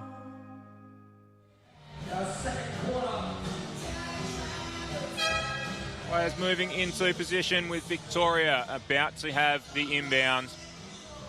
It's Martin Page deep in their backcourt, but no pressure on the pass as he finds Shimakawa, and Queensland set back deep in their zone defence. Shimakawa playing a bit of basketball, a few bounces as he brings it down the court. Now looks to assess play, has Sabuljak for company. She now ducks back. Shimakawa going around in circles, looking for the gap. Finds a small opening for Hose over the top, and Hose, with clock counting down, he'd been parked in that key for a long period of time, but managed to get it over the line just in time, and the score will count. And now a loose ball. It's tapped free and picked up by Martin Page. Well done, Victoria, on the defensive end again. Clean pick up from Martin Page, and then offload to Shimakawa, who drew contact on the play, and Connor Tweedy finds himself in the penalty box. And 4 on 3 for the next play, and an opportunity to stretch the margin out to 5. Such a clever two-way player, Martin Page. You see him taking inbounds, you see him getting pickups. Now, Victoria, they'd want to capitalise off this prime opportunity. Be huge if they can stretch this to 5. Yeah, Ty Martin Page, we've mentioned he's a South Australian local. So playing in front of his hometown crowd in this one, getting the opportunity to play in the Division 1 competition and playing for Victoria as a result. He then does some off-the-ball work against Connor Tweedy, who was in the penalty box, blocks his path of access, and Tweedy says, I'll have to take the inbound pass. To think that Martin Page only 4 years ago was captaining the SA Sharks to that silver medal and took out Div 2 MVP, now stepping up to Division 1. He has been doing a brilliant job. Yeah, and the pathways that can emerge for players to come out of Division 2 and find their way into Division 1 and into the Steelers. Martin Page is a great example. We saw Cooper Blackwood on court for the Steelers only an hour or so ago, and he was playing Division 2 for the Buccaneers just 2 years ago. So that pathway is immense, and now here's one. We were talking about a pathway player in Cam Wales earlier. He gets forced out of play by Foxley Connolly, and with that player out of play, it will turn over the ball. Well, just as we've been praising Martin Page, a bit of a commentator's curse on that one. Unfortunate for the Victorians, but there's no better opportunity now for Queensland. Anytime you're given possession, especially by a turnover like that one, gives you a bit of free space, free money, but they just need to be composed with ball. We've spoken earlier this tournament about ball security and having to be really prudent with your usage. Here, tough 3-on-1 battle to win.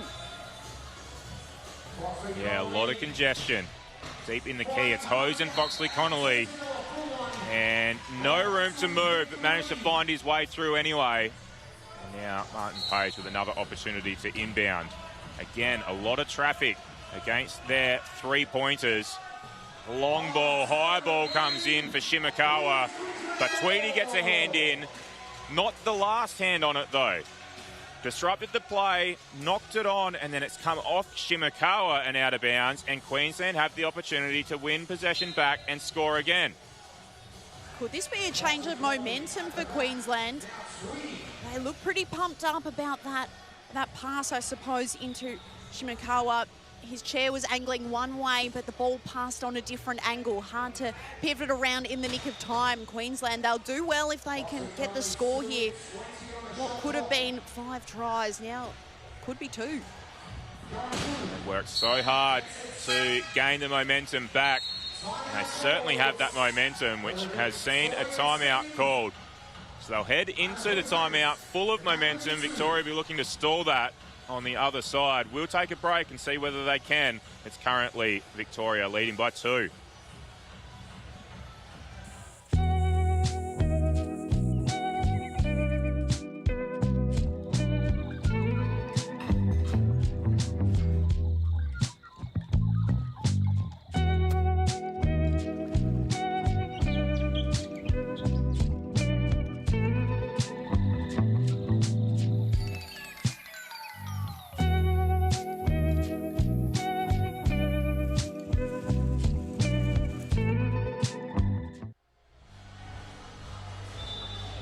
Welcome back. Buzzer goes and tells players to come back out in position. Referee indicates it's time to play. We've still got a few moments before they'll be ready to get the ball in action, so we might go to Jed Altschwager courtside for a few of your views. I wanted to point out that little piece of emotion Braden showed a few plays ago.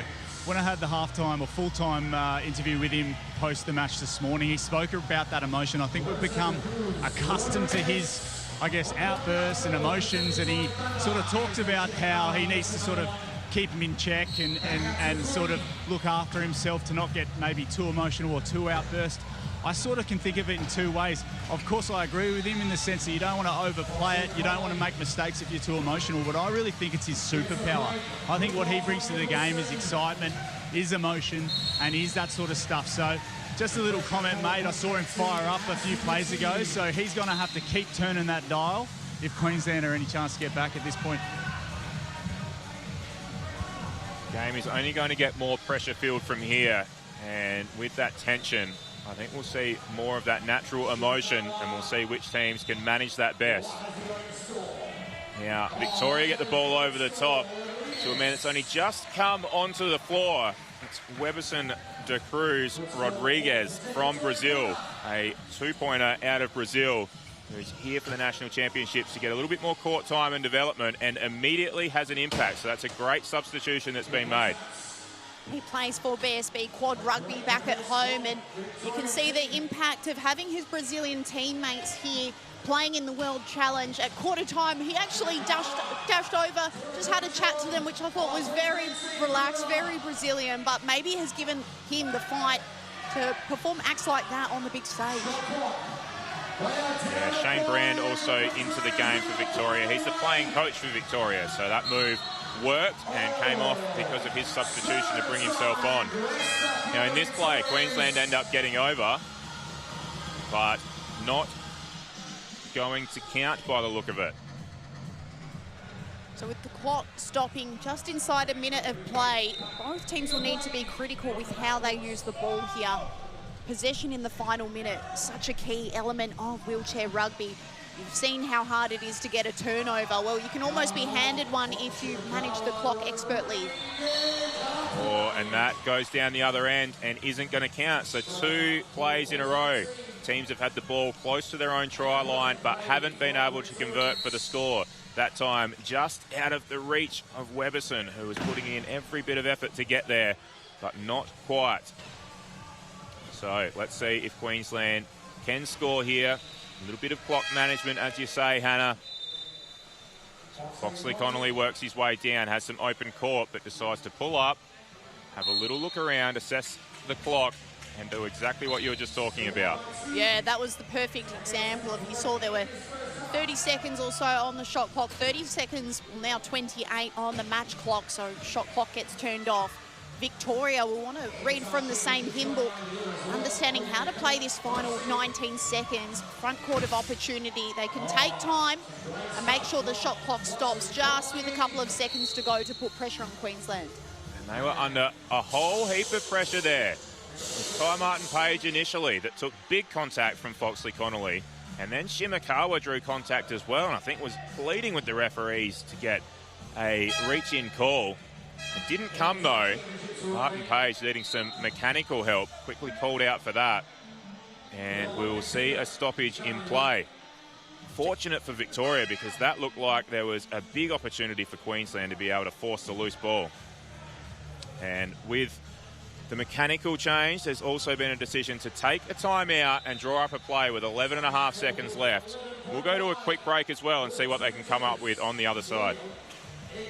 At Degnan, we don't just build infrastructure, we build possibilities. We work collaboratively to bring excellence, innovation and diversity, delivering projects that connect people and shape the future.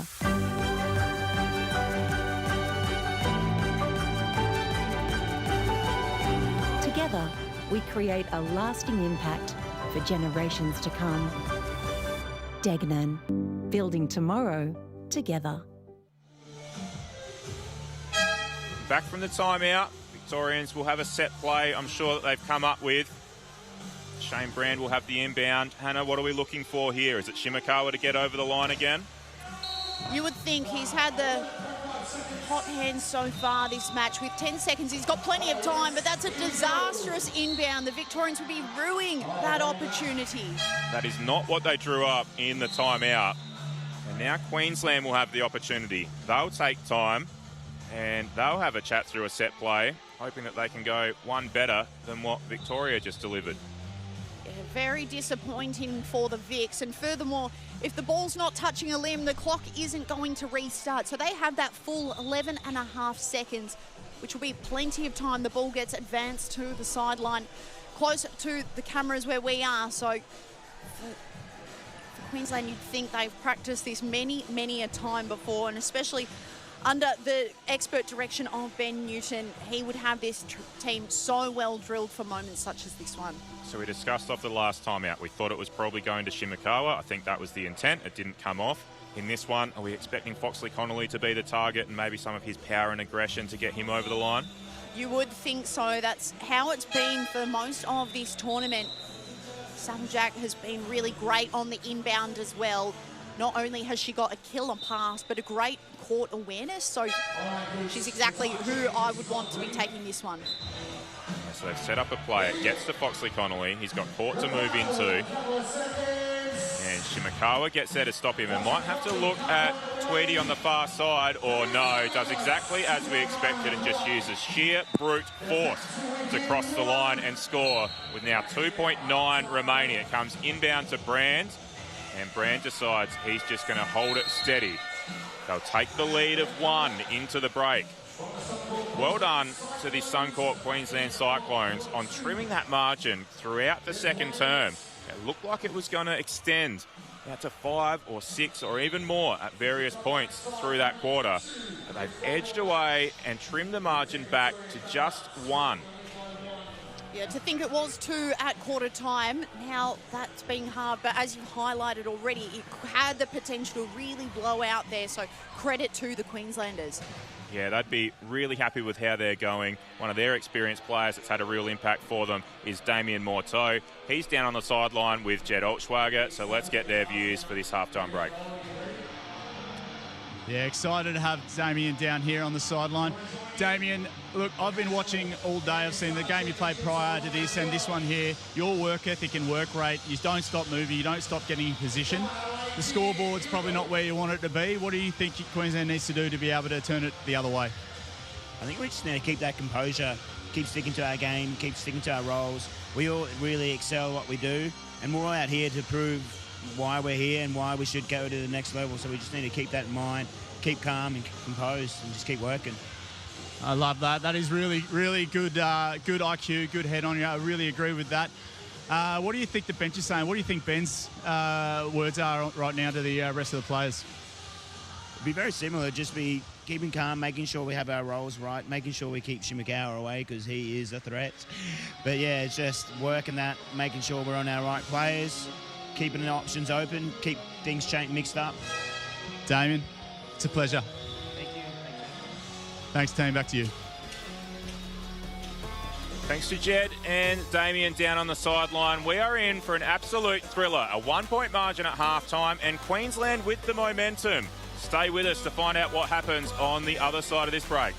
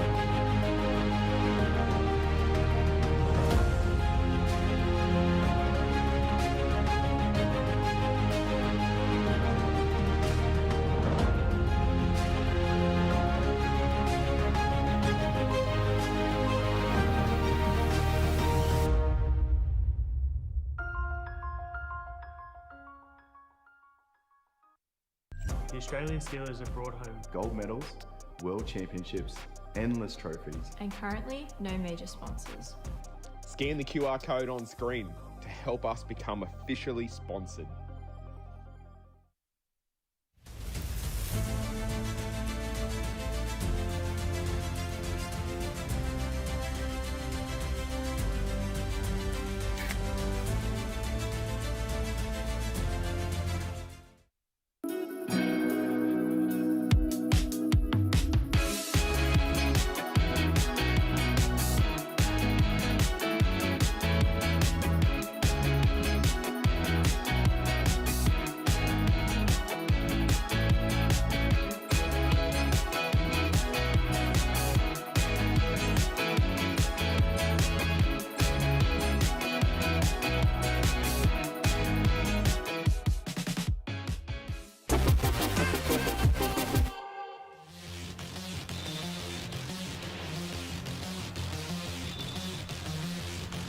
Welcome back to our coverage from the Wheelchair Rugby World Challenge, proudly brought to you by the naming rights sponsor Santos. We are in Adelaide, the home of wheelchair rugby today, and I'm really excited that we have a courtside interview. Jed Altschwager has found himself with one of the junior athletes. Tex Painter is alongside of him. Jed, looking forward to hearing Tex's views.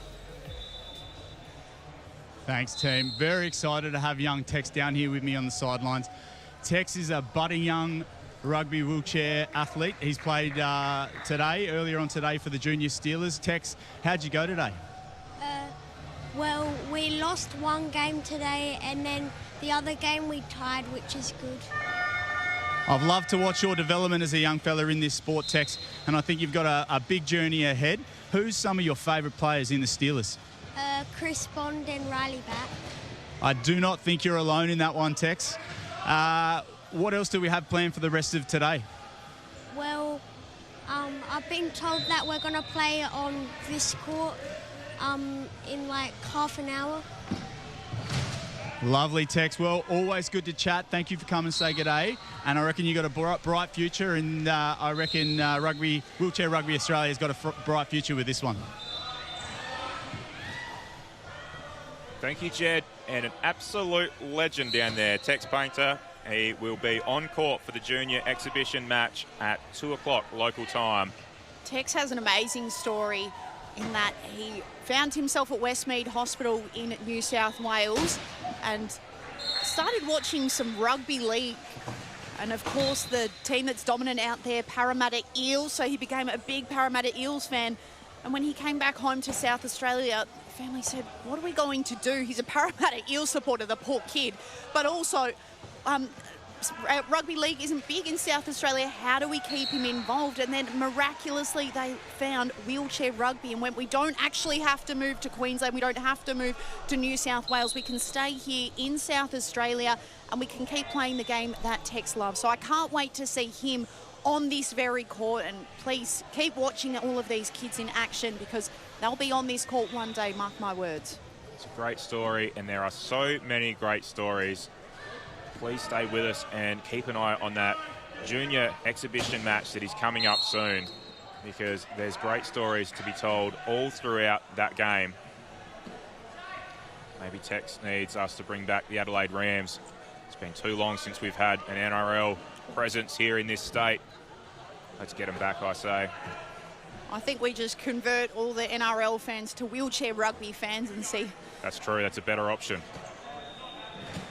He actually trains with the Sharks, which I think is unreal. The fact that the senior athletes are willing to include young juniors like Rex and sub him on at training in particular moments. He looks up to these players like they're his big brothers, sisters and siblings, and I think that's the most magical part of it all. Yeah, amazing stuff. The Sharks are on court at the moment, over on the second court too. So I'm sure he'd be keeping a close eye on the outcome of that one. Not looking good for the Sharks at the moment. Looks like the Buccaneers will take the points in that one and take away the bronze medal. Might need to sub Tex on. Why not? Great to have the juniors here. They've had a huge impact on the tournament. And here's a man that's also had huge impact on the tournament in Foxley Connolly. Another player that I'm sure the juniors keep an eye on and aspire to be. Foxley Connolly having huge impact in this one. Current margin of 1. Jed, thanks for bringing that to us with text earlier. We'll throw back to you again. That was great stuff, mate. Yeah, it was great to have the young Texan on. He is an absolute superstar. And I guess reiterating my comments earlier just around it's pretty hard to be what you cannot see. And so for a young kid like that to be out here and participating in wheelchair rugby, facilitated pretty well through the pathway here in South Australia. Seeing his idols and just like everyone else gets to do with their favourite footy team or basketball or netball team, it's just super inspiring. You can see it in his eyes, the happiness, and he's pumped to be here, honestly. It was a great interview. Thank you, Jed. Thanks for bringing it to us. And while we've been having a chat about the juniors, the Queensland Cyclones have put pedal to the metal and now find themselves in front. The slimmest of margins, just 1 at the moment, but a big shift in momentum that's happened through the last 4 or 5 minutes of playing time either side of the break. And Queensland find themselves in front, although it will come back to an even score again now. But well done, Queensland, and this is shaping up as a thrilling finish.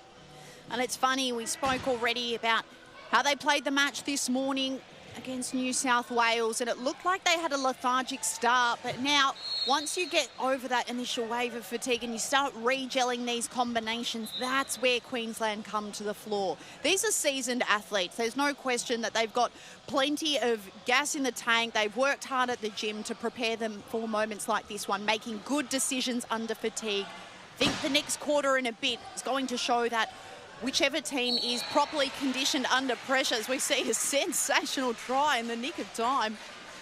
The stretch from Josh Hose and the complete disrespect for the signage there that Santos have sponsored. Oh, what a try. That took an amazing stretch. Got there with millimetres to spare.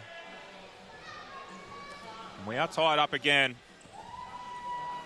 Mentioned at the top that this tournament has been dominated by New South Wales over many years. The last non-New South Wales outfit to taste victory was this Victorian outfit in 2019, in what was widely regarded as the best national championships final that has ever been seen. A double overtime thriller against the Queensland Tornadoes on that occasion. And I am starting to get on overtime watch. We've got a long time to go still. But we haven't seen one yet in the tournament across the championships or the World Challenge, and I'm on high alert for it now. You would think the match could end up this way, and especially with these sides. New South Wales, as you mentioned, that dynasty, they only have 2 players on their list this year who played last year. That would be the player coach in Richard Voris, who we haven't seen a heap of, and Peter Campbell-Rogers. So I guess it's a passing of the guard. Many of those New South Wales players getting called up to Aussie ranks, hence why they weren't participants with New South this time around. But it gives opportunity now, whether it be Victoria, whether it be Queensland. So many of these Queenslanders with national experience and international experience. You see the shot clock winding down now. Foxley Connolly, the opportunity to show his prowess, but he throws a turnover. Yeah, it's Shimakawa that picks it off in the centre of the key. Clock was counting down, and the pressure defence and the pressure of the clock became too much. And it's tossed away, and Victoria managed to bring it all the way down the court, and now they regain the lead again. At halftime, Damien Morteau, 0.5 player, spoke about the importance of ball security for Queensland and keeping that offence firing, finding opportunity, and being really careful with the way in which they dispose of the ball. I think that was a prime example of what they don't want to be seeing. Of course, Foxley Connolly, he was running out of time, shot clock in the single digits, but still a reminder that he needs to just hold on to possession and get a clever outlet out rather than putting the ball up over the reach of Shimakawa. Yeah, Shimakawa, such a threat on offence, but he's pesky on defence too. That speed and chair control often comes to the fore on defence, puts himself in the right position. And it was him that came up with the turnover on that occasion, picked it off. Now, Victoria are set deep in their defence. Queenslanders huddled together as they slowly bring it across the half court. Some discussion about how they're going to play this one out. It's Tweedy that offloads to Foxley Connolly. Just shocked to see them look to go back. Yeah, back again. As I was saying it's happened. They discussed it as they came down the court. We're talking about where to position themselves. The blockers were really important in that, but it's Tweedy that gets over the line.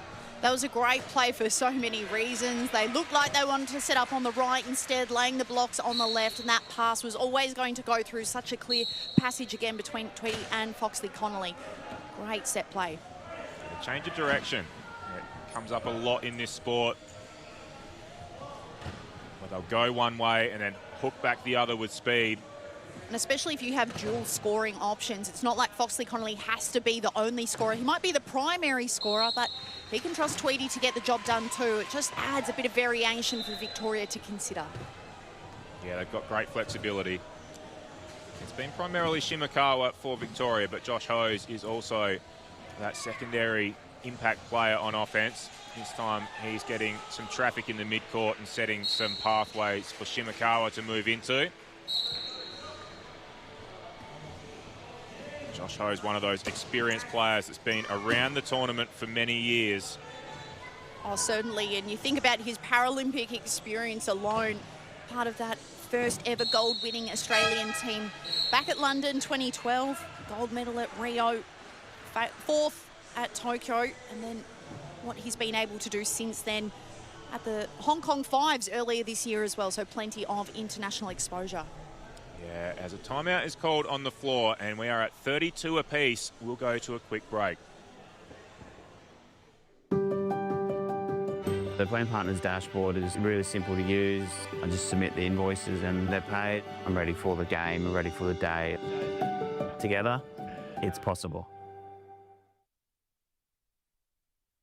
We're calling on brands to jump on board one of Australia's most successful teams in history. We just launched the sponsor shop. It's a sponsorship deal brands can't afford to ignore. Scan the QR code on screen to help us become officially sponsored. 32 apiece with 3:22 left to play in the third quarter. An enthralling matchup. It's ebbed and flowed in various directions, but finds itself all tied up at the moment with absolutely every result still on the cards. Victoria will have possession.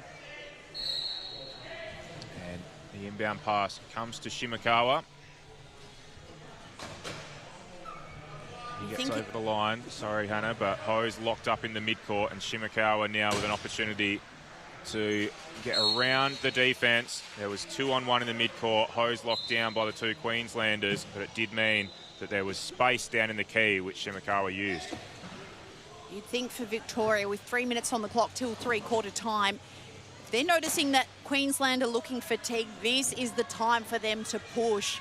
So we see some great pushing. Foxley Connolly with pace to burn through the centre corridor. No sign of fatigue on that play, but it will be an interesting watch. The deeper the game goes, the more of a factor that will be. I'm sure there's some... Oh, there's an opportunity. I'll forget that point and come back to the live play because Ella Savajak picks off the inbound pass and then a nice bounce pass. That basketball background on show again. The bounce pass into the key, and it's Queensland that score. It's a bold pass at that area of the court, especially knowing that Savajak is lurking. Bounce pass with it coming off the floor takes a little bit of extra time, and given she's so quick, she's able to cut off the line of the ball really cleverly. So, yeah, it's a bold choice around Ella Savajak, that's for sure. Yeah, and Zy Martin Page finds himself needing some mechanical work. So I'll come back to the point I was about to make, which is that adrenaline will take you so far in a game, and I think Queensland built some up as they turned the tide at the back end of the second quarter and then started this third term really quickly. But we'll see how long that can maintain and whether fatigue starts to become a factor. Now the chair or the tyre change has happened, and Queensland will bring the ball back in. Savajak to Morteau and then back again. Little 1-2 play. Savajac's been hooked there by Martin Page, so needs to give the offload pass. Again, a little bounce pass out the back to Foxley Connolly, who then has open court to move into.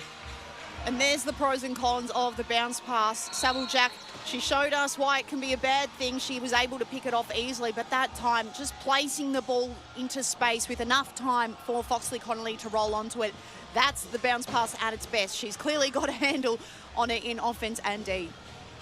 Yeah, one of the best bounce passes in the game.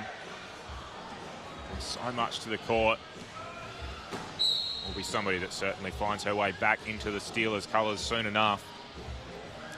She also adds another dimension to the game in that, being a female player, she allows her team to have more points on the floor. Typically in wheelchair rugby, as you see, just a bit of trouble getting Foxley Connolly back upright.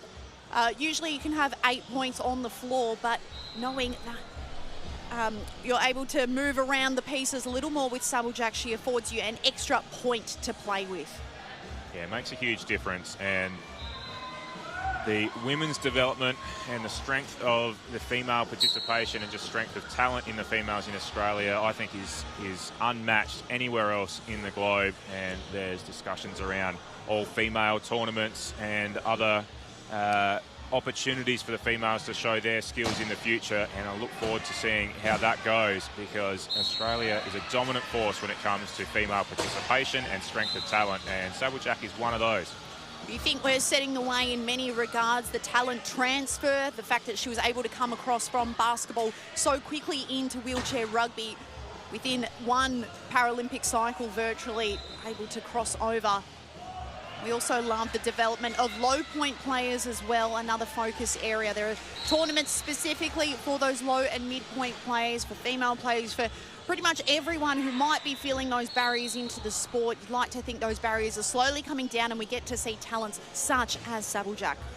Yeah, all sorts of female talent across various classifications. We've got Saviljak in this one. We've talked about the impact of Rhiannon Billette for the Gladiators outfit as well.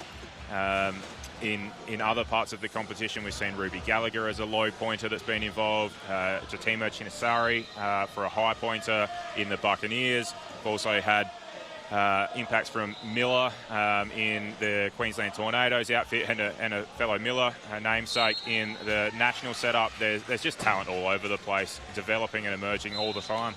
You can keep listing off those names because there are so many. Also worth pointing out, Robin Lambert playing in the Steelers, a non-binary player. So it really goes to show that there has to be a place for everybody in this sport. You'd like to think that if Australia is setting the way, hopefully other countries will indeed follow. Absolutely. And now another turn on the floor for Foxley Connolly. He's assisted back up again, and they take an opportunity to call a substitution as well, as Josh Nicholson heads to the bench. Connor Tweedy will come back on. So with that change, they get their full complement of points back on the floor. See Tweedy a 2.5, in contrast Nicholson a 2-point classification. So they played 0.5 short for a brief period of time while they had that previous 4 on the floor. Hasn't hurt them in any way, because they've played great wheelchair rugby throughout this term, and again find themselves in front. This time with 17.2 left, the Victorians will take a timeout and draw up a play to try and get the last score of the third quarter and see if they can tie things back up again. We'll let them take their timeout while we take a quick break.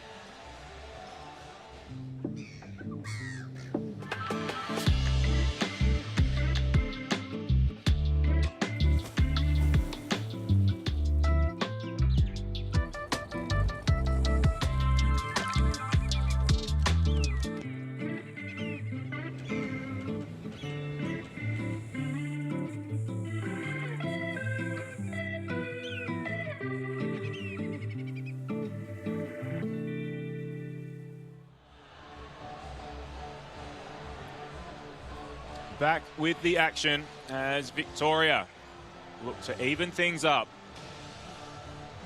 It's currently a margin of 1 in a tight tussle that looks to go to the very last seconds of this clash.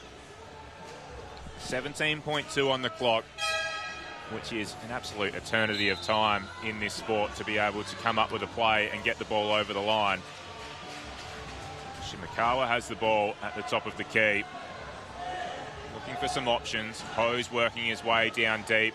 Draws Foxley Connolly for company and more toe there as well. And gets stuck in the key. It was an eternity of time to come up with a play, but unfortunately, Hose has spent an eternity of time down in the key. It's 8 seconds down there, and the turnover is caused because of it. Wow, what a turnover. What an instrumental time for that to happen as well. Shot clock stopped on 2.7, so not only will they get possession, but they'll get a genuine opportunity to score with the ball being advanced into the front half, it looks like, from the referee. So this is a dream outcome here. You don't often get gifted these opportunities, 8 seconds in the key. So this is prime time. Yeah, the game can turn so quickly. We've mentioned it already, but Victoria with ball in hand, opportunity to tie the score, possession arrow in their favour to start the fourth term, and could have had a lead to begin the fourth term, early in the fourth term, but instead the turnover comes and they have the opportunity here for Queensland to go 2 up at the break, which would be a great gap considering where they've been throughout this game. It was a 2-point lead to Victoria at quarter time, 1 point at half time. Could have drawn it up, but might go back to 2. Yeah, Queensland will need to look for a long ball. It's Foxley Connolly in good position. He's checking where his positioning is. Called for the ball, but Tweedy couldn't connect with him. Talked about an invisible thread between the two of them. It's come undone on that occasion. I think Foxley Connolly had good positioning down there, but was still just adjusting his chair a little. He'd had a little bit of contact that might have been forcing him out of play. Tweedy probably threw the inbound slightly before Foxley Connolly wanted it, and in the end it was out of reach. So now Victoria have the opportunity to come back and do what we thought they might the first time and get the last score of the third term. Second time lucky for the Victorians. Sometimes in life and in sport, you just need a second chance and a good dose of luck. That's exactly what's going their way. As I mentioned, it was 2 at quarter time, 1 at the halftime break. So it just goes to show what an arm wrestle it is to wrangle back a scoreline, to get a turnover. Managing these last 2.7 seconds is going to be crucial to set up the momentum going into the last term. Yeah, everyone watching it with keen eyes. We saw Chris Bond on our screens, the captain of the Australian Steelers, watching on with interest. Now, Shimakawa was going to take the inbound. Hose has positioned himself deep in the key. The ball gets to him. Can he get over? He can. The try gets awarded his way. Queensland dispute it. Nicholson not happy with the call, but they're not going to argue their way out of it. And he's got over, and he's got over with plenty of time to spare. 1.3 still on the clock. Score's tied up. I think Sabblejack will look for a safe inbound. She does. Comes to Foxley Connolly, who just puts it on the floor. And that will see an end to the third term.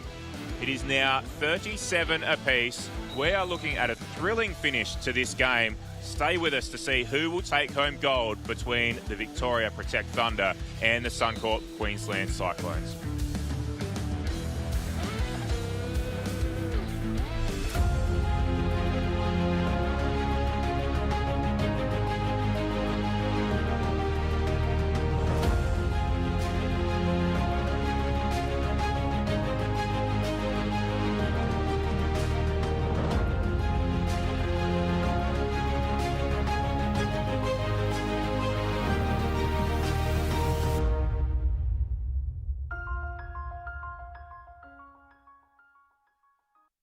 Life's busy, so eating well should be easy. That's why I love Light and Easy. With a huge range of ready-to-eat healthy meals from around $8.50 each, there's no prep, no stress, just great food that keeps me going. And if you're an NDIS participant with meal prep and delivery in your plan, you may only need to pay 30% of the cost for your meals. And with so many flexible, affordable options every single week and no locking contracts, I can order what I want when I want it.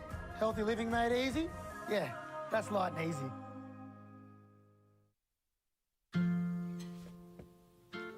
I got this one.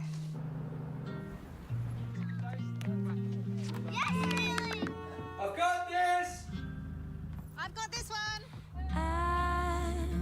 keep you strong. All of this will be a place like no other, just like no other.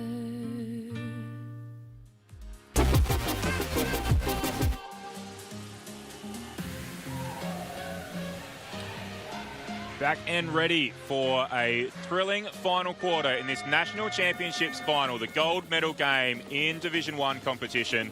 What a huge quarter we have in front of us. Jed Altschwager courtside. I know that you're seeing a lot of stuff from your positioning down there. What are we looking forward to in the final term? Well, team, I may have to eat my words. We have got ourselves an absolute match between these two Titans. Honestly, they've both really stayed in it. We've got ups and downs. They've clawed back. Both teams are really in this one. We've got one final quarter to go. And what I'm liking to see here is both teams are using full court. Both teams are using full spread. There's been this sort of up in intensity and skill set all 4 quarters. And I can't believe we're looking at a 4th quarter basically tied, score for score. When the mistakes come, they better be capitalised on. That's all I can say. And I am definitely not making a call at this point. Too early to call. I agree with you on this occasion, Jed. Let's make a case for either side, though. So we're all tied up. It's 38 apiece. What would give you hope as a Queensland player or fan to think, yep, we should have an advantage to get over the line here? I think Queensland fans can rely on the fact that a lot of these players have big-time experience and experience together. Often in moments where the pressure starts getting pushed onto the cracks, they will break apart and emerge. And for this side, they know how to handle conflict and have resilience in these big occasions. So I quietly think that some Queensland Cyclones fans, you can rest assured knowing that although a national title will take this full 8 minutes to be awarded, maybe it might be your side given the pressure testing they've already endured over so many years of Australian and Queensland rugby together. Let's avoid a commentator's curse. So you've slightly favoured Queensland with that comment, but let's put a case forward for Victoria as well, just so that we're neutral and not putting the moz on anyone. Okay. So for Victorian Victoria, fans, forget exactly what I've just said. I less think familiar, Victoria, but less fatigued. Is that potentially the benefit for them? I think they have some of the best players in the world going head-to-head in this Victoria Protect Thunder side. And knowing that Queensland are a little fatigued and they've had that extra morning of effort, we've seen moments where the connections have frayed. We talk about that invisible thread, that thread fraying at various points. So perhaps if you do put enough pressure on those big-time players who have already copped so many minutes, maybe that's how the Thunder will find their way in. I'm sounding like Jed now the way that you've made me go back on the fence. I'll keep it to myself who I think is going to win. At 40 apiece with 6 to play, I think there's every right to be on the fence at this point of the game. I have no idea who's going to win it, and that's the beauty of sport. So stay with us for the next 6 minutes of play to find out who's going to take out gold. It is absolutely anyone's at the moment. Now here's Shimakawa. Mentioned the sheer talent that they have on their team and the international talent that he brings. He's been amazing for them throughout the game. They'll look for him more and more as we get through this. Now he's doing it on the defensive end. Foxley Connolly under some pressure. The arm comes in but couldn't take ball. Sabeljack gets on the end of the bounce pass. Sends one forward to Nicholson. Nicholson was tangled up with Josh Hose. Well done on the defensive side, Josh Hose, and the ball comes free. And now here's the first opportunity for a small break in the game in this last term. The Victorians get the ball forward, and it will be Victoria that edge themselves in front. Really clever play defensively from the Victorians. They had the Queensland high point players caught in the backcourt. And you know when they're nullified here, moments like this one, Foxley Connolly, if he can't get out of trouble, you saw him taken out of the play. You saw Sabeljack taken out of the play. It was up to the lower point players to provide some impact there. Not the best strategy in wheelchair rugby. On that occasion, Foxley Connolly finds himself to the try line, so it's much easier to score that way. If the Vics can put the pressure on the high point plays early, though, they're in with a real chance. Yeah, great play from Victoria. And now a methodical build-up. Slow build-up down the court. Shimakawa directing some traffic. See with his eyes, he's almost instructing his teams where he wants them to be positioned, where the blocks need to be, and he's done it. Puts Cam Wales exactly where he wanted him to be, and then goes around the back and finds space at the far post. A loose inbound, but Foxley Connolly regains. So the pressure of the game just starting to come in. Foxley Connolly settles now, though, and will go over. There would be nerves in this building, whether it's the fans watching or the players on court. He's getting incredibly tense as we get towards the halfway mark of the final term. Just over 4 minutes to play. Jed Olschwager courtside. How are you seeing it with just the 4 minutes to go?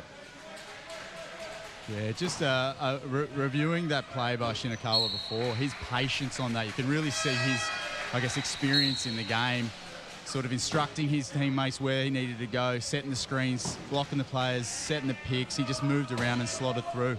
And as this time is counting down, because as we all know, time does not stop, it's those mistakes that people are going to get forced to make, and Victoria just capitalised onto them before. So we're going to need to see more patience here, less mistakes if the team wants to get up.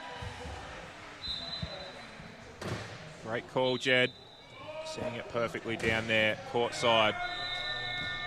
And it's a great point about the workload of Shimakawa.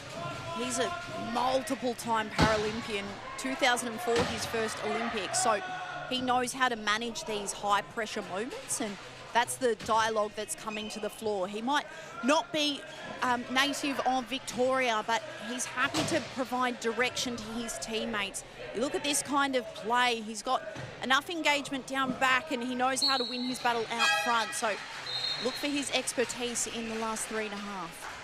Yeah, used it well to get over the line there. And what I could see on that play is there is a level of fatigue. You can see in the players' faces, you can see in the heavy breathing. The players are starting to fatigue in this one. We've talked about it a lot, but with that, the pressure is going to come. The opportunity for unforced errors and then forced errors are going to increase. And both teams will take an opportunity to take a breather here, and well earned.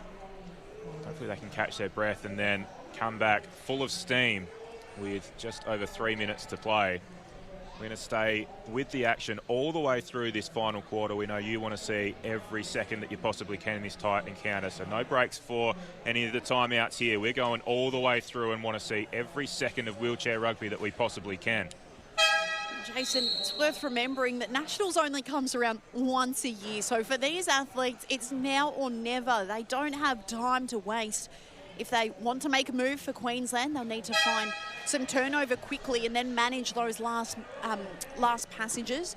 Victoria, they can afford to have an eye on the clock from the perspective of just chewing it up. If there's an ability to shave some seconds off the clock, it puts more pressure on Queensland to make even worse decisions, compounding that fatigue. So for both sides, they need to be really, really wary. Just 3 minutes to play. Queensland looking to score here. In the last 3 minutes, they're going to have to get a stop. They're going to have to force a turnover and then score from it to get things back level. They need to score, obviously, and here's an opportunity for them to do so. They're deep in the key. It's down to 5 seconds on the shot clock. They were running out of time. Foxley Connolly backed out of traffic. Morteau had created a gap for him near post, and he took it. Oh, Morteau was the saviour of that play. You heard him call, I'm setting the screen, I'm setting the block. Thank goodness he did, because Queensland would have been in a world of trouble. And then the pressure was there on Victoria. Well done on defence, Queensland. It hasn't quite come off. Victoria will score, but the pressure around the half court, the over and back rule is something to be really wary of. And Hose receiving a pass right on the mid-court, took a ton of pressure. He absorbed it well and managed to get over. Well done, Queensland. That was a good defensive effort, and more of that is going to be needed to force a turnover. Now Foxley Connolly at that half court. We just touched on it. The pressure was there. Had to get it over. Had to absorb pressure to get the over and back, and through the pass, it didn't come off. And now Victoria with opportunity to extend their lead. Cops a lot of pressure though. Shimakawa, well done. Braden Foxley Connolly redeems himself with a huge hit that sends Shimakawa into the post. And it will be out off Victoria, and Queensland regain possession. In moments like these, heroes are born. Foxley Connolly showing what he's made of. Might have conceded that turnover, but his impact to get it back, commendable. What else has he got? 2 minutes in the tank.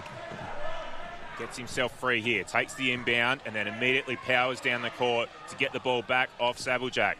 Then throws it to Connor Tweedy. Big impact on the play. Shimakawa after it. Foxley Connolly gets there first. And that will lead to a pause in play to help Connor Tweedy get back up. So important that Foxley Connolly was going to be the first one to get there. Well done, Connor Tweedy, head-to-head as well. Drew the contact. Shimakawa coming at rapid pace, sent him to the floor. But Queensland will hold on to possession. The heaviness of these hits has increased dramatically in this last minute. You can tell how much this means to these athletes. They are not leaving anything up to chance. Means a lot to everyone here. The crowd in the background has built up. It's the largest crowd I've seen for a National Championships game throughout this tournament. Not surprising given this is the big one. This is the gold medal game. Queensland find themselves over and now loose inbound pass. And Hose won't have the opportunity to get back onto it. Here's the opportunity for Queensland. Huge turnover. Jed Altschwager, you were right alongside of that one. Yeah, so I'm seeing some terrific plays down here. I just wanted to highlight how wild and brutal this sport is. Tweedy caught the ground with his face off that knock before from Shimakawa. And these guys and girls are absolutely going at it. We've got 1.5 almost minutes left in this game. We've got one heck of a game on our hands, guys. Thank you, Jed. Into the final 90 seconds now. Queensland in possession. The defence came. Foxley Connolly had to use those big levers of his and handed the ball off to Tweedy, and we are all tied up. It's back on possession, and now clock management becomes a factor as there's pressure on Shimakawa. Needs to get it over the half court. Does so with a long pass. It's well held by Josh Hose. And then a toss over the top, and Ty Martin-Page gets over in the right spot at the right time, gives his team back the lead. This is why you bring Shimakawa to Nationals. That kind of precision off the pass. He was feeling pressure, or maybe we were the ones feeling pressure. He absolutely nailing it in the clutch moment. I was nervous for him. Can't believe he's not nervous out there. What a superstar he is. And here's one on the Queensland side. Foxley Connolly only needed a split second to identify the gap and power his way through. It's a great score as well. And with 51.2 on the clock, the inbound comes. It goes to Hose, then over the top to Shimakawa. He absorbs some pressure from behind. Now has a look at the clock. More pressure from Foxley Connolly. Shimakawa decides to slow it down. Wants to manage clock as we have 35 to play. Pressure coming though. Sabljak right there for company. Tweedy as well.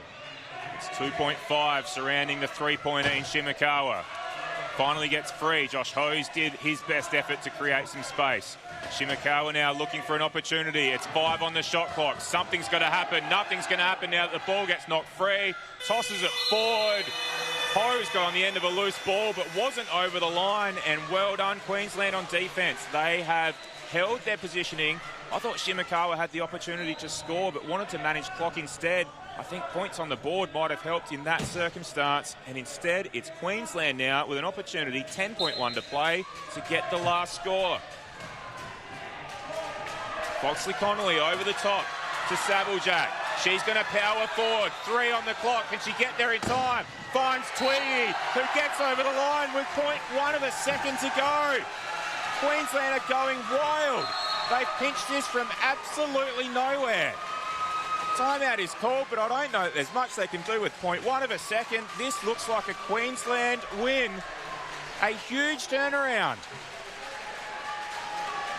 Oh my goodness, the air has been sucked out of this stadium for the Victorians. The decision from Shimakawa, it's one he'd be regretting now. Queensland could not have orchestrated that better. 0.1 seconds on the clock. So many grand finals, so many players who have busted their guts for this side to have been overcome by New South Wales for the last 5 years. Queensland, they've got grins on their faces. They just need to see this final 10th of a second out, and then they'll be national champions.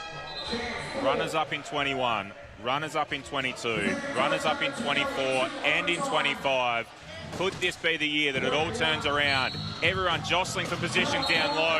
The ambitious inbound pass comes. It's not going to find a target. And the referees have picked up an issue on the play. So we need to send Foxley Connolly to the penalty box. This creates more space for the Victorians. He's the one with the reach, the best defensive capability.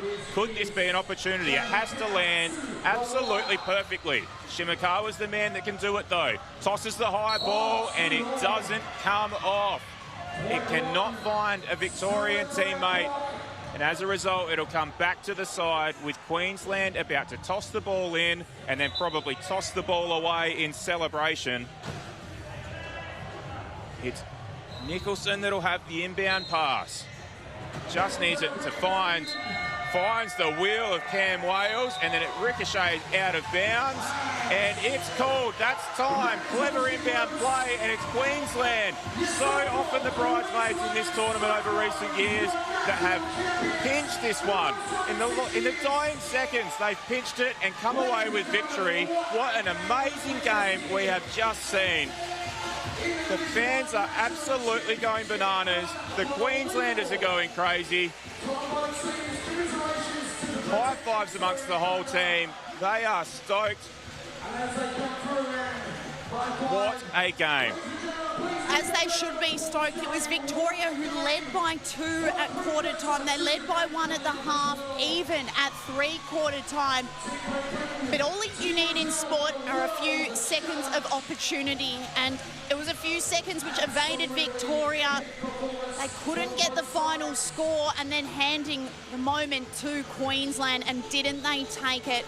With all limbs involved, such a well-orchestrated team effort for Queensland. They've divided and conquered all throughout the week, workload shared between all players, and it really went down to those last moments where every player was involved for Queensland. So many highlights, so many heavy hits in the end. But that's sport, and that is maybe a new dynasty to start for Queensland. They've been up the top for so long.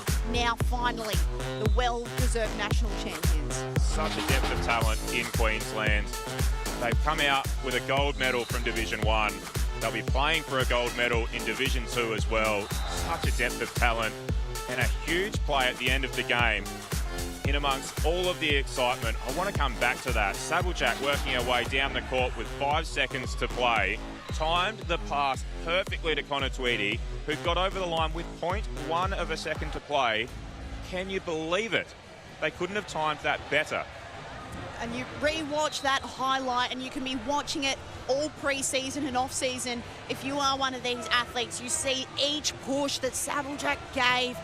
That's what you think about in the pits of training, and you think maybe one day a national championship will come down to 3 pushes like that to put your teammate into the right position to take out a national title. It is just such a great time for a Queenslander. Amazing time to be a Queenslander, and there would be an incredibly proud and ecstatic coach that's now courtside with Jed Altschwager. Yeah, excited to have Ben Newton down here, coach of the Queenslanders. Ben, can you just talk us through the last couple of minutes of that match? Oh yeah, it was neck and neck the whole game. We were just really trying to focus on getting the right people from our team in at the right times when we needed to pull a couple of turnovers back to win, and then get our offensive lineup in as well. So yeah, back and forth right down to the wire. But yeah, always love to pull one out like that. I've been watching all week, and your team has been particularly impressive. I think running the court, moving screens, all players getting balls in their hand, and then the off-the-ball stuff, like Morthorpe's been amazing. What is it up there? What's up in the water up in Queensland, Ben? Because you've had some success. Yeah, I mean, there's nothing special about it, nothing secret about it. It's just a great group of athletes. great group of support team through our program with the QAS.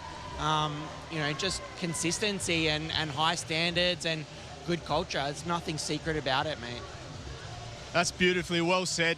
You got a spectacular coach here, Ben. Enjoy the celebrations. Anything on the card for the rest of the afternoon?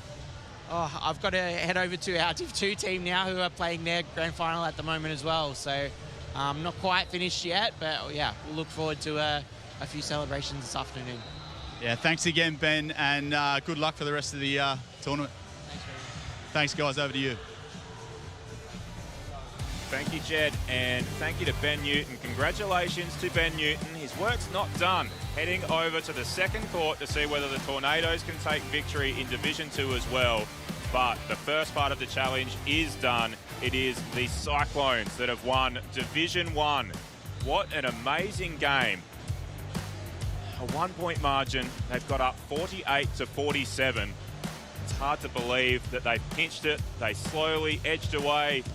1 point per quarter is what they turned around and end up with a 1-point victory. Well done to everyone involved with that Suncorp Queensland Cyclones outfit, and a lot to live up to for Team GB and Brazil as they come on for the gold medal game in the World Challenge, because that was a spectacular game of wheelchair rugby, so that is a hard act to follow. Well done to everyone involved in the National Championships. It's been our pleasure to bring it to you. My name's been Jason Anderson. I've been alongside Hannah Kuhar and Jed Altschwager on the court side. Thank you to all involved, and well done to the Cyclones.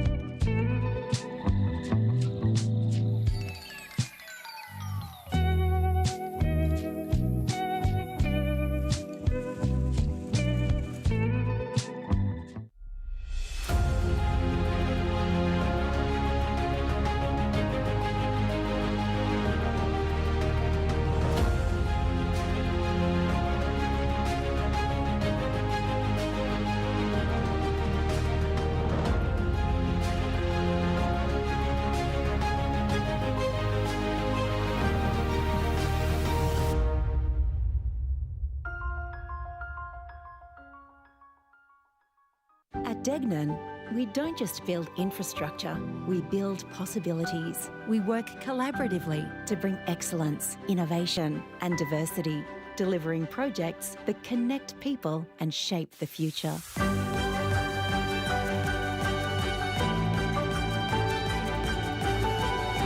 Together, we create a lasting impact for generations to come. Degnan, building tomorrow together. Life's busy, so eating well should be easy. That's why I love Light and Easy. With a huge range of ready-to-eat healthy meals from around $8.50 each, there's no prep, no stress, just great food that keeps me going. And if you're an NDIS participant with meal prep and delivery in your plan, you may only need to pay 30% of the cost for your meals. And with so many flexible, affordable options every single week and no locking contracts, I can order what I want when I want it. Healthy living made easy? Yeah, that's Light and Easy.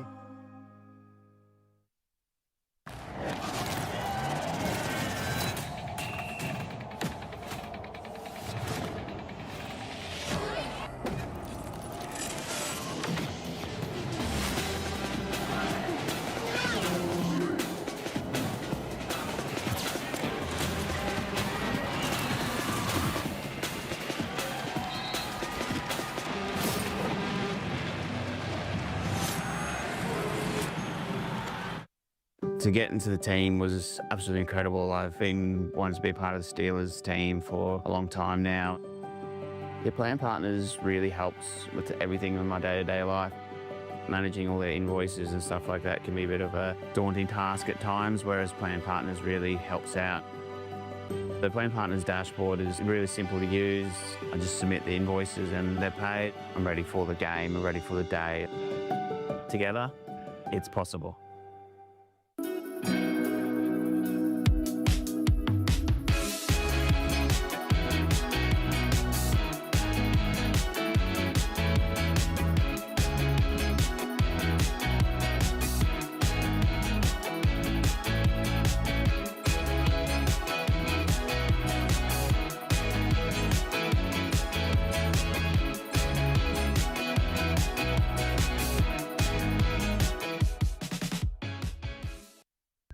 Australian Steelers have brought home Gold medals, world championships, endless trophies. And currently, no major sponsors. Scan the QR code on screen to help us become officially sponsored.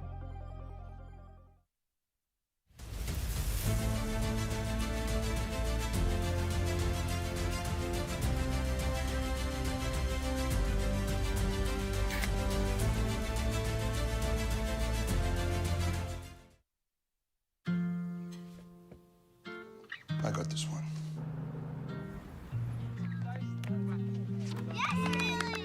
I've got this!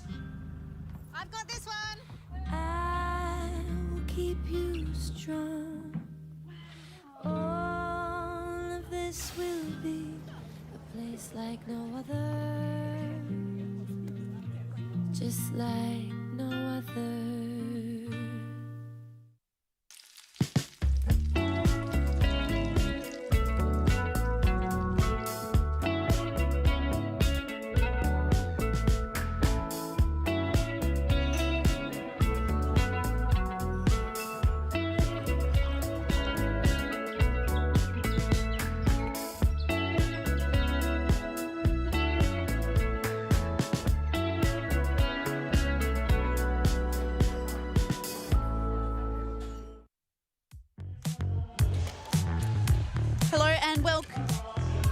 Welcome to the 2026 Santos Wheelchair Rugby World Challenge, and it is the best event of the weekend. This is the junior showcase, showcasing the next Steelers, the next wheelchair rugby superstars, and really the inspiration of the now. These kids are going hard.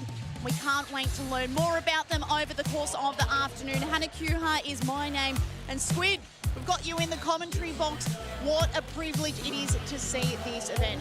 I know, what an awesome weekend it's been, and like you said, probably the main event of the evening. Probably going to take a bit of excitement away from the gold medal match, I think, here. We've got fans up and about, but yeah, this is a special event for all kids involved, and the progression of WRA and their program to develop these junior players into hopefully the next Australian Steelers superstars.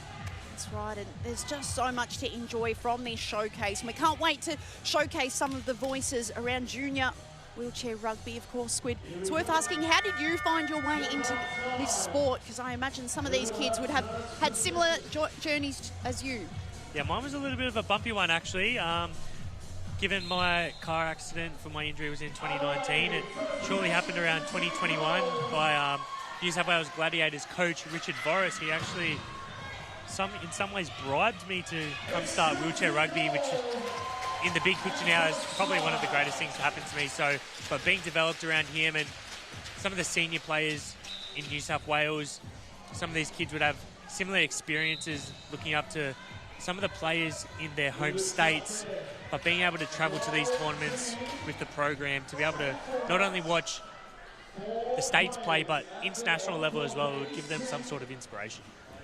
And I imagine the connection that you had with your idol, Richard Boris, sounds like a key contributor to why you chose wheelchair rugby over other sports. Yeah, absolutely. He's an awesome coach, number one, but even better, he's become one of my best friends. So the connections and relationships you make in wheelchair rugby is just as important as the skills you develop.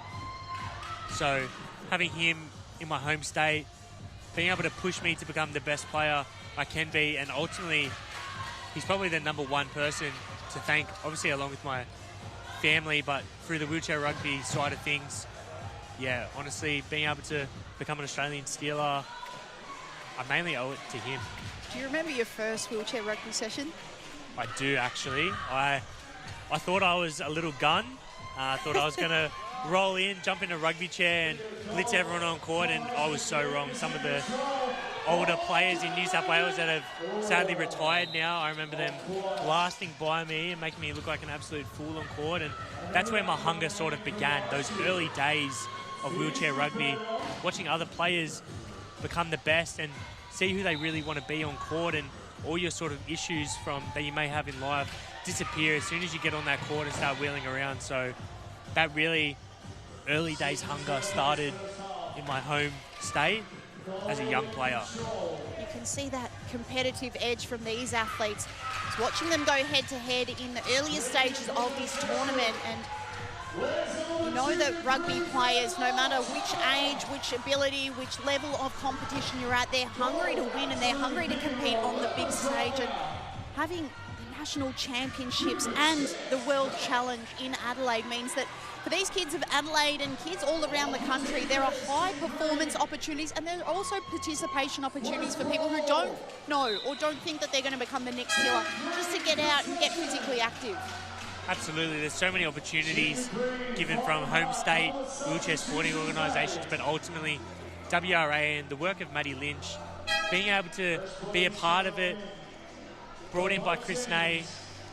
I've been able to see the background work that the amazing organisation does, and it's honestly so impressive and such a high level to give these kids the opportunity not only to experience travel as some of the Australian Steelers do at the top level, but jumping on court like this on the main stage and having a crowd just like this cheer them on along with their family and friends, and just to experience what it might be in the future. And just seeing some of them roll around now, the speed and the chair work is outstanding. I think if I had to come up against some of these juniors when I started, I'd probably be made to look like a fool. And that's the special part of having these performance pathways for juniors, is the fact that already they're building up excellent skills. You can see defensive deflections already. There's so much to love and so much to enjoy. Keen to hear what Jason Anderson has been enjoying most with this start to the match. And you mentioned earlier, Squid, the impact that Chris Ney has been having on this community. Let's hear a little bit from Chris now.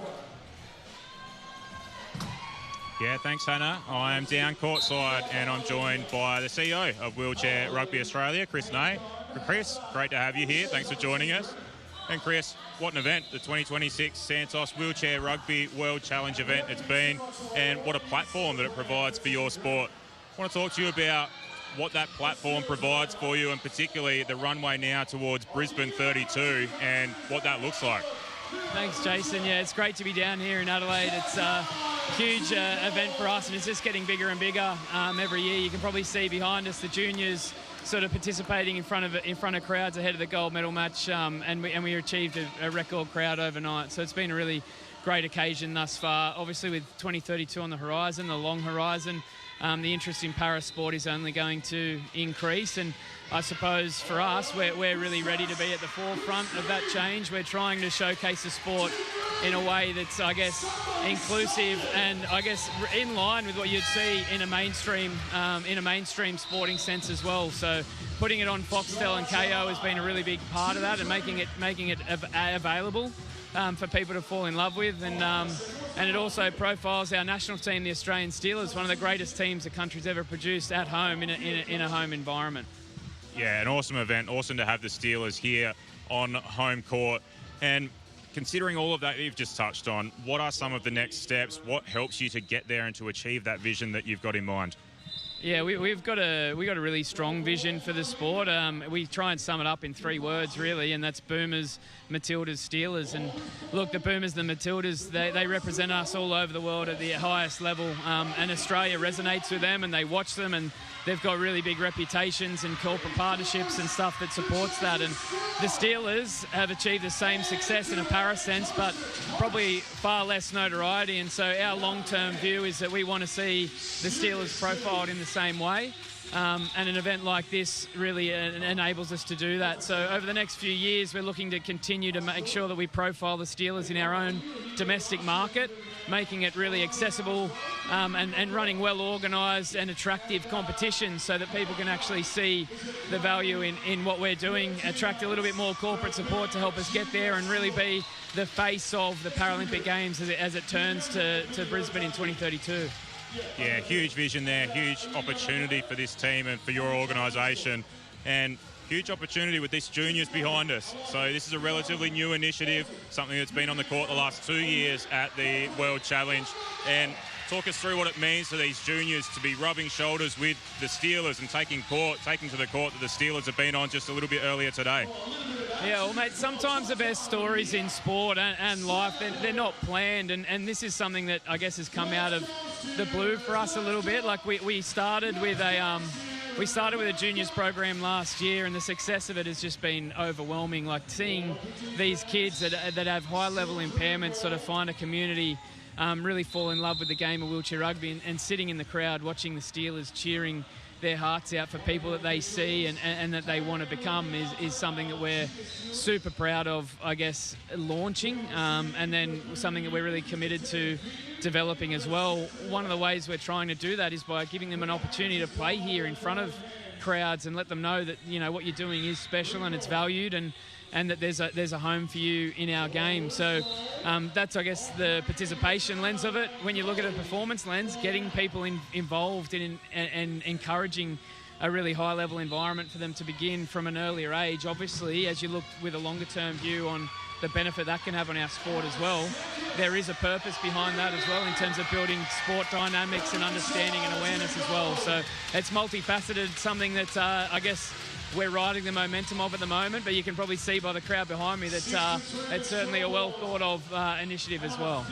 Yeah, huge crowd behind us. I know that you want to take it in as well, so I very much appreciate your time this afternoon. And yeah, hope you enjoy the rest of the show.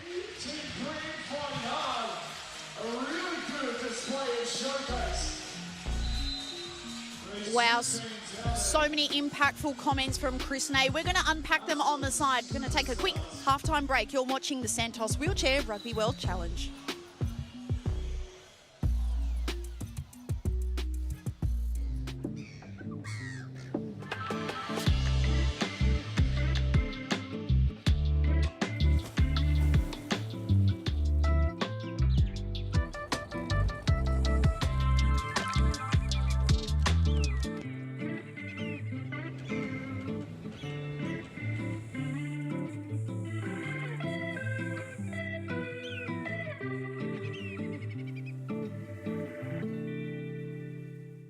At Degnan, we don't just build infrastructure, we build possibilities. We work collaboratively to bring excellence, innovation and diversity, delivering projects that connect people and shape the future.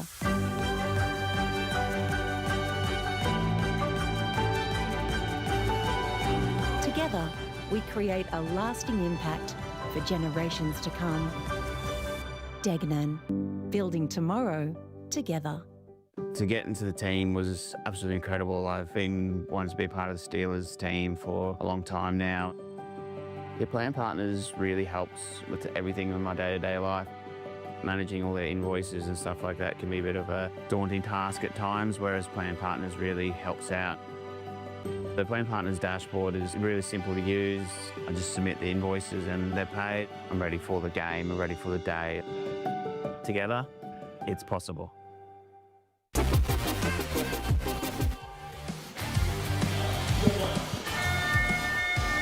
Halftime of the Santos Wheelchair Rugby World Challenge, and it is the Junior Showcase. Such a spectacle and such an important part of this week of action. Yes, we get to see the Aussie Steelers, but right now you're watching the next Aussie Steelers, the youngsters of the green and gold, the young talents of South Australia. And how special it is to have them playing wheelchair rugby from such a young age and building their way into the sport.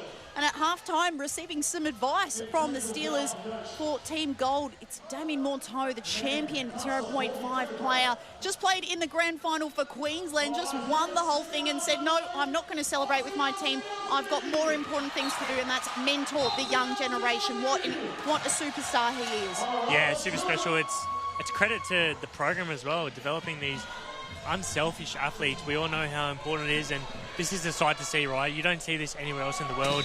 No organisations in wheelchair rugby are showcasing our junior talent quite like this. So right at the top level, the Australian Steelers know how special this is to some of these juniors. And we also have Liliana Prucha, who also played in the bronze medal match earlier, and where they came victorious. She's also jumped on the sideline to help out our youngsters and give some pointers and tips on how they can succeed, as we see a young gentleman go straight over the line there for a nice try. And you think for the player that just scored, big NRL fan and has grown up, he actually found himself at Westmead Hospital in New South Wales, which is big Parramatta Eels territory, and decided to go for the Eels. I know, poor thing, but after deciding that NRL or rugby was going to be his passion, it was a question of the family of, South Australia isn't a typical rugby state. Do we have to move to New South? Do we have to move to Queensland to nurture his passion? But has found the SA Sharks, and the ability to train up within the wheelchair rugby community has meant that his family could stay in South Australia and nurture their child's dream. That's the pathway that we're speaking about here, Squid. Yeah, absolutely. And there has been conflict in the past of different programs in different states. Obviously, Australia being such a large country, and it's important. Some families know how important it is to nurture and develop these young players, and there used to be conflict and a problem talking about whether they need to move to help their youngsters get the support and to chase out their dreams. But now with the work of Chris Nade, WA, and junior leading programmer Maddie Lynch, Natalie Charlton, all these amazing talents and masterminds behind the scene working hard so that these families and juniors have the best opportunity to learn and grow. I loved hearing what Jason asked Chris Ney about. Jason, I want to hear a little bit more from the voices of wheelchair rugby. 5 to 9.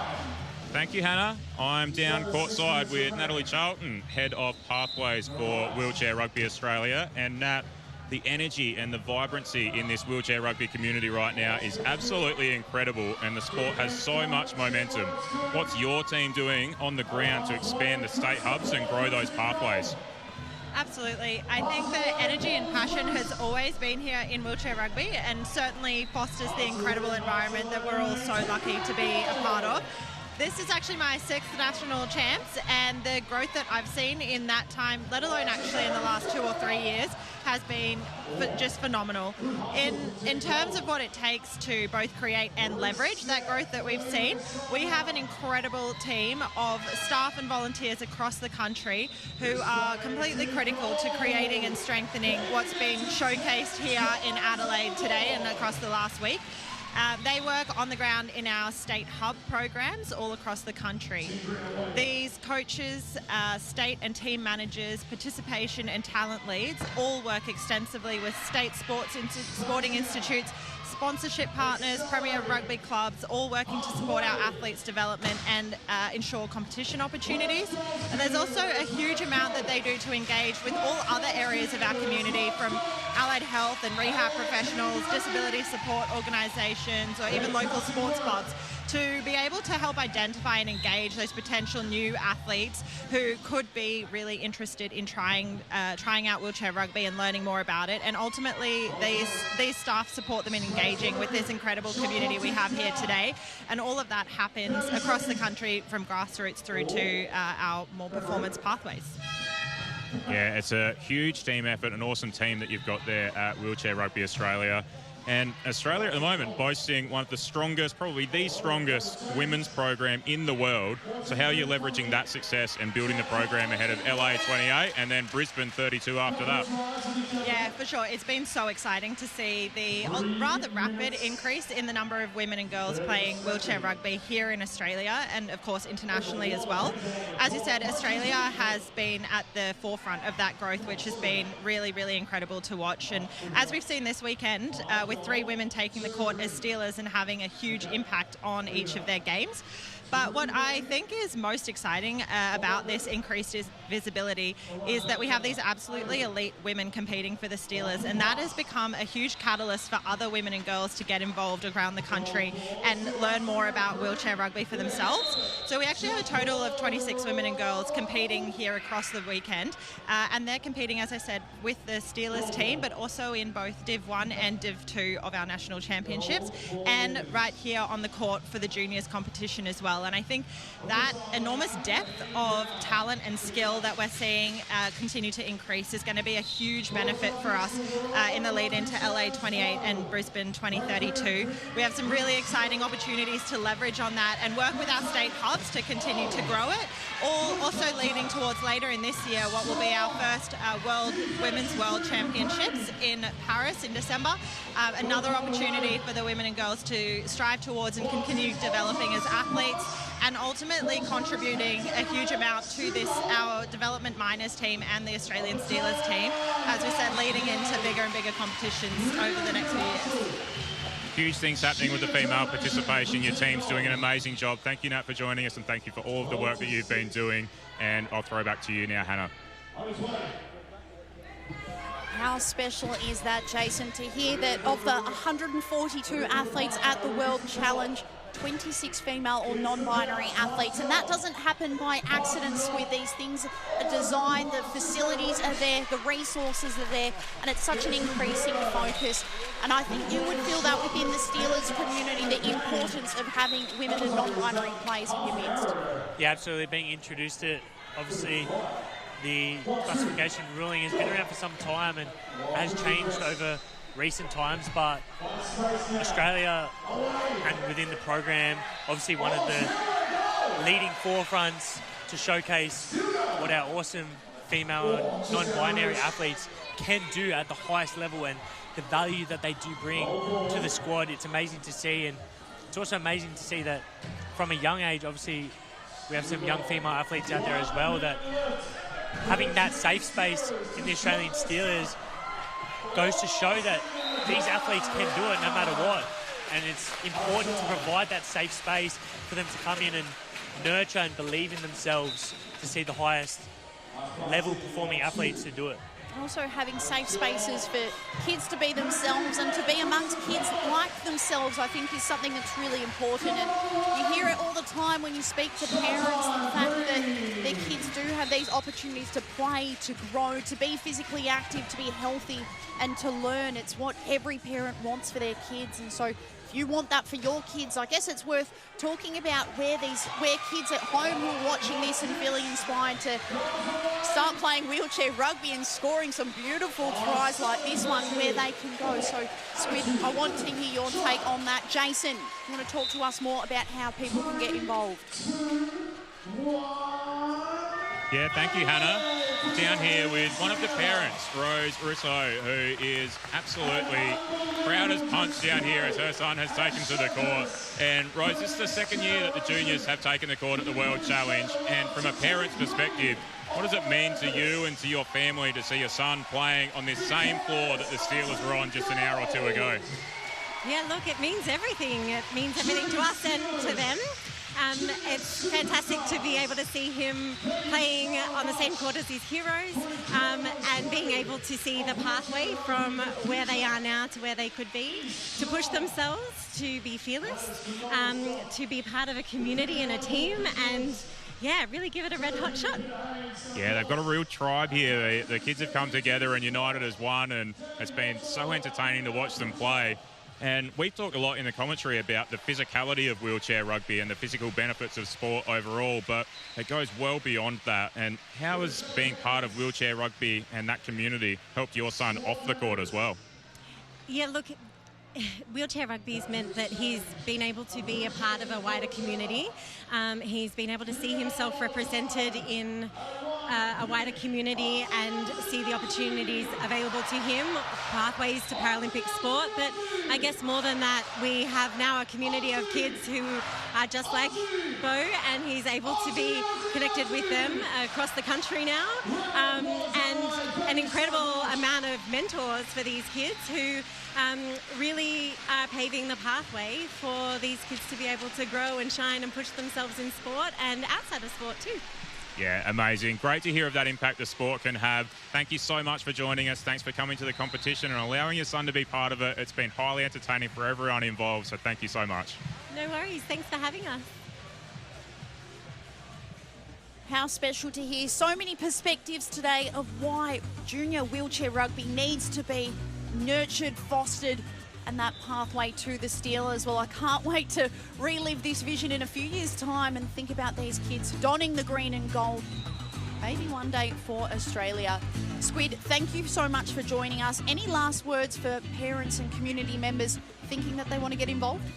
I'd just say, just do it. You've got to jump at the opportunity. As soon as something arises, go at it. That's what I sort of did when I came into the sport.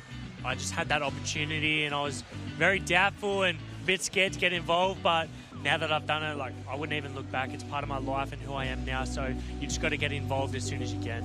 Very well said, Squid. If you're interested, Google search Wheelchair Rugby Australia, head onto their website. Plenty of avenues to participation there. But for now, we're going to take a quick break because you're watching the Santos Wheelchair Rugby World Challenge, and it's the World Challenge gold medal match coming up next.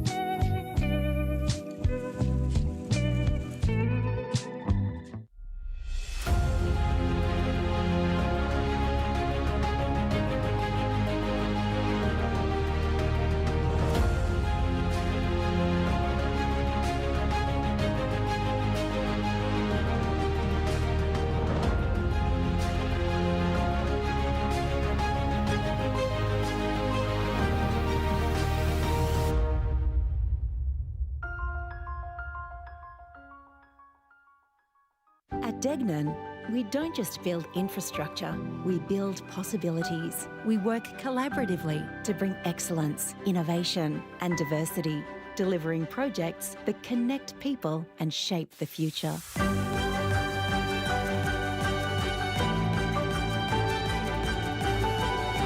Together, we create a lasting impact for generations to come.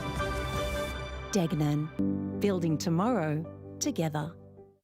Life's busy, so eating well should be easy. That's why I love Light and Easy. With a huge range of ready-to-eat healthy meals from around $8.50 each, there's no prep, no stress, just great food that keeps me going. And if you're an NDIS participant with meal prep and delivery in your plan, you may only need to pay 30% of the cost for your meals. And with so many flexible, affordable options every single week and no locking contracts, I can order what I want when I want it.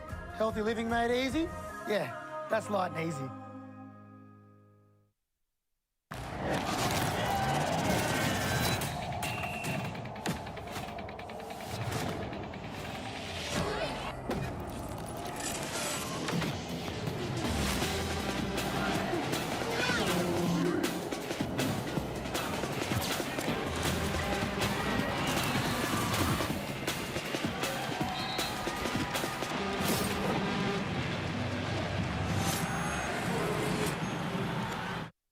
To get into the team was absolutely incredible. I've been wanting to be part of the Steelers team for a long time now. Your plan partners really helps with everything in my day-to-day life. Managing all their invoices and stuff like that can be a bit of a daunting task at times, whereas plan partners really helps out. The plan partners dashboard is really simple to use. I just submit the invoices and they're paid. I'm ready for the game, I'm ready for the day. Together, it's possible.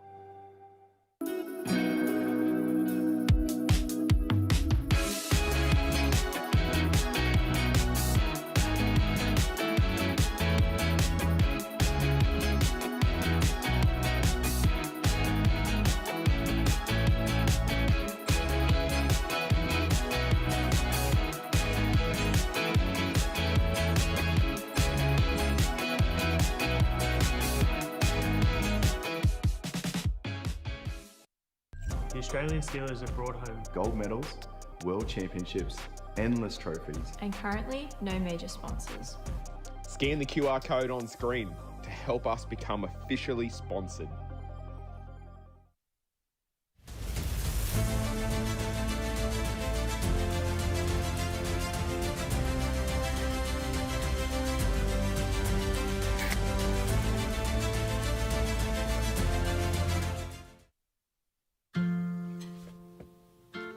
I got this one.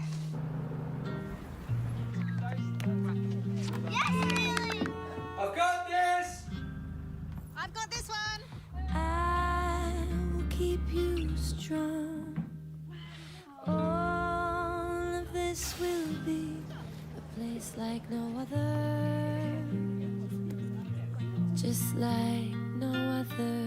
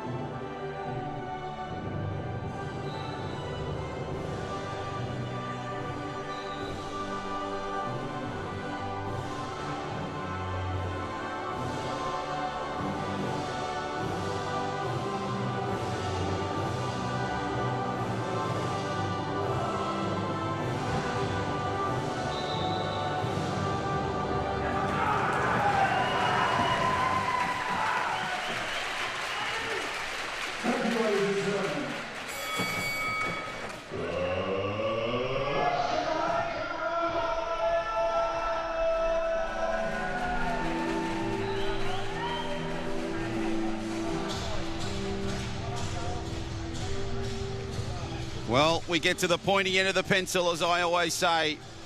It is the World Challenge final. Great Britain and Brazil. These two sides have already played each other in this competition, and it was a 5-point victory to Brazil. It was an upset considered at the time. What will happen on this occasion over the next 4 quarters? John O'Farr is my name. Drew Lilly joins me at the commentary desk courtside. Drew, what an amazing atmosphere. This should be a wonderful battle between Brazil and Great Britain. Certainly should be. You've got 2 incredibly good coaches. You've got 2 import coaches as well. Benoit Labrec from Quebec, who's coached Canada, Sweden, and now finds himself taking over Brazil. Parachuted down to Brazil. Still lives in Sweden, but coaches the Brazilian team, and he is coaching them from strength to strength. He really is. And then, almost ironically, Adam Scuturo, former US player who retired after the 2020 Paralympics from USA and has taken over the Great Britain reins. Great Britain, who are Paralympic champions at the 2020 Olympics or Paralympics that were held in 2021 in Tokyo. He was a defeated finalist, Adam Scuturo, and now he finds himself coaching the team that beat him 5 years ago and coaching them from strength to strength as well. It's going to be an intriguing battle between these 2 coaches. And a great battle between the players for Brazil. They've traditionally run before right across the tournament. For Great Britain, they have so much depth within their bench and they rotate quite heavily. So it'll be interesting to see if they keep to those structures or do they change them for this final. Great to have your company, whether you're watching on Fox Sports, KO Sports, or of course right around the world. If this is your first time to Wheelchair Rugby, welcome to the family. If you've seen a few games, welcome back.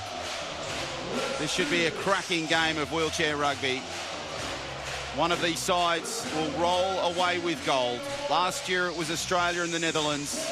In 2026, it's Brazil and Great Britain, the World Challenge Final. Here in Adelaide, and we're underway, and a quick tap off to GB, and Walker has the first touch. Into the backcourt, finds Robinson in the front courts, and Smith delivers quickly for GB. How about that? We've got 2 lineups that are playing high-low, so they've got 2 3.5 pointers and 2 0.5 players, and usually it's the high pointers. We're going to see that with Braz coming through here to score the first try for Brazil. And the first try of the match was actually scored by a low pointer, but it was a great pass from a high pointer right into his lap. Yeah, and Braz does the job there, a high pointer, as Drew mentioned, so we're all square at 1 apiece. So to inbound now is GB, finds Robinson. Robinson now navigates the backcourt and finds Walker. His size, his advantage. And it gives GB the lead, 2-1.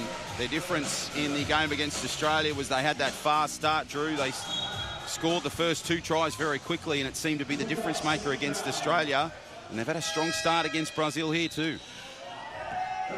It ended up being the difference maker, and that is why Australia didn't make it through to the final, because all 3 of the top teams, Brazil, Australia and Team GB, oh, that is just about no. It's a turnover. No try to Braz. A nice attempt there from Feitosa. So leaving the court, one of the Brazilians left the court, not under their own steam, were pushed out by one of the GB defenders. So that, no, it's Robinson who's left the court. So Robinson goes to the sin bin, and it'll be 3 against 4 for Brazil. So they will no doubt equalise. It's 3 against 4, but you've got 3.5 points off the court as well. So Feitosa to Braz. Of course, Brazil had 3 consecutive victories against GB, USA, and then Germany, and then lost to Australia on day 3. Oh, nice little sneaky pass there. And Junqueira scores for Brazil. Brazil are likely to run this 4 for the entire match. There are differing opinions as to, among the wheelchair rugby community here in Adelaide at the moment, as to who they want to win the final. And that's fantastic work by Braz, trying to push Walker back over the halfway line, but it didn't quite work. Some people love the fact that they've got 4 players and run those 4 players into the ground and are just quite simply amazed by the skill of the 4 players they use. Other people say you shouldn't be allowed to win a tournament when you're only using 4 players.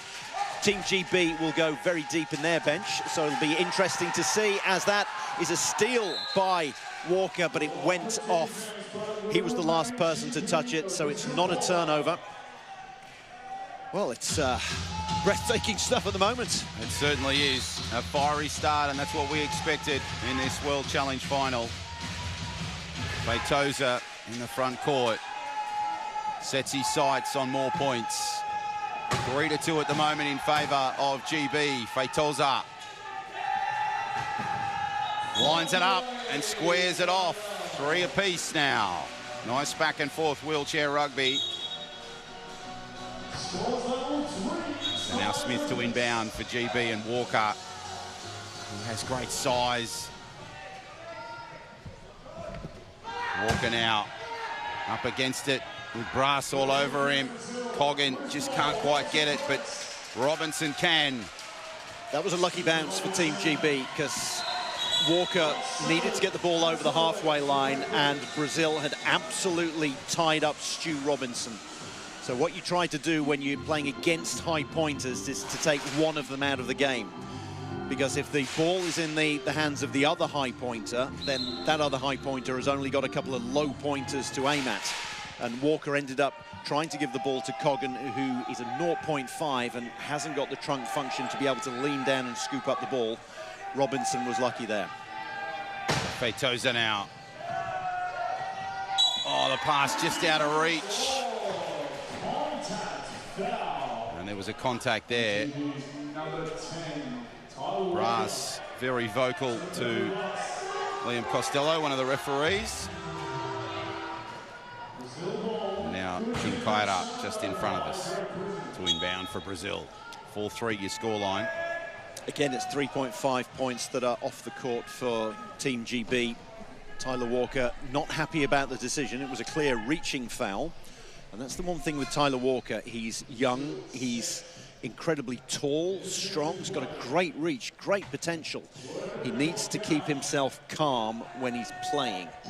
And so hopefully the 30 seconds in the sin bin will have calmed him down a little bit. Right after the national anthems, he was smacking the side of his wheels and geeing up his teammates. So maybe 30 seconds in the sin bin will be no bad thing for him. And just out of the reach of Walker. Still a Great Britain ball, though. So 4 apiece, 5 to play in this first quarter. Smith to Walker to Robinson. Robinson now in the back court. Coggin provides nice protection. Big bump and shove there from Braz. And Robinson zips away to give GB the lead.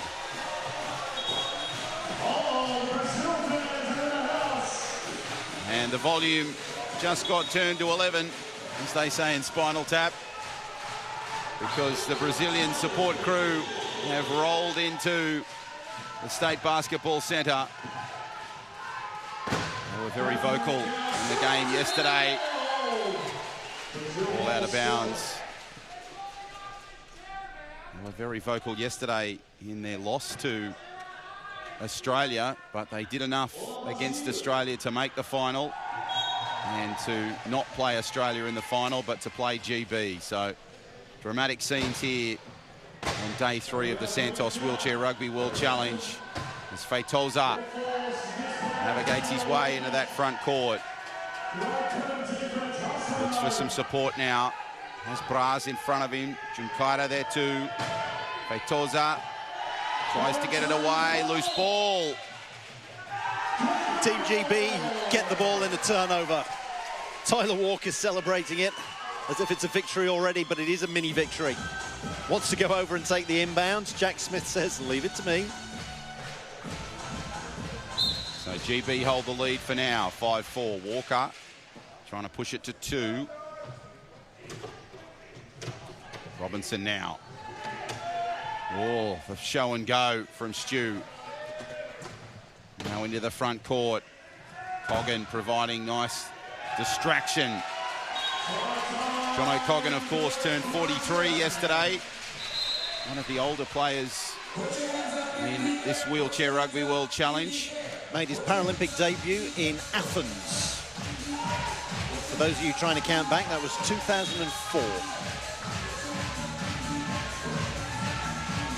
So an inbound here for Brazil. Feitosa, who was so dominant against Australia yesterday, spent a little bit of time in the penalty box. A couple of appearances there. A couple. I think you're being very kind. I tend to say that he needs to have 2 water bottles, one on the bench and one in the sin bin, because he spends that much time in there. A lot of the high pointers do, because they try to reach in and steal the ball. And if it works, great. If it doesn't, then particularly for Feitosa, who's going to play all 32 minutes, if he has 30 seconds in the sin bin, then that actually works out quite nicely for him. And that's worked out quite nicely for GB as Walker rolls over for more points. So 7-5 your scoreline now. Brazil looking to force the turnover. Feitosa cops a knock from Smith. And Smith goes straight into the sin bin with a little raised eyebrow. Cuts out the middleman. And goes, yep, I know what I did. And I don't think he'll be too displeased about that. Trying to stop a high pointer, and he's a low pointer, so even if and when he goes off, then it's only 0.5 that's off. I think actually he isn't going to the sin bin. It's been adjudged a penalty try by referee Tasmin Haynes. So Flynn to inbound to find Robinson, to find Walker, to find Robinson. Now Robinson navigates that front court beautifully. A bullet-like pass.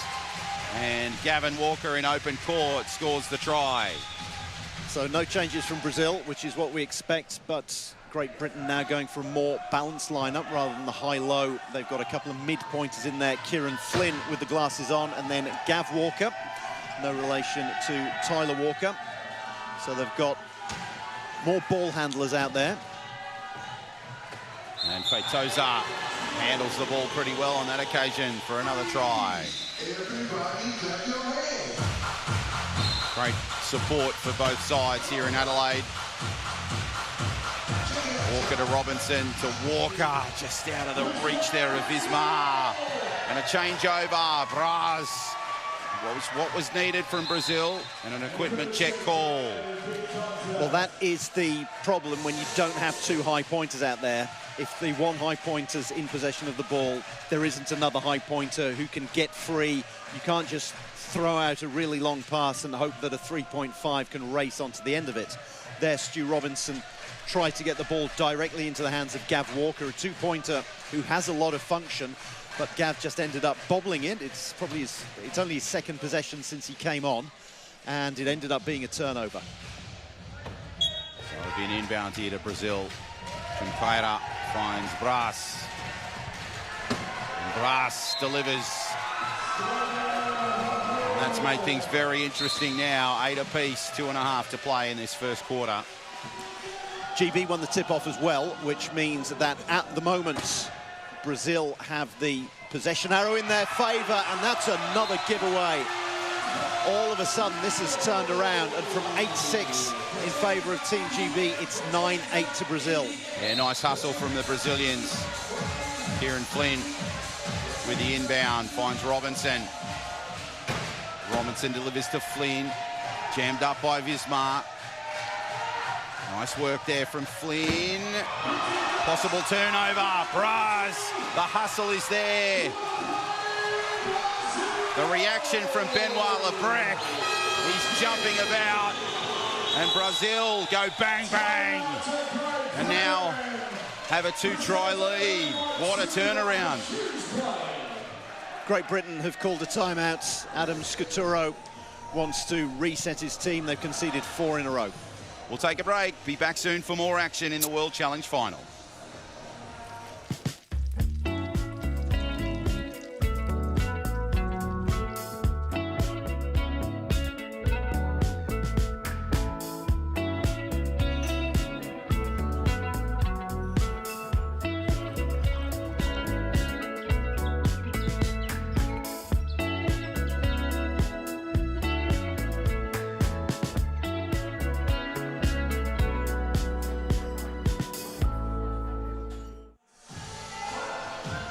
welcome back to Adelaide.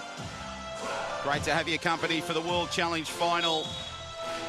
This is proving to be a solid battle so far between GB and Brazil. Your scoreline 10-8 in favour of Brazil. Brazil came into this game 3 wins, 1 loss. So too GB. Robinson now tries to aim up. Oh, it's popped off. And it's a turnover. It's another turnover. This is going to be 5 scores in a row for Brazil. Everything has gone wrong for Team GB all of a sudden. So they've changed back. They've gone back to the original lineup, the high-low. So Tyler Walker has come back in for Gav Walker.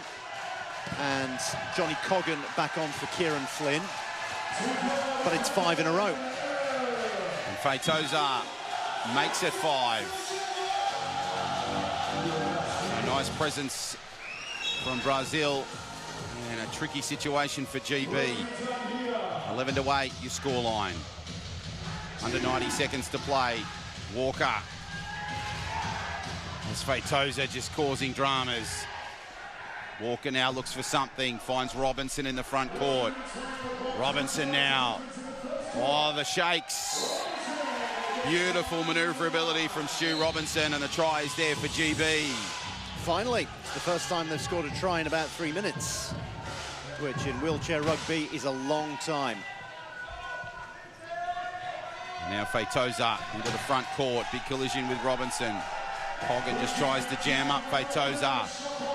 Feitosa now, great protection, Vismar to Braz. Braz around Smith, he bamboozles him. And the Brazilians continue this dominance, 12-9. Was fantastic work by Junior, the #1 low pointer, getting a fantastic block. Nice pick up there from Stu Robinson. We go back to 12-10, 45 seconds before the break. It's been an exciting quarter so far. A couple of lead changes already. Great Britain, you can't see them on your screen at the moment. They're setting up in the key. So sitting all the way back.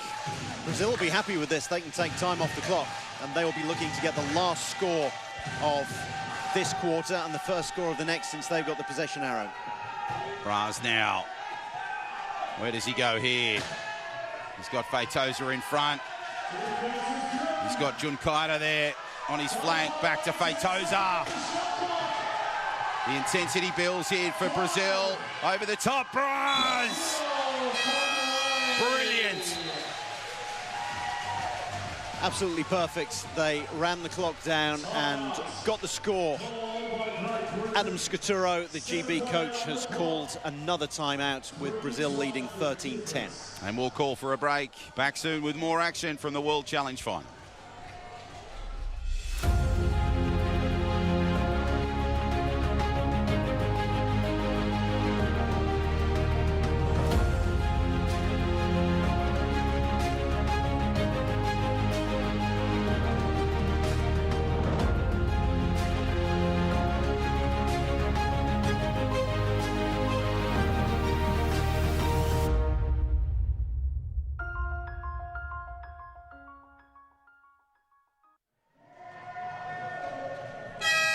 Great to have the support of Santos as the naming rights sponsors for the Wheelchair Rugby World Challenge in Adelaide. 3rd year in the City of Churches. 2nd World Challenge. So an inbound here from Flynn. 7 seconds left in the quarter. What have GB got here? Walker, Flynn. Oh, gets taken out by Feitosa. And he was in possession of the ball. It was a legal hit, so it's yet another turnover.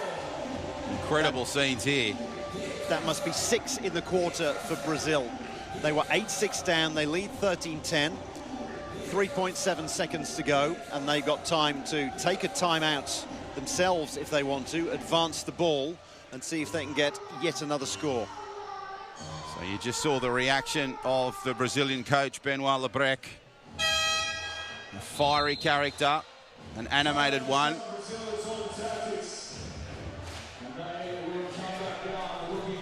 And there's a great shot of Mr. GB. He's been here all 4 days following the progress of Team GB. Great support for all the sides here in Adelaide. As the sides take a small time out, there's Benoit Lebrec on screen with his squad.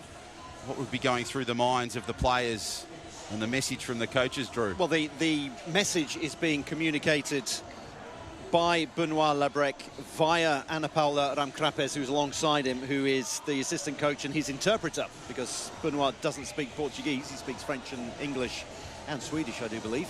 But he has to communicate he has to make his messages very direct to them, because obviously if you've got a 1 minute timeout, you've only got 30 seconds in which to get your message across and then to get it translated.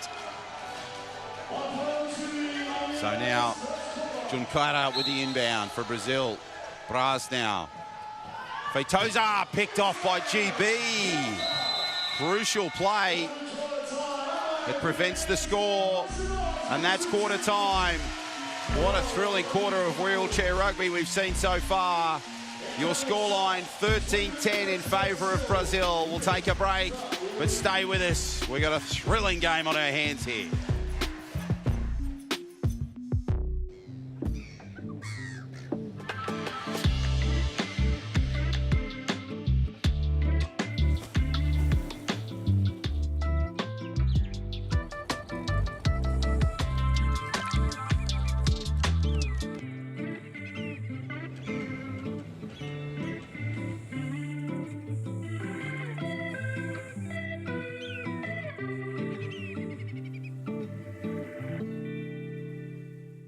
At Degnan, we don't just build infrastructure, we build possibilities. We work collaboratively to bring excellence, innovation and diversity, delivering projects that connect people and shape the future.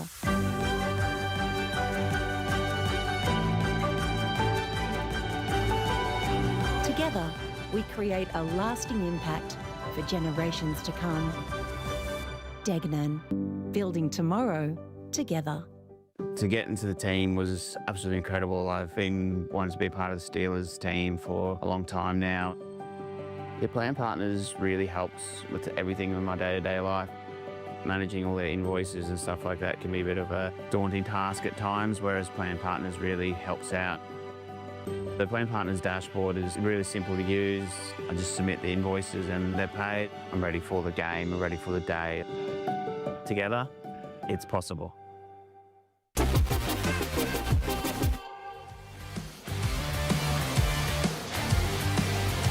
Plan Partners, one of our proud supporters of the 2026 Santos Wheelchair Rugby World Challenge. You're watching the final. These sides battling for gold here in Adelaide. A thrilling first quarter, 13 points to 10 in favour of Brazil. Plenty of turnovers in that first quarter. It benefited the Brazilians. Let's see what's on offer here in quarter number 2. John O'Farr, Drew Lilly and Bryce Allman, your commentary team. As Feitosa now glides through and pushes it to 4, Drew. Yeah, GB changing lineup once again, so they've got another high pointer on. This one's Faye West, so she's a female high pointer that allows them to have an extra point out there. There's Faye West, picks that up beautifully. So instead of having 2 low pointers on there, they've still got Jack Smith out, but they've got a very high low pointer, Harry Jenkins, a 1.5. So they've got 9 points out there. So it's 9 points, plays 8 points. So Brazil to start their attack, and whilst they do that, let's go sideline. Bryce Allman, how are you seeing the game from your vantage point? Yeah, thanks, Jono. I'll start by saying the noise in here is phenomenal. It's such an electric feeling, and yeah, the Adelaidans have come out here in big numbers. GB got off to that early lead, but we've just seen this momentum swing by Brazil. The twos from GB just couldn't hold up to the Brazil physicality, and yeah, we just saw it rain turnovers, and yeah, Brazil have this comfortable lead at the moment. Thank you, Bryce. Great to have you as a part of the final. And Faye West brings it back to a 3-try margin with her try for GB. The atmosphere is very, very loud in here. Great to see so much support in Adelaide for the World Challenge, now in its second year as Brass delivers and finds Feitosa. Feitosa glides through with ease and pushes it back to 4. As Bryce said, it's difficult to cope with the physicality of the Brazilian high pointers when you're not a high pointer yourself, or when you don't have 2 high pointers out there.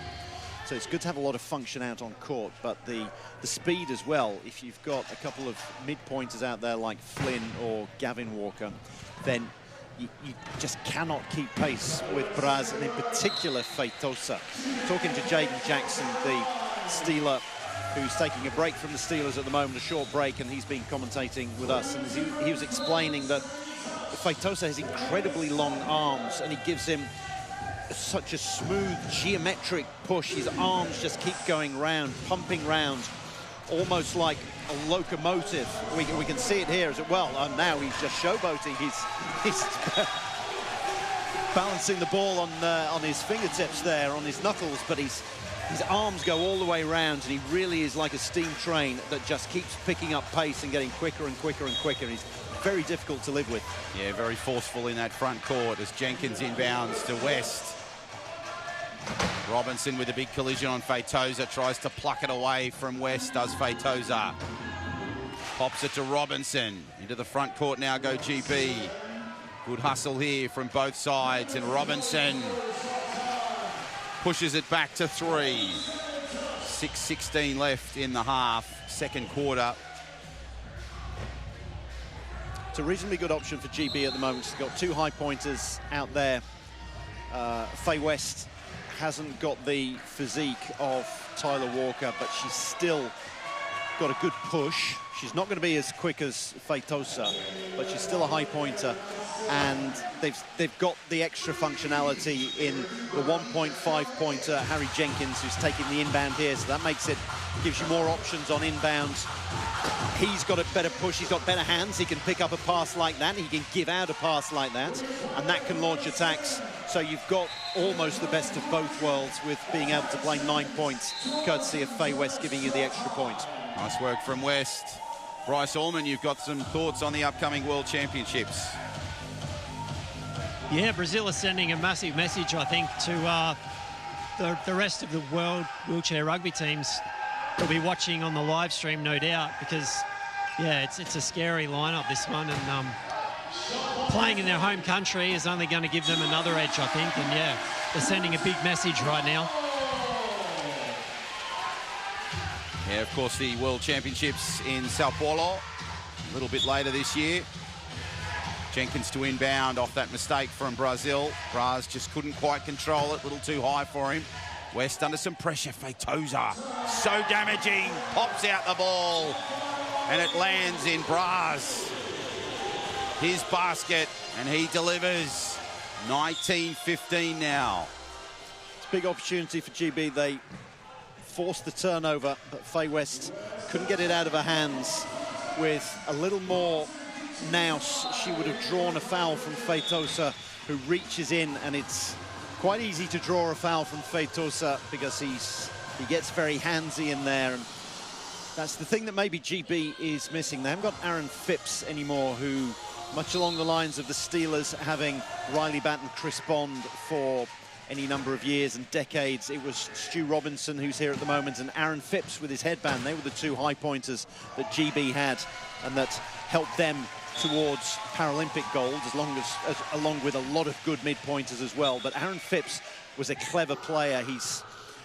We think he's retired now. He hasn't made it official, but he had such game smarts, and I don't think Faye West and Tyler Walker have got that yet. They're a lot younger than him, but that's the problem when you have younger high pointers.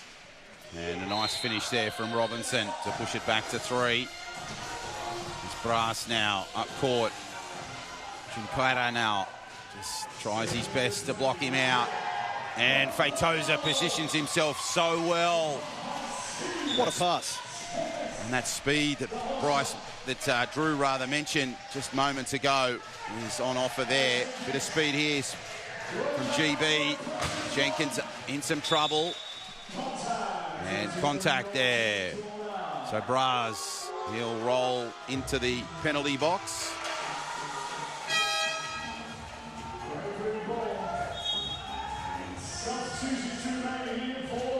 So a substitution for GB. Coggan will come on, Walker will come on. And Jenkins and West will roll back to the bench. There's Tyler Walker, the high pointer, in 10.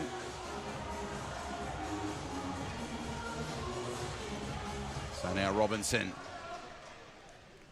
will use the clock to his advantage here in this front court and navigate across for a try. Tyler Walker positioned himself in front of the sin bin so that Braz had to elect to inbound to come out, but as it is, Coach Benoit Labrec has taken a timeout, so that allows him out of the sin bin, out of the box. And we'll take a break. Back soon with more action from the World Challenge Final. Life's busy, so eating well should be easy. That's why I love Light and Easy. With a huge range of ready-to-eat healthy meals from around $8.50 each, there's no prep, no stress, just great food that keeps me going. And if you're an NDIS participant with meal prep and delivery in your plan, you may only need to pay 30% of the cost for your meals. And with so many flexible, affordable options every single week and no locking contracts, I can order what I want when I want it. Healthy living made easy? Yeah, that's Light and Easy.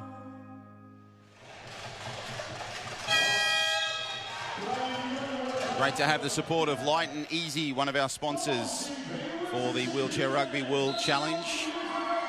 Santos, the naming rights sponsors. And this is the World Challenge Final. Great atmosphere here in Adelaide at the State Basketball Centre. It's now Feitosa takes it forward. Where does he go here? Oh, to Braz. A good touch from Robinson prevents points.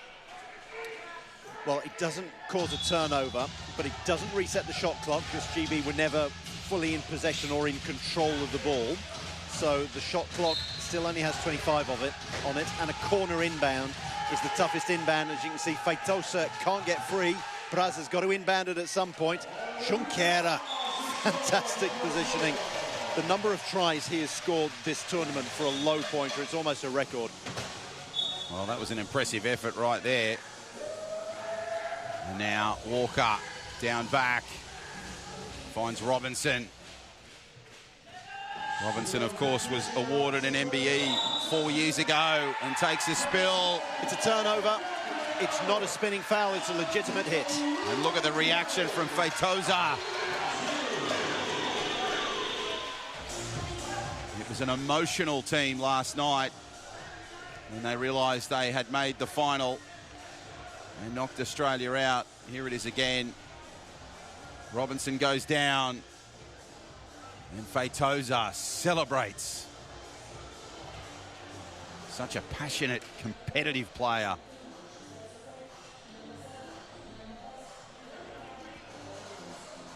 So Robinson back on two wheels. Hope you're enjoying the coverage on Fox Sports, KO Sports, or our international affiliates. This is the World Challenge Final, the completion of 4 days of wheelchair rugby here in Adelaide. And it's been quite a tournament, Drew, so far. It has. Now, while Stu Robinson was being brought back to two wheels, there was a lot of discussion, in particular between Tyler Walker and Adam Scatura, the coach, got involved as well, because one of the posts had been knocked over, and Tyler Walker was saying that the play shouldn't have been allowed to stand, and he was getting very worked up, Tyler Walker. Johnny Coggan at one point was gesturing to him to calm down. It's what we've said before.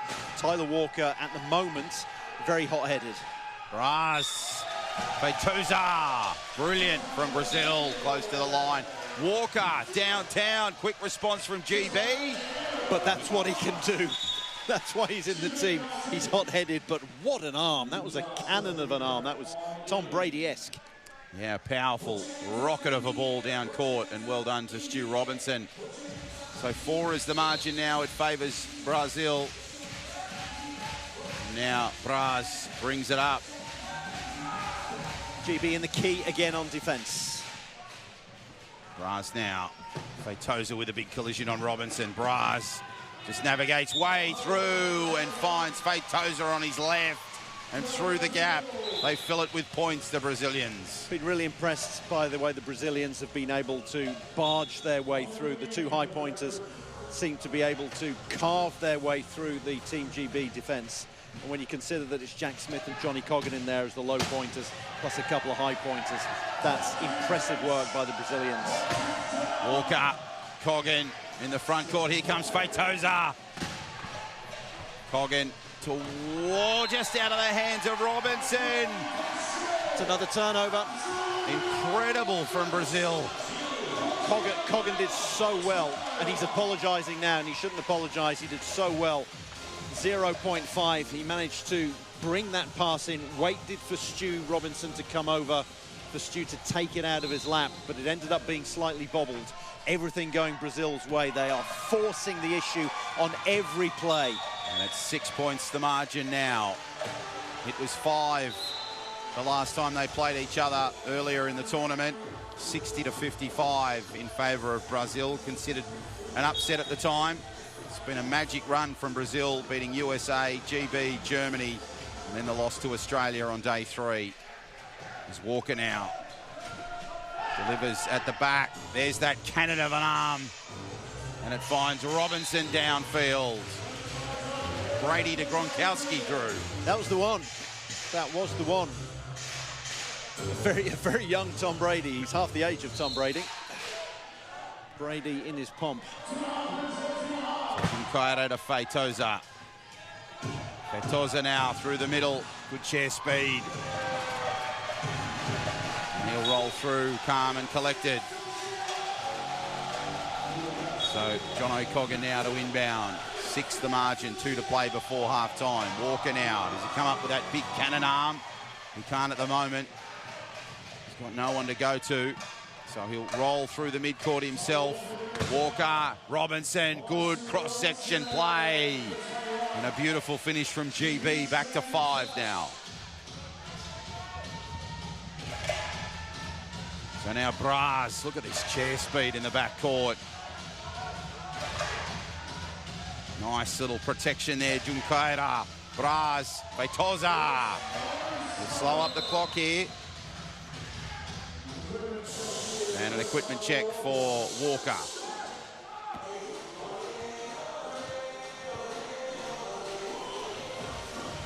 This game being played at a frenetic pace so far, Drew. Absolutely, and all of the 50-50 plays have gone the way of Brazil because they forced the issue on all of the 50-50 plays, on all of the balls bouncing one way or the other, the ones that could go out of play, could knock off somebody. They forced the issue on all of them. They've earned this 5-point lead, and they're in possession now. Could well be a 6-point lead. Let's see if it is. Braz now. The run to Feitosa. Beautiful play. They just can't stop Feitosa getting into the middle of the key. Coggan now. He's only got 8 seconds to inbound. It doesn't start the clock, but he's only got 8 seconds to inbound, and he just about manages to do it in time. And a nice play from Robinson to find Walker down court. And GB are in for another try. 5 the margin now. 90 seconds to play before the halftime break. This is the World Challenge Final here in Adelaide, Australia. As I mentioned, it was a thriller last year between Australia and the Netherlands, 64-60. The Netherlands claiming gold over Australia, and now Brazil and GB do battle in 2026. There's Brass now. Oh, just glides through. GB were a bit too busy there looking at Junior and trying to barge him out of play, and they ended up not watching Feitosa. Robinson now in the backcourt. Feitosa causing dramas with Coggan and Robinson. Down court, maybe a chance. Yes. Robinson to Walker, and Walker finishes the try. So Junqueira now to inbound here for Brazil. Finds Feitosa. Feitosa in the backcourt. There's that speed that Drew mentioned earlier in the broadcast. Back to 6. And a big collision there, Robinson and Feitosa. Unnecessary contact from Robinson is what they're saying.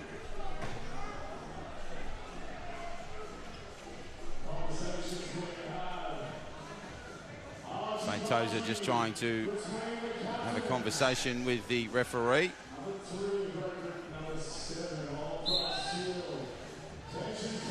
Now Smith in for Robinson. That's a warning for Robinson. So there's no penalty on the play, but there was unnecessary contact as he absolutely smashed into Feitosa to send him a lesson. Robinson threads the needle and finds Walker in open court. And GB fill it with points. Junkaira now. Braz. Oh, beautiful pass down court. Feitosa with the finish. 6 the margin. That's 2 in a row from Robinson. Twice he's been called for unnecessary contact by separate referees.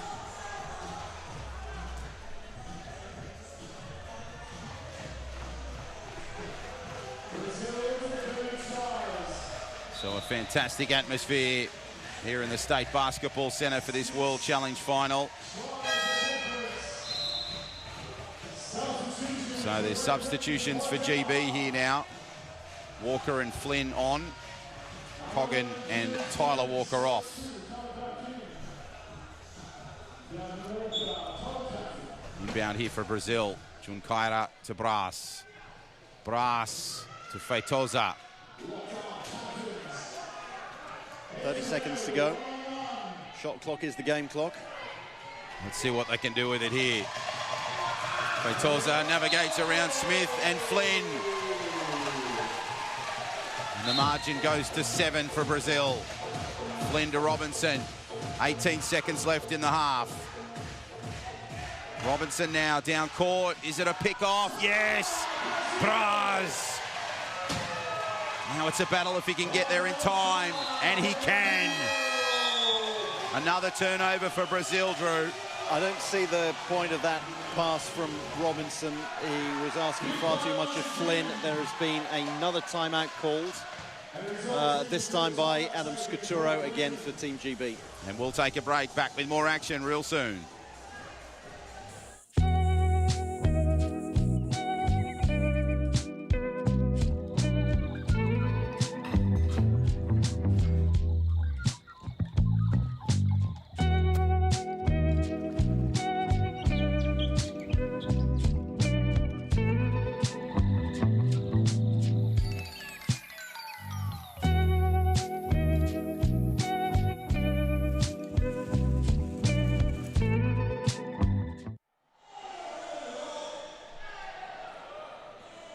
We are in the State Basketball Centre in South Australia.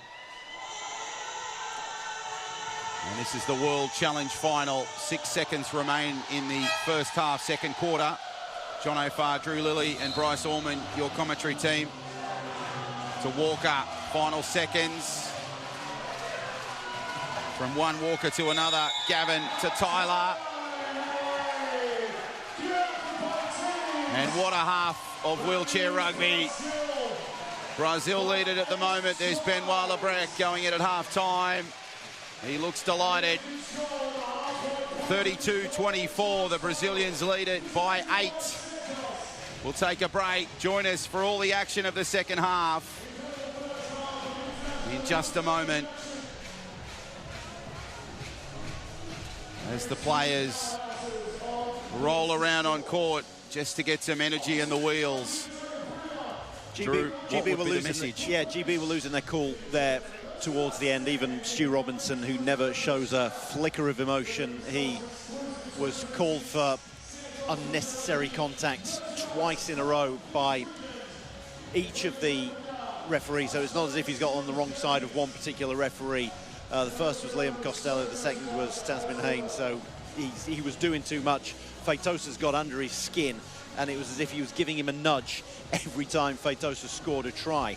So they really need some sort of mental reset during the 5-minute break. So 8 is the margin between the two sides. We are at the half-time break, 32-24, as you can see on screen there. And it should be a thrilling second half between GB and Brazil.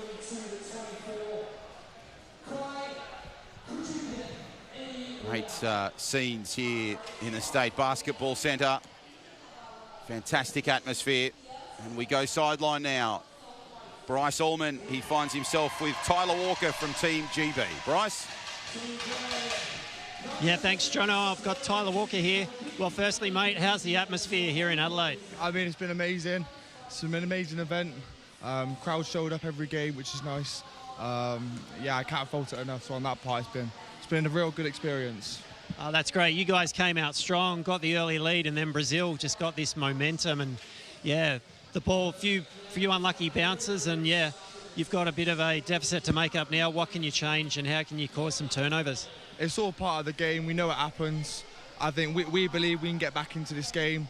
What they do to us in one half, we can do it on the way back. So full confidence that we're going to bring this back and bring on the gold medal. I appreciate you taking the time out. Go grab some drinks, and we'll look forward to watching you in the second half. Thank you very much. Thank you, Bryce. Joined by Tyler Walker. Well, Tyler seems confident. Only one way to find out if he's right. Join us on the other side of this break. This is the World Challenge Final from Adelaide, Australia. At the moment, Brazil lead at 32-24. Back soon with more exciting action from Adelaide.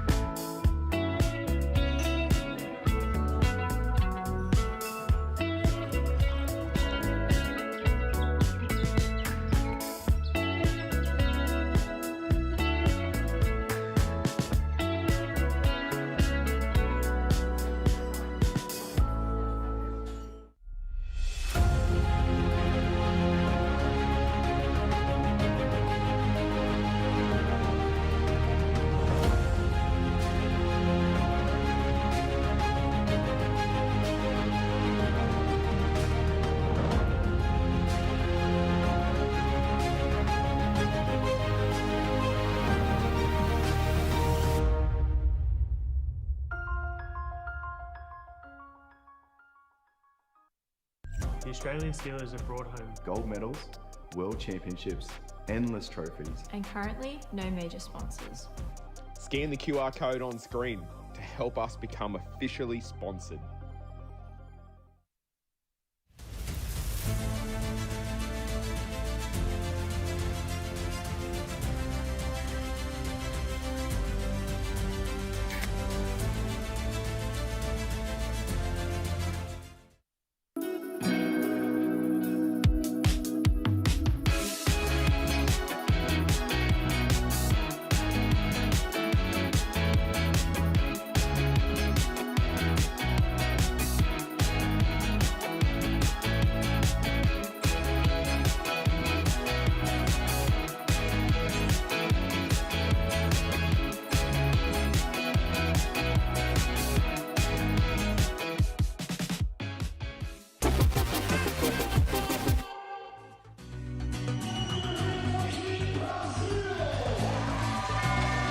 Welcome back to Adelaide.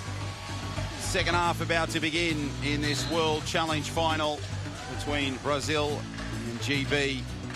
Your scoreline 32-24 in favour of the Brazilians. John O'Farr, Drew Lilly and Bryce Allman, your commentary team for this one. It's been an enthralling crash so far. Plenty of turnovers and lead changes as Robinson now navigates his way in that front court. Jenkins, good finish for GB. Nice start. So GB going to what I suppose is their third lineup, which we saw a little bit of in the second quarter. They've not gone for the mid-pointers, Flynn and Gavin Walker, because that just hasn't worked. They've been picked off, so they've gone back to the second high pointer, that is Faye West, and that enables them to play the 1.5 points of Harry Jenkins. So Faye Tozer scoring the points on that occasion to push it back out to 8 as Faye West now has it in the front court, jammed up in the 2-on-1. West now with some options. Where does she go? Away to Smith, a Falcon, and off to Robinson. Great thing is Faye West remembered to bounce the ball because she was having to fight off Braz, I think it was, and then got a pass away that bounced off Smith and Robinson picked it up. That's a couple that GB have done, and they've had the rub of the green on both of those. I hope that for the sake of this match, to keep it alive and keep it close, GB have calmed themselves down during the break, because I think Feitosa has got under their skin. He is such a good player, so quick, so elusive, that after a while, he just annoys the heck out of you because you can't stop him. There's nothing you can do. And Braz is certainly causing some issues as well, as West gets the ball in the front court. Now where does she go here for GB? Braz again causing some dramas, who finds Robinson. And Robinson rolls through with ease. What it also illustrates to me is how well Australia did to defeat Brazil by 5 points. I know that Brazil knew that there was a certain margin they could allow themselves, and that always makes you a little bit nervous. It's like a soccer match where it's over 2 legs. You've won the first leg 3-0. You know you can afford to lose the second one 2-0, and it plays a little bit on your mind. But it still shows the fact that Australia beat this dominant Brazil team by 5 tries on Saturday night shows how good the Aussies are, the Steelers are, and how they really should have been in the final. But that's another story. As Robinson tries to get into that line. Braz appeals to the referee. His smile tells you the story, though. Well, the smile from Braz, but Stu Robinson's getting het up, and you never see him get worked up. They've got under his skin, good and proper. And more time in the penalty box. Jenkins to inbound to Robinson. Robinson now.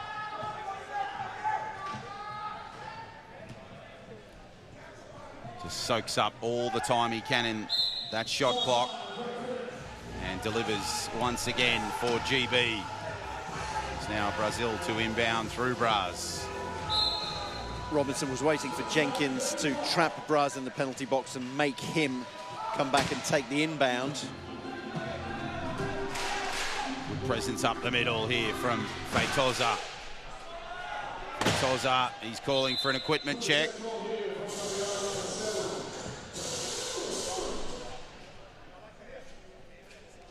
Just a little too quick in the wheels for Feitosa, so a slight adjustment needed to the chair.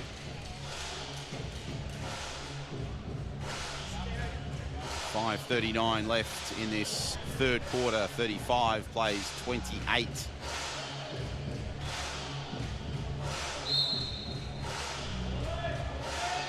Braz now.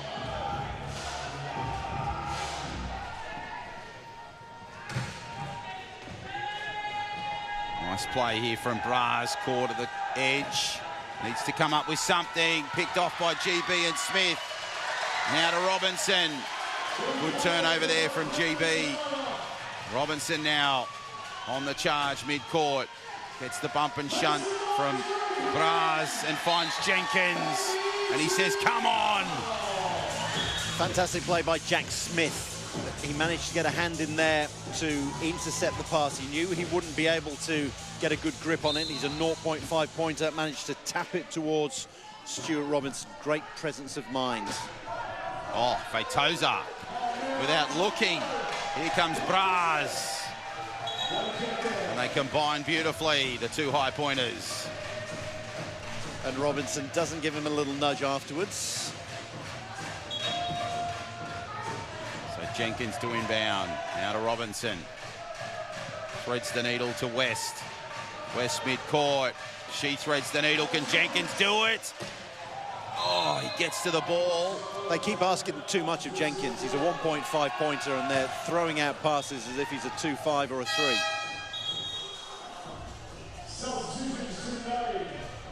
So some subs for GB. Coggan and Walker to come back on. West and Jenkins to have some time on the bench. So as soon as GB get a turnover, they give it straight back. It's not a turnover unless you score from it straight afterwards. Great bunt pass by Junqueira. And he's done well there.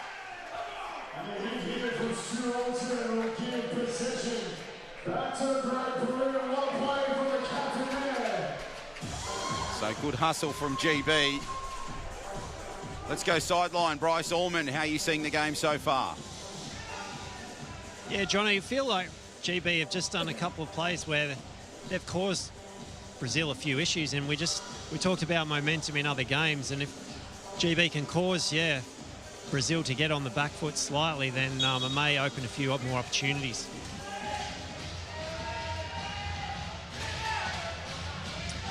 So let's see if they can take advantage of those opportunities. Robinson now in the front court, navigates his way around that defensive line from Brazil and scores the try. Pushes it back to 6, 4.5 to play in this third quarter. The premiership quarter. A lot of things can shift in this quarter in wheelchair rugby. We've seen it over the years. Nice work from Feitosa. Oh, big collision with Walker. I was going to say, if Feitosa manages to get past both Robinson and Tyler Walker in the same play, then the GB high pointers, they're just going to explode. He's been beating them one at a time, one after the other. If he beats both of them in the same play, then they're going to go mad. They're going to lose it. Yeah, it's a fiery contest, this one. So much on the line when you're battling for gold. Coaching staff of GB there just having a discussion.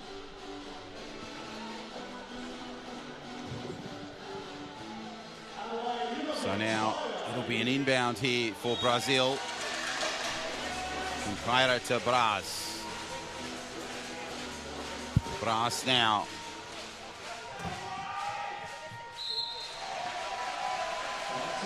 He delivers once more.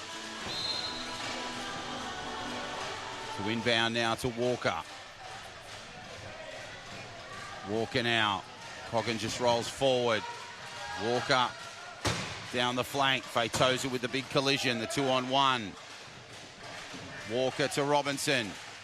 And Robinson glides in with ease. Did well to hold his ground there, Tyler Walker. He's incredibly big, he's strong, he's tall in the chair. For a 3.5, he's almost a 3.75. Nice work here from Feitosa. Feitosa now in the front court. Great speed, great presence, and more points. Back to 7. He beat both of the GB high pointers on that play. Now Walker at the back court. Oh, good skills, Robinson. Under some pressure from Feitosa. Robinson draws in the Brazilian defence and finds Walker. And Walker gets some more points for GB. 3:20 to play, 38-32 your scoreline.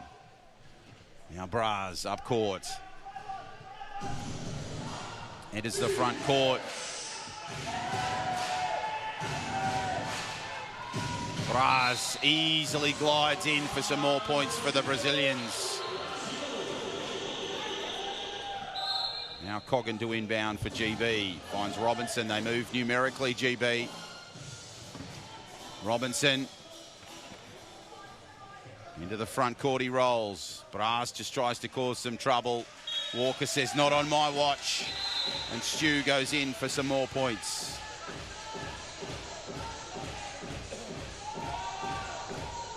Jack Smith telling Tyler Walker what to do on defence. Trying to wrap up Braz so he's not an outlet. Feitosa, threads the needle to Braz. Braz in the front court.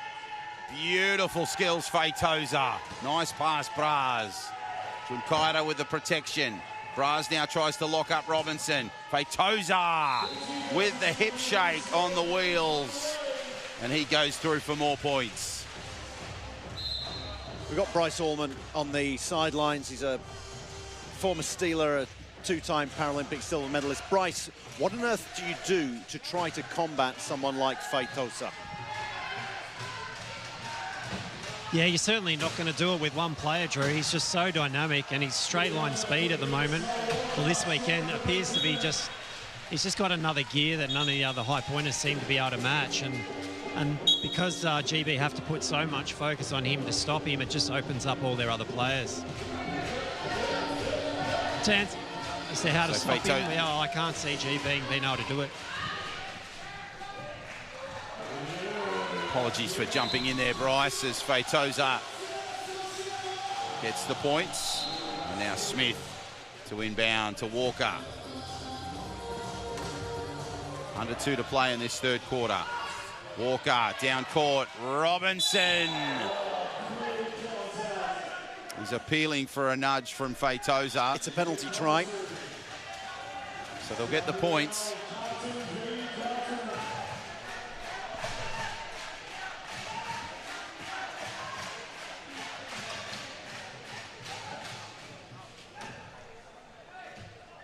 So there's the incident again. And Robinson, as soon as he hit the court, the arms went up in appeal. Santos Rug in use, of course, naming rights sponsors of the World Challenge here in Adelaide, Australia. Great to have your company on Fox Sports, KO Sports, and our overseas affiliates for this wonderful sporting event here in Adelaide.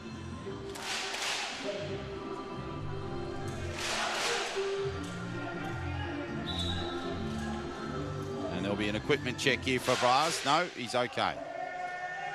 Initial call there was for an equipment check, but he seems okay. Junqueira now to Braz. GB all in the front court.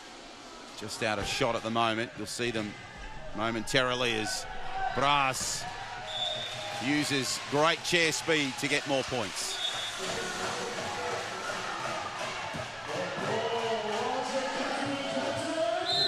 Robinson straight back delivers for GB. One of those javelin throws from Tyler Walker. Timeout has been taken by GB coach Adam Scaturo. And we'll take a break. Back soon with more action from the World Challenge final here in Adelaide. At Degnan, we don't just build infrastructure, we build possibilities. We work collaboratively to bring excellence, innovation and diversity, delivering projects that connect people and shape the future.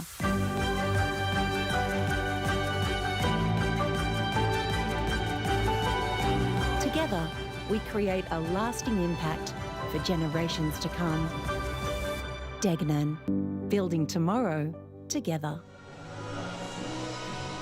Degnan, one of our proud supporters, along with planned partners, Light and Easy, Posca Hydrate, and South Australian Tourism.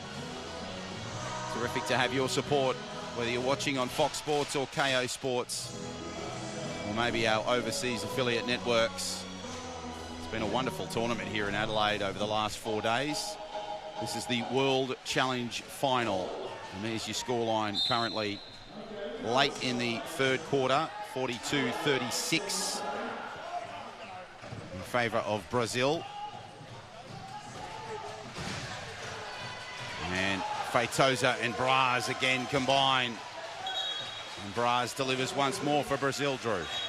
Yes, and Feitosa just made sure that Tyler Walker didn't get back. Walker was scurrying back with a huge push. And he was shepherded out of the way by Feitosa. Robinson looks for something here. Now tries to go up the middle. Can't get the pass away. 4 in the key for Brazil. So Feitosa, the last one in, is the first one to the penalty box.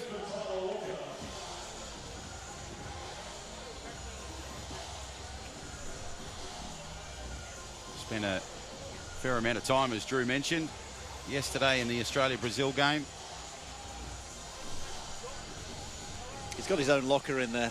He's got his name on by a clothes peg. If he stays any longer, he'll be paying mortgages or rent. And whilst all that goes on, you can see Tyler Walker just getting some adjustments to his chair. A new wheel.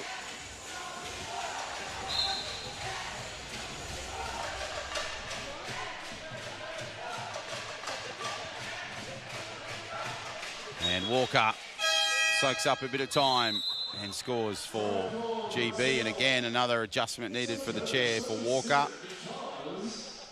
43-37 your scoreline at the moment. Brazil have taken a timeout, their first one of this second half. And we'll take a break. Back with more action from Adelaide real soon in this World Challenge final.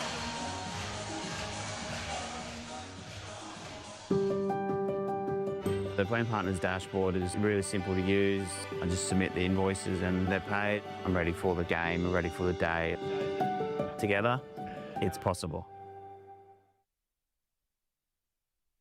We're calling on brands to jump on board one of Australia's most successful teams in history. We just launched the sponsor shop. It's a sponsorship deal brands can't afford to ignore. Scan the QR code on screen to help us become officially sponsored.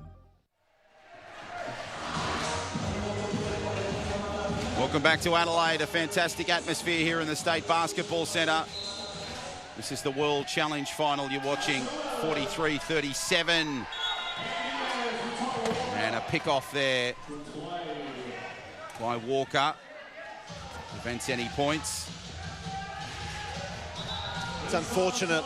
You've got a hand in there, but it's still Brazil's possession. And since it was just 3 seconds after the timeout, the shot clock isn't reset, but it doesn't really matter. It's 37 seconds. That one was thrown up to a contest, though. And again, it goes the way of Brazil. Tyler Walker not happy. He's rarely happy, but he's not happy with that decision. And a timeout taken this time by Adam Scuturo of Team GB. And we'll take another break. Back soon with more action from the World Challenge final. See you soon.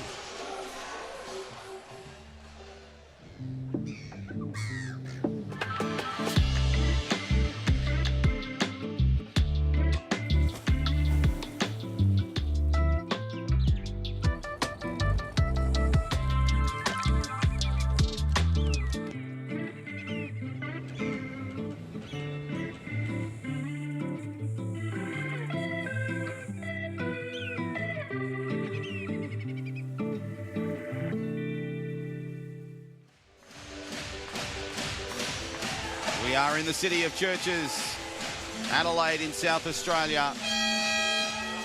And this is the World Challenge final. It's Brazil taking on GB. One of these sides will roll away with gold. John O'Farr, Drew Lilly and Bryce Allman, your commentary team for this one. And it's picked off by Robinson. A turnover there, a rare one, but a valuable one. Robinson now calls for an equipment check. I previously said it was a timeout taken by Adam Scuturo, but it wasn't. It was by Benoit Labrec. So Brazil only have one timeout left. And GB have two. They've just got a turnover. They're going to try to have the final possession of this third quarter. Unfortunately for Team GB, the first possession of the fourth quarter is going to go the way of Brazil, so they really need to get the final score here.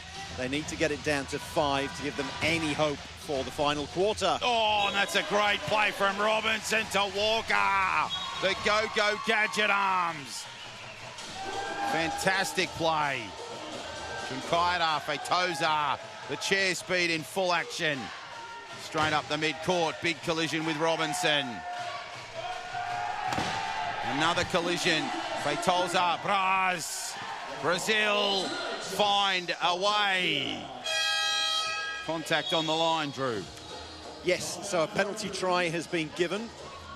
And it's a timeout now taken by GB coach Adam Scuturo. 6.5 seconds to go, and that will enable GB to advance the ball and have 6.5 seconds to score. They'll be inside the final third of the attacking part of the court for them. So 6.5 seconds left. 6 is the margin, and it's the third quarter of the World Challenge final. Let's go sideline. Bryce Allman is there. And Bryce, this is an enthralling contest. GB, are they running out of time? Yeah, they're definitely running out of time with 1 quarter and 6 seconds left to go. We've seen so far, Drew mentioned it earlier, that all the 50-50 balls just seem to be going the way of Brazil in the opening 2 periods. But we saw then, yeah, GB get a couple of forced turnovers. And, yeah, if they can get this last score and then maybe force the issue early and put Brazil under pressure early in the last quarter. You would think at some point, Drew, that fatigue would have to kick in for the 4 on court for Brazil. Well, it's a shorter tournament, 5 seconds to go, and they're going to have another inbound. I'm surprised that GB haven't turned to Hannah Busis at any point, because she can do fantastically accurate inbounds. They can put Tyler Walker in the key and get her to almost like throw a dart in there and hit bullseye every time. 4 seconds to go. Gav Walker with the inbounds. Let's see what Robinson does with it. He might run out of time.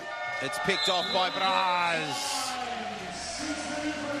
Brazil go to the break, leading it 44-38. 1 quarter to go. Are we going to see the miracle comeback from Team GB or the Fab Four from Brazil? Will they continue this dominance? We'll take a break. Join us for more thrilling action from Adelaide real soon. This is the Santos Wheelchair Rugby World Challenge from Adelaide on Fox Sports and KO. See you real soon.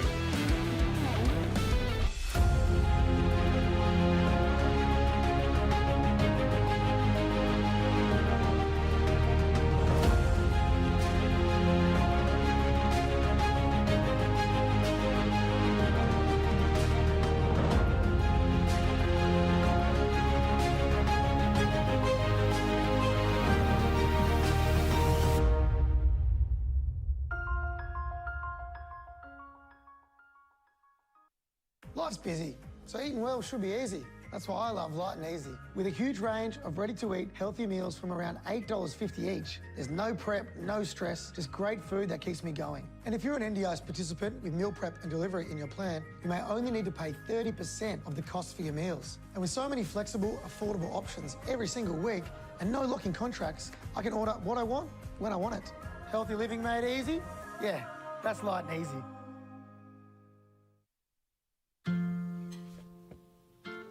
I got this one.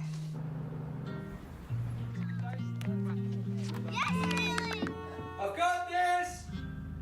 I've got this one! I'll keep you strong. All of this will be a place like no other, just like no other.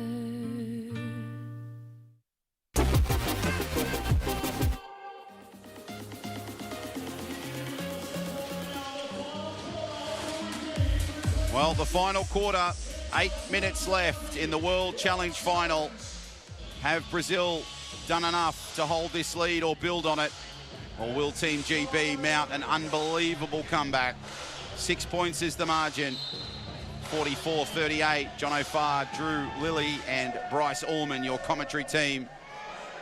And Feitosa now just navigates nicely through that front court, and early points go the way of Brazil. Yes, the fact that they had the first possession, they got the final score in the end of the 3rd quarter and the first score of the 4th quarter. So that's a 2-point swing. It's something that you aim for when you're playing wheelchair rugby. You always want the last score of 1 quarter and the first score of the next. Obviously, with the possession arrow, that isn't always possible, but one thing you can try to have, and that's in your own hands, is getting the final score, and Brazil managed to do that. So that's a 2-point swing. You see it in sports like American football, gridiron. You want to score at the end of the first half and the start of the second if you've got possession. So it's exactly what Brazil are doing, and it's the kind of thing that will have been coached by Benoit Labrec. Walker now, one of the stars for GB of this tournament, finds himself in this front court. Has Robinson as an option. Coggan is just locking up Vismar. Walker now, and Feitosa battle it. And he finds Robinson right on the line. Great positioning by Stu Robinson. He had to make sure he didn't stay in the key for too long or get trapped in the key. Braz delivers downfield and finds Feitosa in open court. Brazil strike back. Smith to Walker. Walker now. Nice speed through the mid-court. Tries to bamboozle Braz and does. Walker. Again, a quick response from GB, Drew. They need quick tries. They need points and turnovers. They need a try and a turnover every minute, basically. There are 6.5 minutes to go, and there's 6 points adrift. They need to start getting turnovers right now. Braz in the front court. And loosely picked up there by Feitosa. He picks up the crumbs. Can he get some points here? And 4 in the key for GB is the call from the referee. Yes, you can only have 3 defenders in the key at any one time. So if a fourth one either goes in inadvertently or is pushed in, more often is pushed in by an opponent, that's 4 in the key. And the guilty party has to go to the sin bin. It's Tyler Walker this time around, and he's going to stay there either for a minute or more likely until Brazil score. And for Brazil, this is perfect because the shot clock was down to about 15. It's reset to 40. They can take their time, take time off the clock. They can block Tyler Walker so that he can't come out of the sin bin unless he elects to inbound. Everything perfect for Brazil. Yeah, Feitosa with the finish there. Smart play, as Drew mentioned. Just using the time. Walker now wants a quick response. Coggan, the roll around to Walker. Robinson's in the front court. Walker finds himself in the mid-court. He draws in 2 from Brazil to find Stu Robinson in the key and over the line. 6 the margin, 47-41. Under 6 to play in this World Challenge final. 4 was the margin between the sides in the last year's World Challenge final. And there's a pick-off by Robinson to Walker. And now it gets interesting. 5 with 5 and a bit to play. Jack Smith did an incredible job tying up Braz so that Braz had to elect to inbound. That took one of the high pointers off the court because he was inbounding, and that caused the pass to go astray. Look at this chair speed from Braz. A trail of destruction in his wake. Well, that's because he was picked off after the inbound, and he obviously decided that he didn't want that to be his last taste of World Challenge rugby. So he definitely had a point to prove there.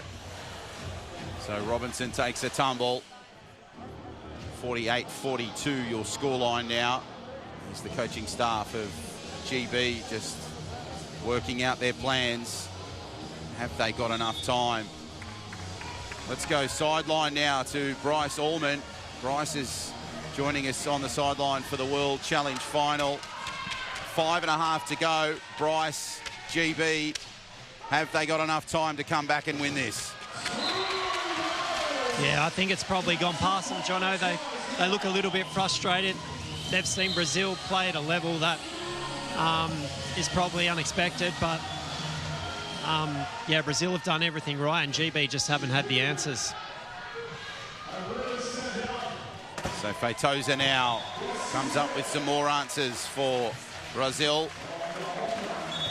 Pushes it out to 6. It's a perfect illustration of how you play with high pointers there. One of them got the ball, the other one was locking up the opposition high pointers, going this way and that, nudging them out of the way and shepherding his teammate through for this score.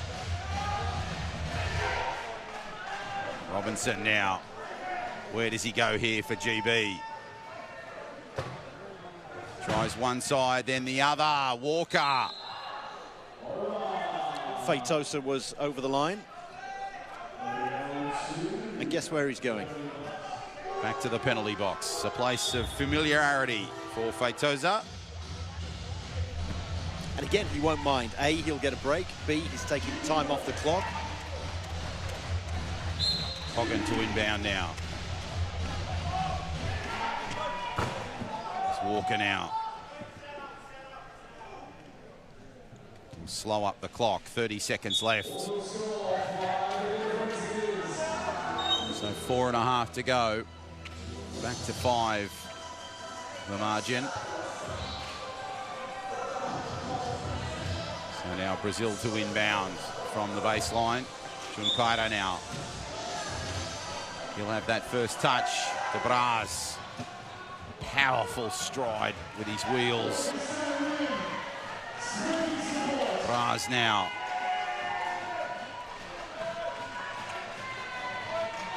In that front court. Looks for his options. Wall of defence is there. Feitosa pops up and fills the gap with points for Brazil. Walker, a turnover Brazil. Feitosa now from Braz. A crucial mistake from GB. 50 points was brought up just moments ago from Brazil. And now Feitosa looks for something here. He's got Braz as an option. Feitosa muscles his way through. Picked up. Braz delivers again for Brazil. Well, that's probably going to be all she wrote for Team GB. They got 1 turnover. They needed 6 in this final quarter. They'd got 1 of them, and they needed to play absolutely perfect rugby. And as soon as you make an error, Brazil capitalised straight away. Quite often GB have forced turnovers and not been able to convert them, whereas Brazil, when they get a turnover, 20 seconds later, they're over the try line. Robinson now to Walker. Walker now has a 2-on-1. Feitosa with a turnover. Benoit Labrec. He is delighted, as is the bench of Brazil. Feitosa now has a battle on his hands. There's contact close to the line, Drew. I'd say that Tyler Walker probably needs to have his World Challenge campaign brought to a quiet end now. I can see that Kieran Flynn and Gavin Walker are in the substitution box, so I'd say they'll be coming on for Tyler Walker sooner rather than later. He's made a couple of errors there, and you don't want, he's very young and he's got huge potential. He's a fantastic player, but you don't want him to lose his cool here. And contact there in that play.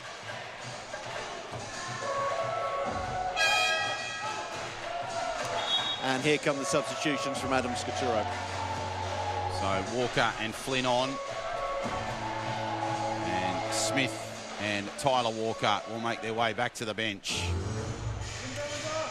52-44, 3 to play in the World Challenge final. It's been a thrilling final. Hope you're enjoying it on Fox Sports and KO Sports. Maybe one of our affiliate networks overseas, right around the world. So Flynn now to inbound. Finds Robinson, and Robinson will soak up time here. And a nice play there from GB.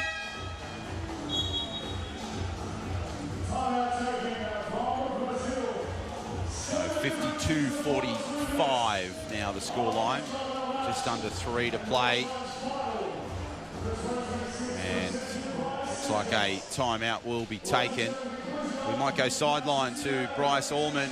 Bryce, this has been a thrilling contest. The fatigue, it hasn't kicked in for Brazil at the moment. They just seem to get stronger and stronger as this tournament goes, which is quite amazing given they're running that famous Fab Four. Yeah, it is, Toronto. We've said every game, is fatigue going to be a factor? And yeah, clearly they've come into this comp really fit because these 4 have clearly got the energy in the tank to go for 32 minutes, and it's an impressive, yeah, it's an impressive outfit, and they've just got such chemistry that's working wonders at the moment. And I'll keep you there for just a moment. It must fill them with so much confidence, Bryce, leading into the World Champs in Sao Paulo a little bit later this year. Yeah, and when they get the home crowd behind them, we can hear the Brazilians in the crowd here today. It's absolutely deafening, so we can only imagine what it's going to be like. You know, I'm not sure how many the stadium holds, but I imagine it's going to go up another notch.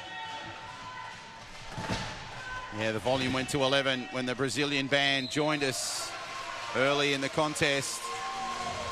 It's going to get pretty loud in here when the full-time siren goes. Brazil had some more points there as GB make it up court. Flynn navigates around the battle of the 11s. Walker now. And he'll score a try for GB. 53-46, 2:21 left. It's been quite an astonishing performance from Team Brazil, Drew, in this competition. Faultless. Bryce was talking about the fact that they seem to be the pick of the crop at the moment, and they'll have the home crowd behind them in Sao Paulo in 3 months' time, the World Championships from the 15th to the 24th of August. The only caveat I would come out with is that this tournament is 3 group games and then straight into the final, or the bronze medal match for the teams that finish 3rd and 4th. Whereas the World Championships, it's 7 matches.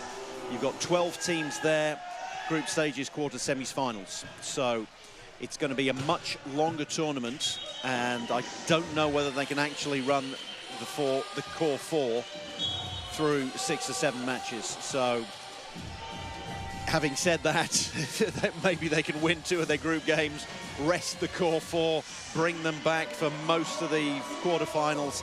They've certainly got, on paper at the moment, the best 4 players that you would want in any starting lineup. As GB, speaking of 4, now make their way up court, leading with Gavin Walker. Now to 3 with Stu Robinson. Robinson now, a big collision there with Braz. Robinson. And he navigates forward and gets more points. Of course, he was with Protect Victoria Thunder last year in the World Challenge, in the National Championship Series. And claimed gold back in 21 at the Tokyo Paralympics. He did, and he's also a former serviceman himself, so he will have appreciated the Anzac Day ceremony that we had on Saturday.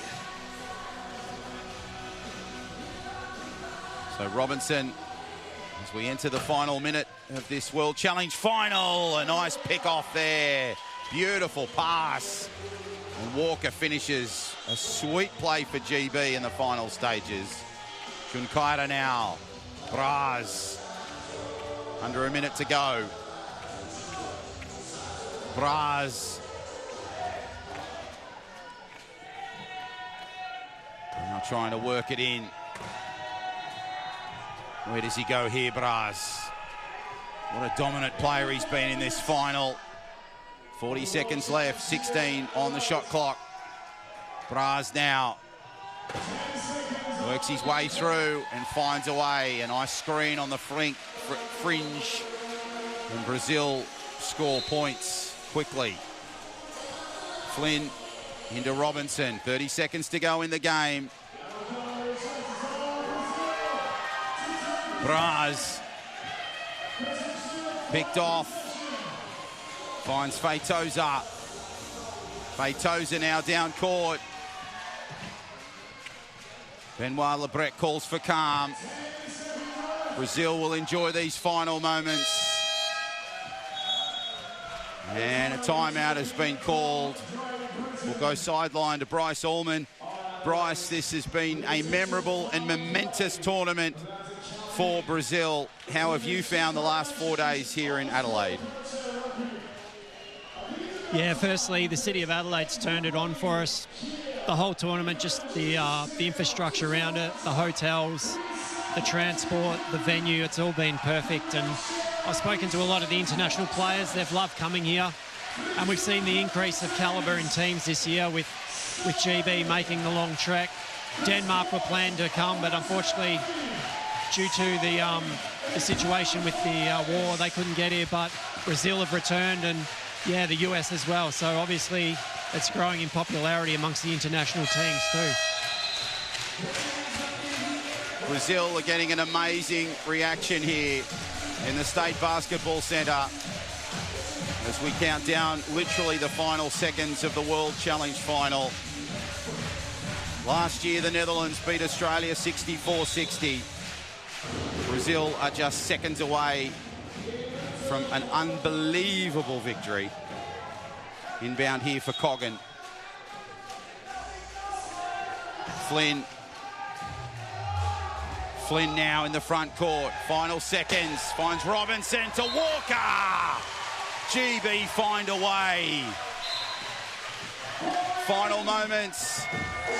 Brazil go to ground with the ball. Brazil and GB rolled into the World Challenge as newbies. And Brazil will roll away as World Challenge champions.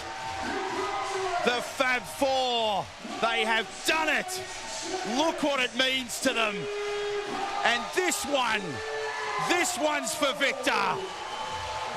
A memorable victory, an emotional victory. Benoit Lebrec celebrates with his team. They celebrate in the stands. Oh, this is magic here in Adelaide. Indeed, very fitting. The Brazilian team lost one of their number just a month ago, Victor Luis Costa Gardera.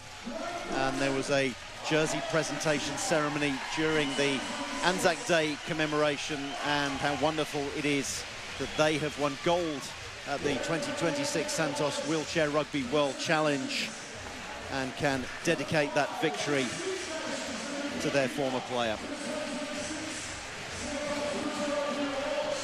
An incredible final. The last time these two met earlier in the tournament, Brazil beat GB 60-55. Brazil have beaten GB in the World Challenge final 58-50. Great camaraderie between the two sides. GB were brave. So much to be proud of out of this tournament. So many beautiful stories from this tournament. The crowd giving all of the players a wonderful reception here in the State Basketball Centre.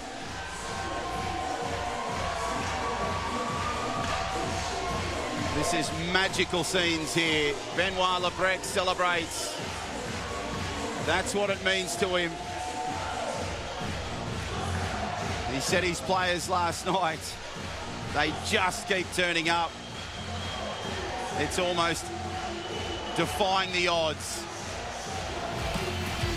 It's a magical moment in international wheelchair rugby here in Australia and here at the World Challenge. Oh, Drew Lilly, what a tournament. What a magical 4 days here in the city of Churches. It's been a fantastic tournament, and the only team to beat Brazil is Australia. That's a straw that I'm clutching at as far as the Steelers are concerned. And otherwise we can go for last try the winner. So GB got some credit there, but Brazil have been head and shoulders ahead of everyone else, and a lot of that is down to their coach. Benoit Lebrec, the coach from Quebec, and he is on the sidelines with Bryce Allman now. Yeah, thanks, Drew. I'm with Benoit. Mate, you've travelled a long way to be here. You lost one of your athletes just a week or two before travelling. What does this win mean to you guys in the lead up to the World Champs coming up in Brazil? That's an incredible tournament for us. The guys played like 5 games in a row. I know I played the same lineup, the same players, but I think they deserve to finish the tournament like that. And it's why we decide all together to not change and do that for Victor. Because with Victor, we lost him like 3 weeks ago, and it's really important for us. Yeah, you guys, that starting four has amazing chemistry on court. You came here last year. Are you going to come back and defend the title? Oh, for sure. We will come back and defend the title. That's an incredible tournament. It's really nice, and we just want to come back. And lastly, the city of Adelaide, the infrastructure around it. How have you enjoyed outside of the court? It's the second time in Adelaide. It's amazing. The hotel is amazing. The placement is amazing. it's really nice to come here every year. Well, we appreciate you coming here. It's a long way. You've got a lot to look forward to in the second half of this year. Back to you guys. Thank you, Bryce. An emotional interview there as Benoit Lebrec struggles to have a voice left after an emotional final. 58-50, the final scoreline. Brazil, they are the World Challenge champions for 2026, defeating GB. We'll take a break and be back with plenty more here from the City of Churches. Join us real soon.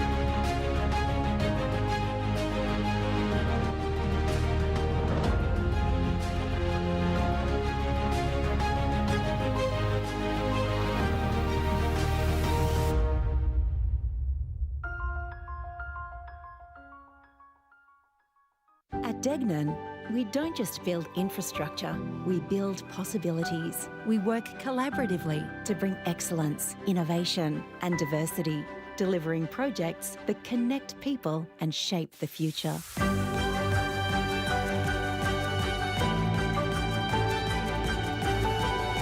Together, we create a lasting impact for generations to come.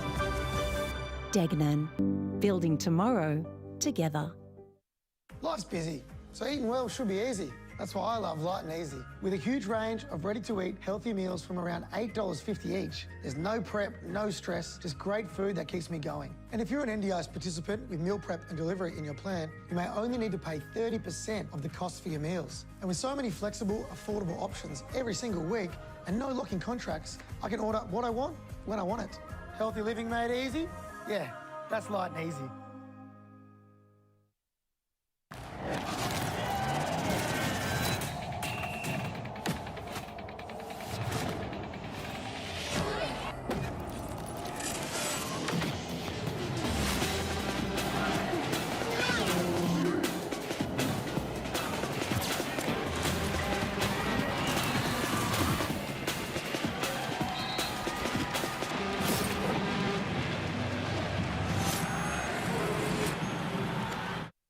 To get into the team was absolutely incredible. I've been wanting to be part of the Steelers team for a long time now.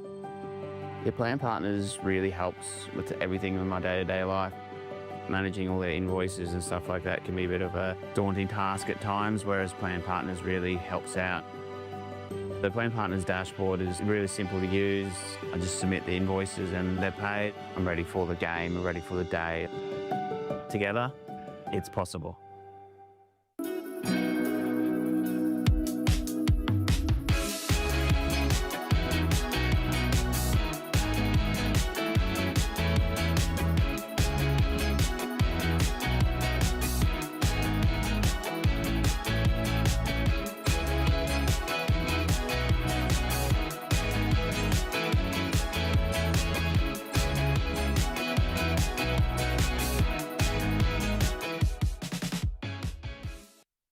The Australian Steelers have brought home gold medals, world championships, endless trophies. And currently, no major sponsors.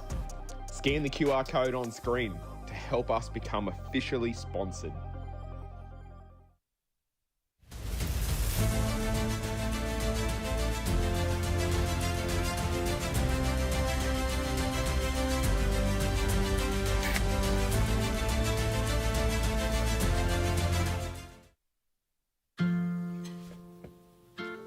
I got this one.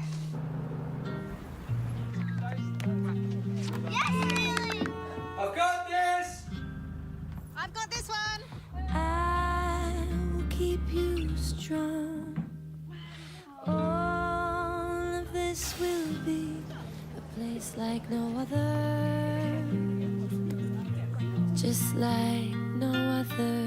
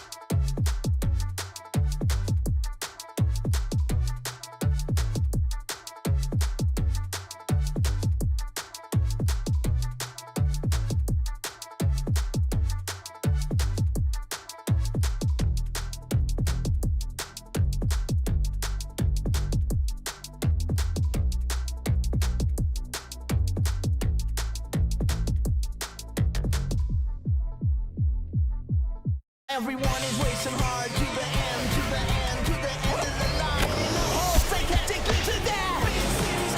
The neck and neck, right move. Go! What is going on? Wow.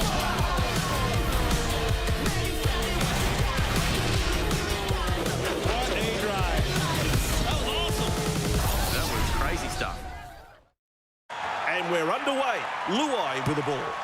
Before I take a hit up, I give my hair a glow up. Introducing Premiership Perm. 4 times the volume for back-to-back. In South Australia, for those tuning in live across Australia and of course around the world, what a thrilling conclusion to an unforgettable tournament. Please put your hands together one more time for all our teams here on the court for an outstanding display of wheelchair rugby.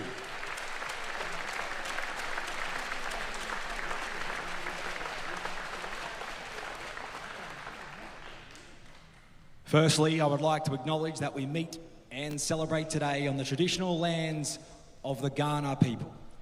We respect their spiritual relationship with their country, acknowledge them as the custodians of the Adelaide region, and we pay our respects to elders past, present, and future.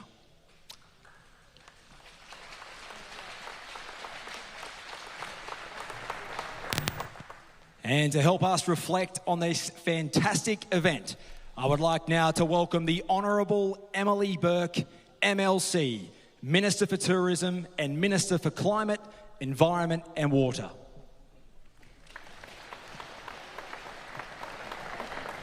Well, thank you, Ben, and thank you for acknowledging the land we're meeting on. And I just want to say a massive congratulations to everyone here. How good was that?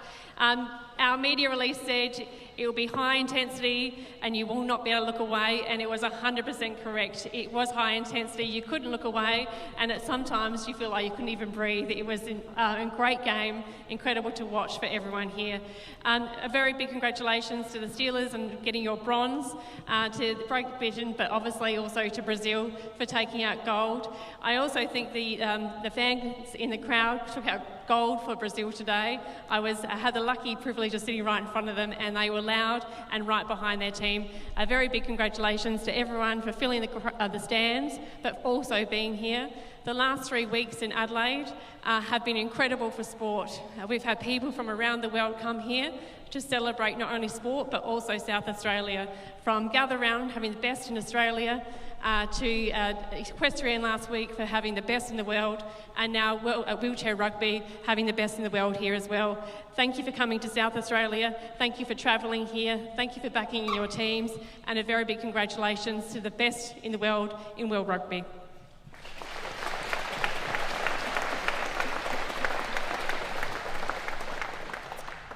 Thank you, Minister Burke. And now I would like to welcome to the stage the Chairman of Wheelchair Rugby Australia, Mr. Steve Loader.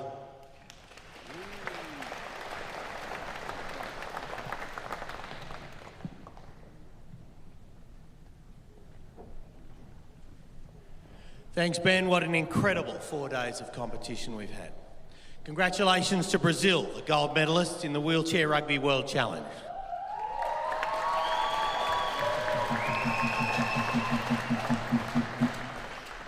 And in a double-up, congratulations to the Suncorp Queensland Cyclones, the gold medalists in the Division 1 National Championship.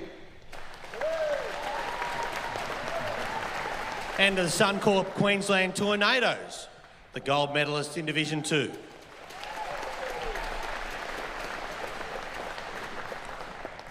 The Wheelchair Rugby Australia team, led by our CEO Chris Ney, has done an incredible job of once again delivering what I'm sure can be agreed has been an outstanding International World Challenge, national championships across 2 divisions and a junior wheelchair rugby event. Incredibly, five of the top 10 wheelchair rugby nations competed in the World Challenge this year: Australia, the USA, Great Britain, Brazil and Germany. And as always, it was a thrill to see the Steelers competing once again on home soil. We were very pleased to have a team from Kenya and some individual international players join our state teams to compete in Division 1 of the National Championship. And it was incredible to watch teams competing in the junior division, providing an opportunity to include, nurture and grow our athletes of the future and encourage their passion for wheelchair rugby, when really I think they just wanted to hit each other in wheelchairs. We enjoyed live broadcast of the event via Foxtel and KO, allowing wheelchair rugby to be seen by some for the first time and experience what an incredible sport it is and what unbelievable athletes we have. Thank you to all the families, friends and supporters who have come to watch over the past 4 days. And of course, these events cannot occur without significant assistance. And Wheelchair Rugby Australia appreciates the support for this event from the Governor, Premier and Government of South Australia, the South Australian Tourism Commission, our destination partner, the Australian Sports Commission for their support of wheelchair rugby. And we're also very thankful to our ongoing major partners. Degnan, to Chris Degnan and his team, thank you for your loyal support over many years. For KO and Fox Sport, our much-loved broadcast partners. Light and Easy and Plan Partners, it was great to welcome you back this year in 2026. And a huge thank you to Gretchen Richards and the team from Santos. Santos is a proud Adelaide-based company that has been supporting wheelchair rugby in Australia for a number of years. And we're delighted that Santos were a naming rights sponsor of both the 2026 Santos Wheelchair Rugby World Challenge and the 2026 Santos Wheelchair Rugby National Championship. And without the incredible support from Santos and the support of our other partners, none of this would be possible. Thank you to the officials, the commentary team, the announcers and the volunteers for the job you've all done during this event. And most importantly, a sincere thank you to all of the unbelievable athletes who have competed over the past 4 days. You are the centre of this sport. It's your skill, passion and competitiveness that are awesome for us to watch. And once again, you've contributed to an outstanding competition. In August this year, the teams are going to gather in Sao Paulo in Brazil for the Wheelchair Rugby World Championship. Steelers are the current world champions, and I'd like to take this opportunity to wish them all the best as they defend their title. And congratulations also to other Australians who will be officiating at the championships. Stan Baddock, the head official, Lloyd White, an assistant head official, Peter Haynes, the Games Commissioner, and Tasman Hames, a tournament referee. Best wishes to all of you. Thank you all once again for attending and making this an outstanding success. And safe travels as you all head home. Thank you.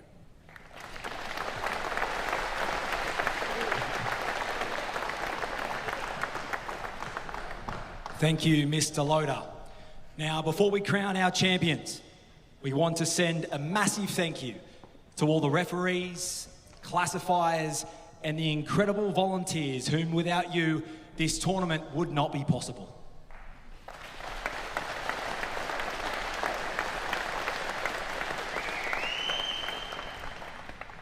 We also would like to congratulate the Australian Steelers for claiming bronze and Team GB for a hard-fought silver.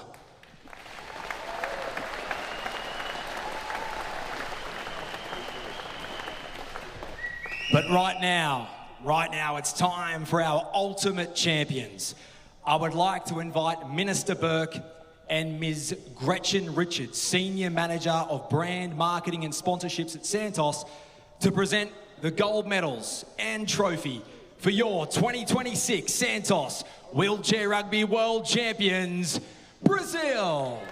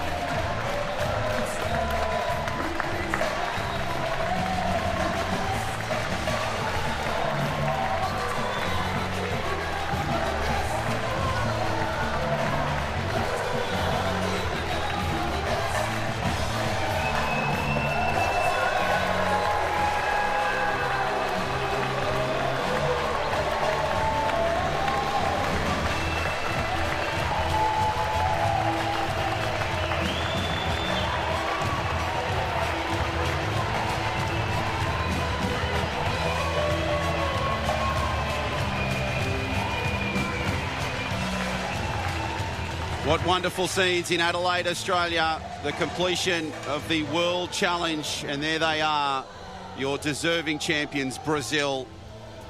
They came into this tournament as the Giant Killers, and they roll away with gold from the World Challenge. We've had an amazing 4 days here in Adelaide. A few thank yous, firstly to the commentary team for all the efforts that you've put in. It's been inspirational to be among you. For our sponsors, Santos, of course, Plan Partners, Degnan, Light and Easy, Posca, so many great sponsors. Our broadcast partners, Fox, KO, and our overseas networks. The Wheelchair Rugby Australia staff, Chris Nay, Kelsey Singh, Jamie Saggers. These three have worked and they've done the work of 50 people. They've been here first, they'll be here last. They have done so many amazing things in the sport of wheelchair rugby. So proud of all their efforts. To the players, the officials, the referees, and the volunteers, thank you so much for your efforts in entertaining us on and off the court. We've had some wonderful memories in 2026. We can't wait to make some more in 2027.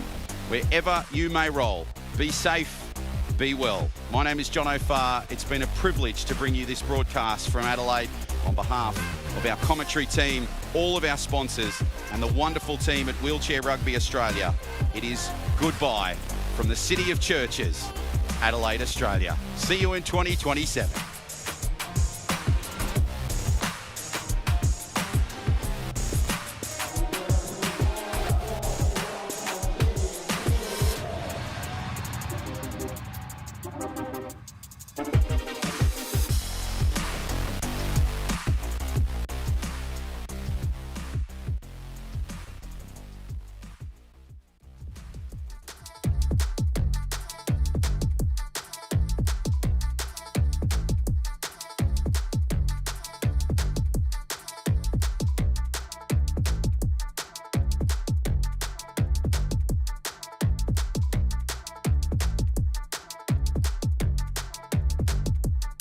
Everyone is racing hard to the end.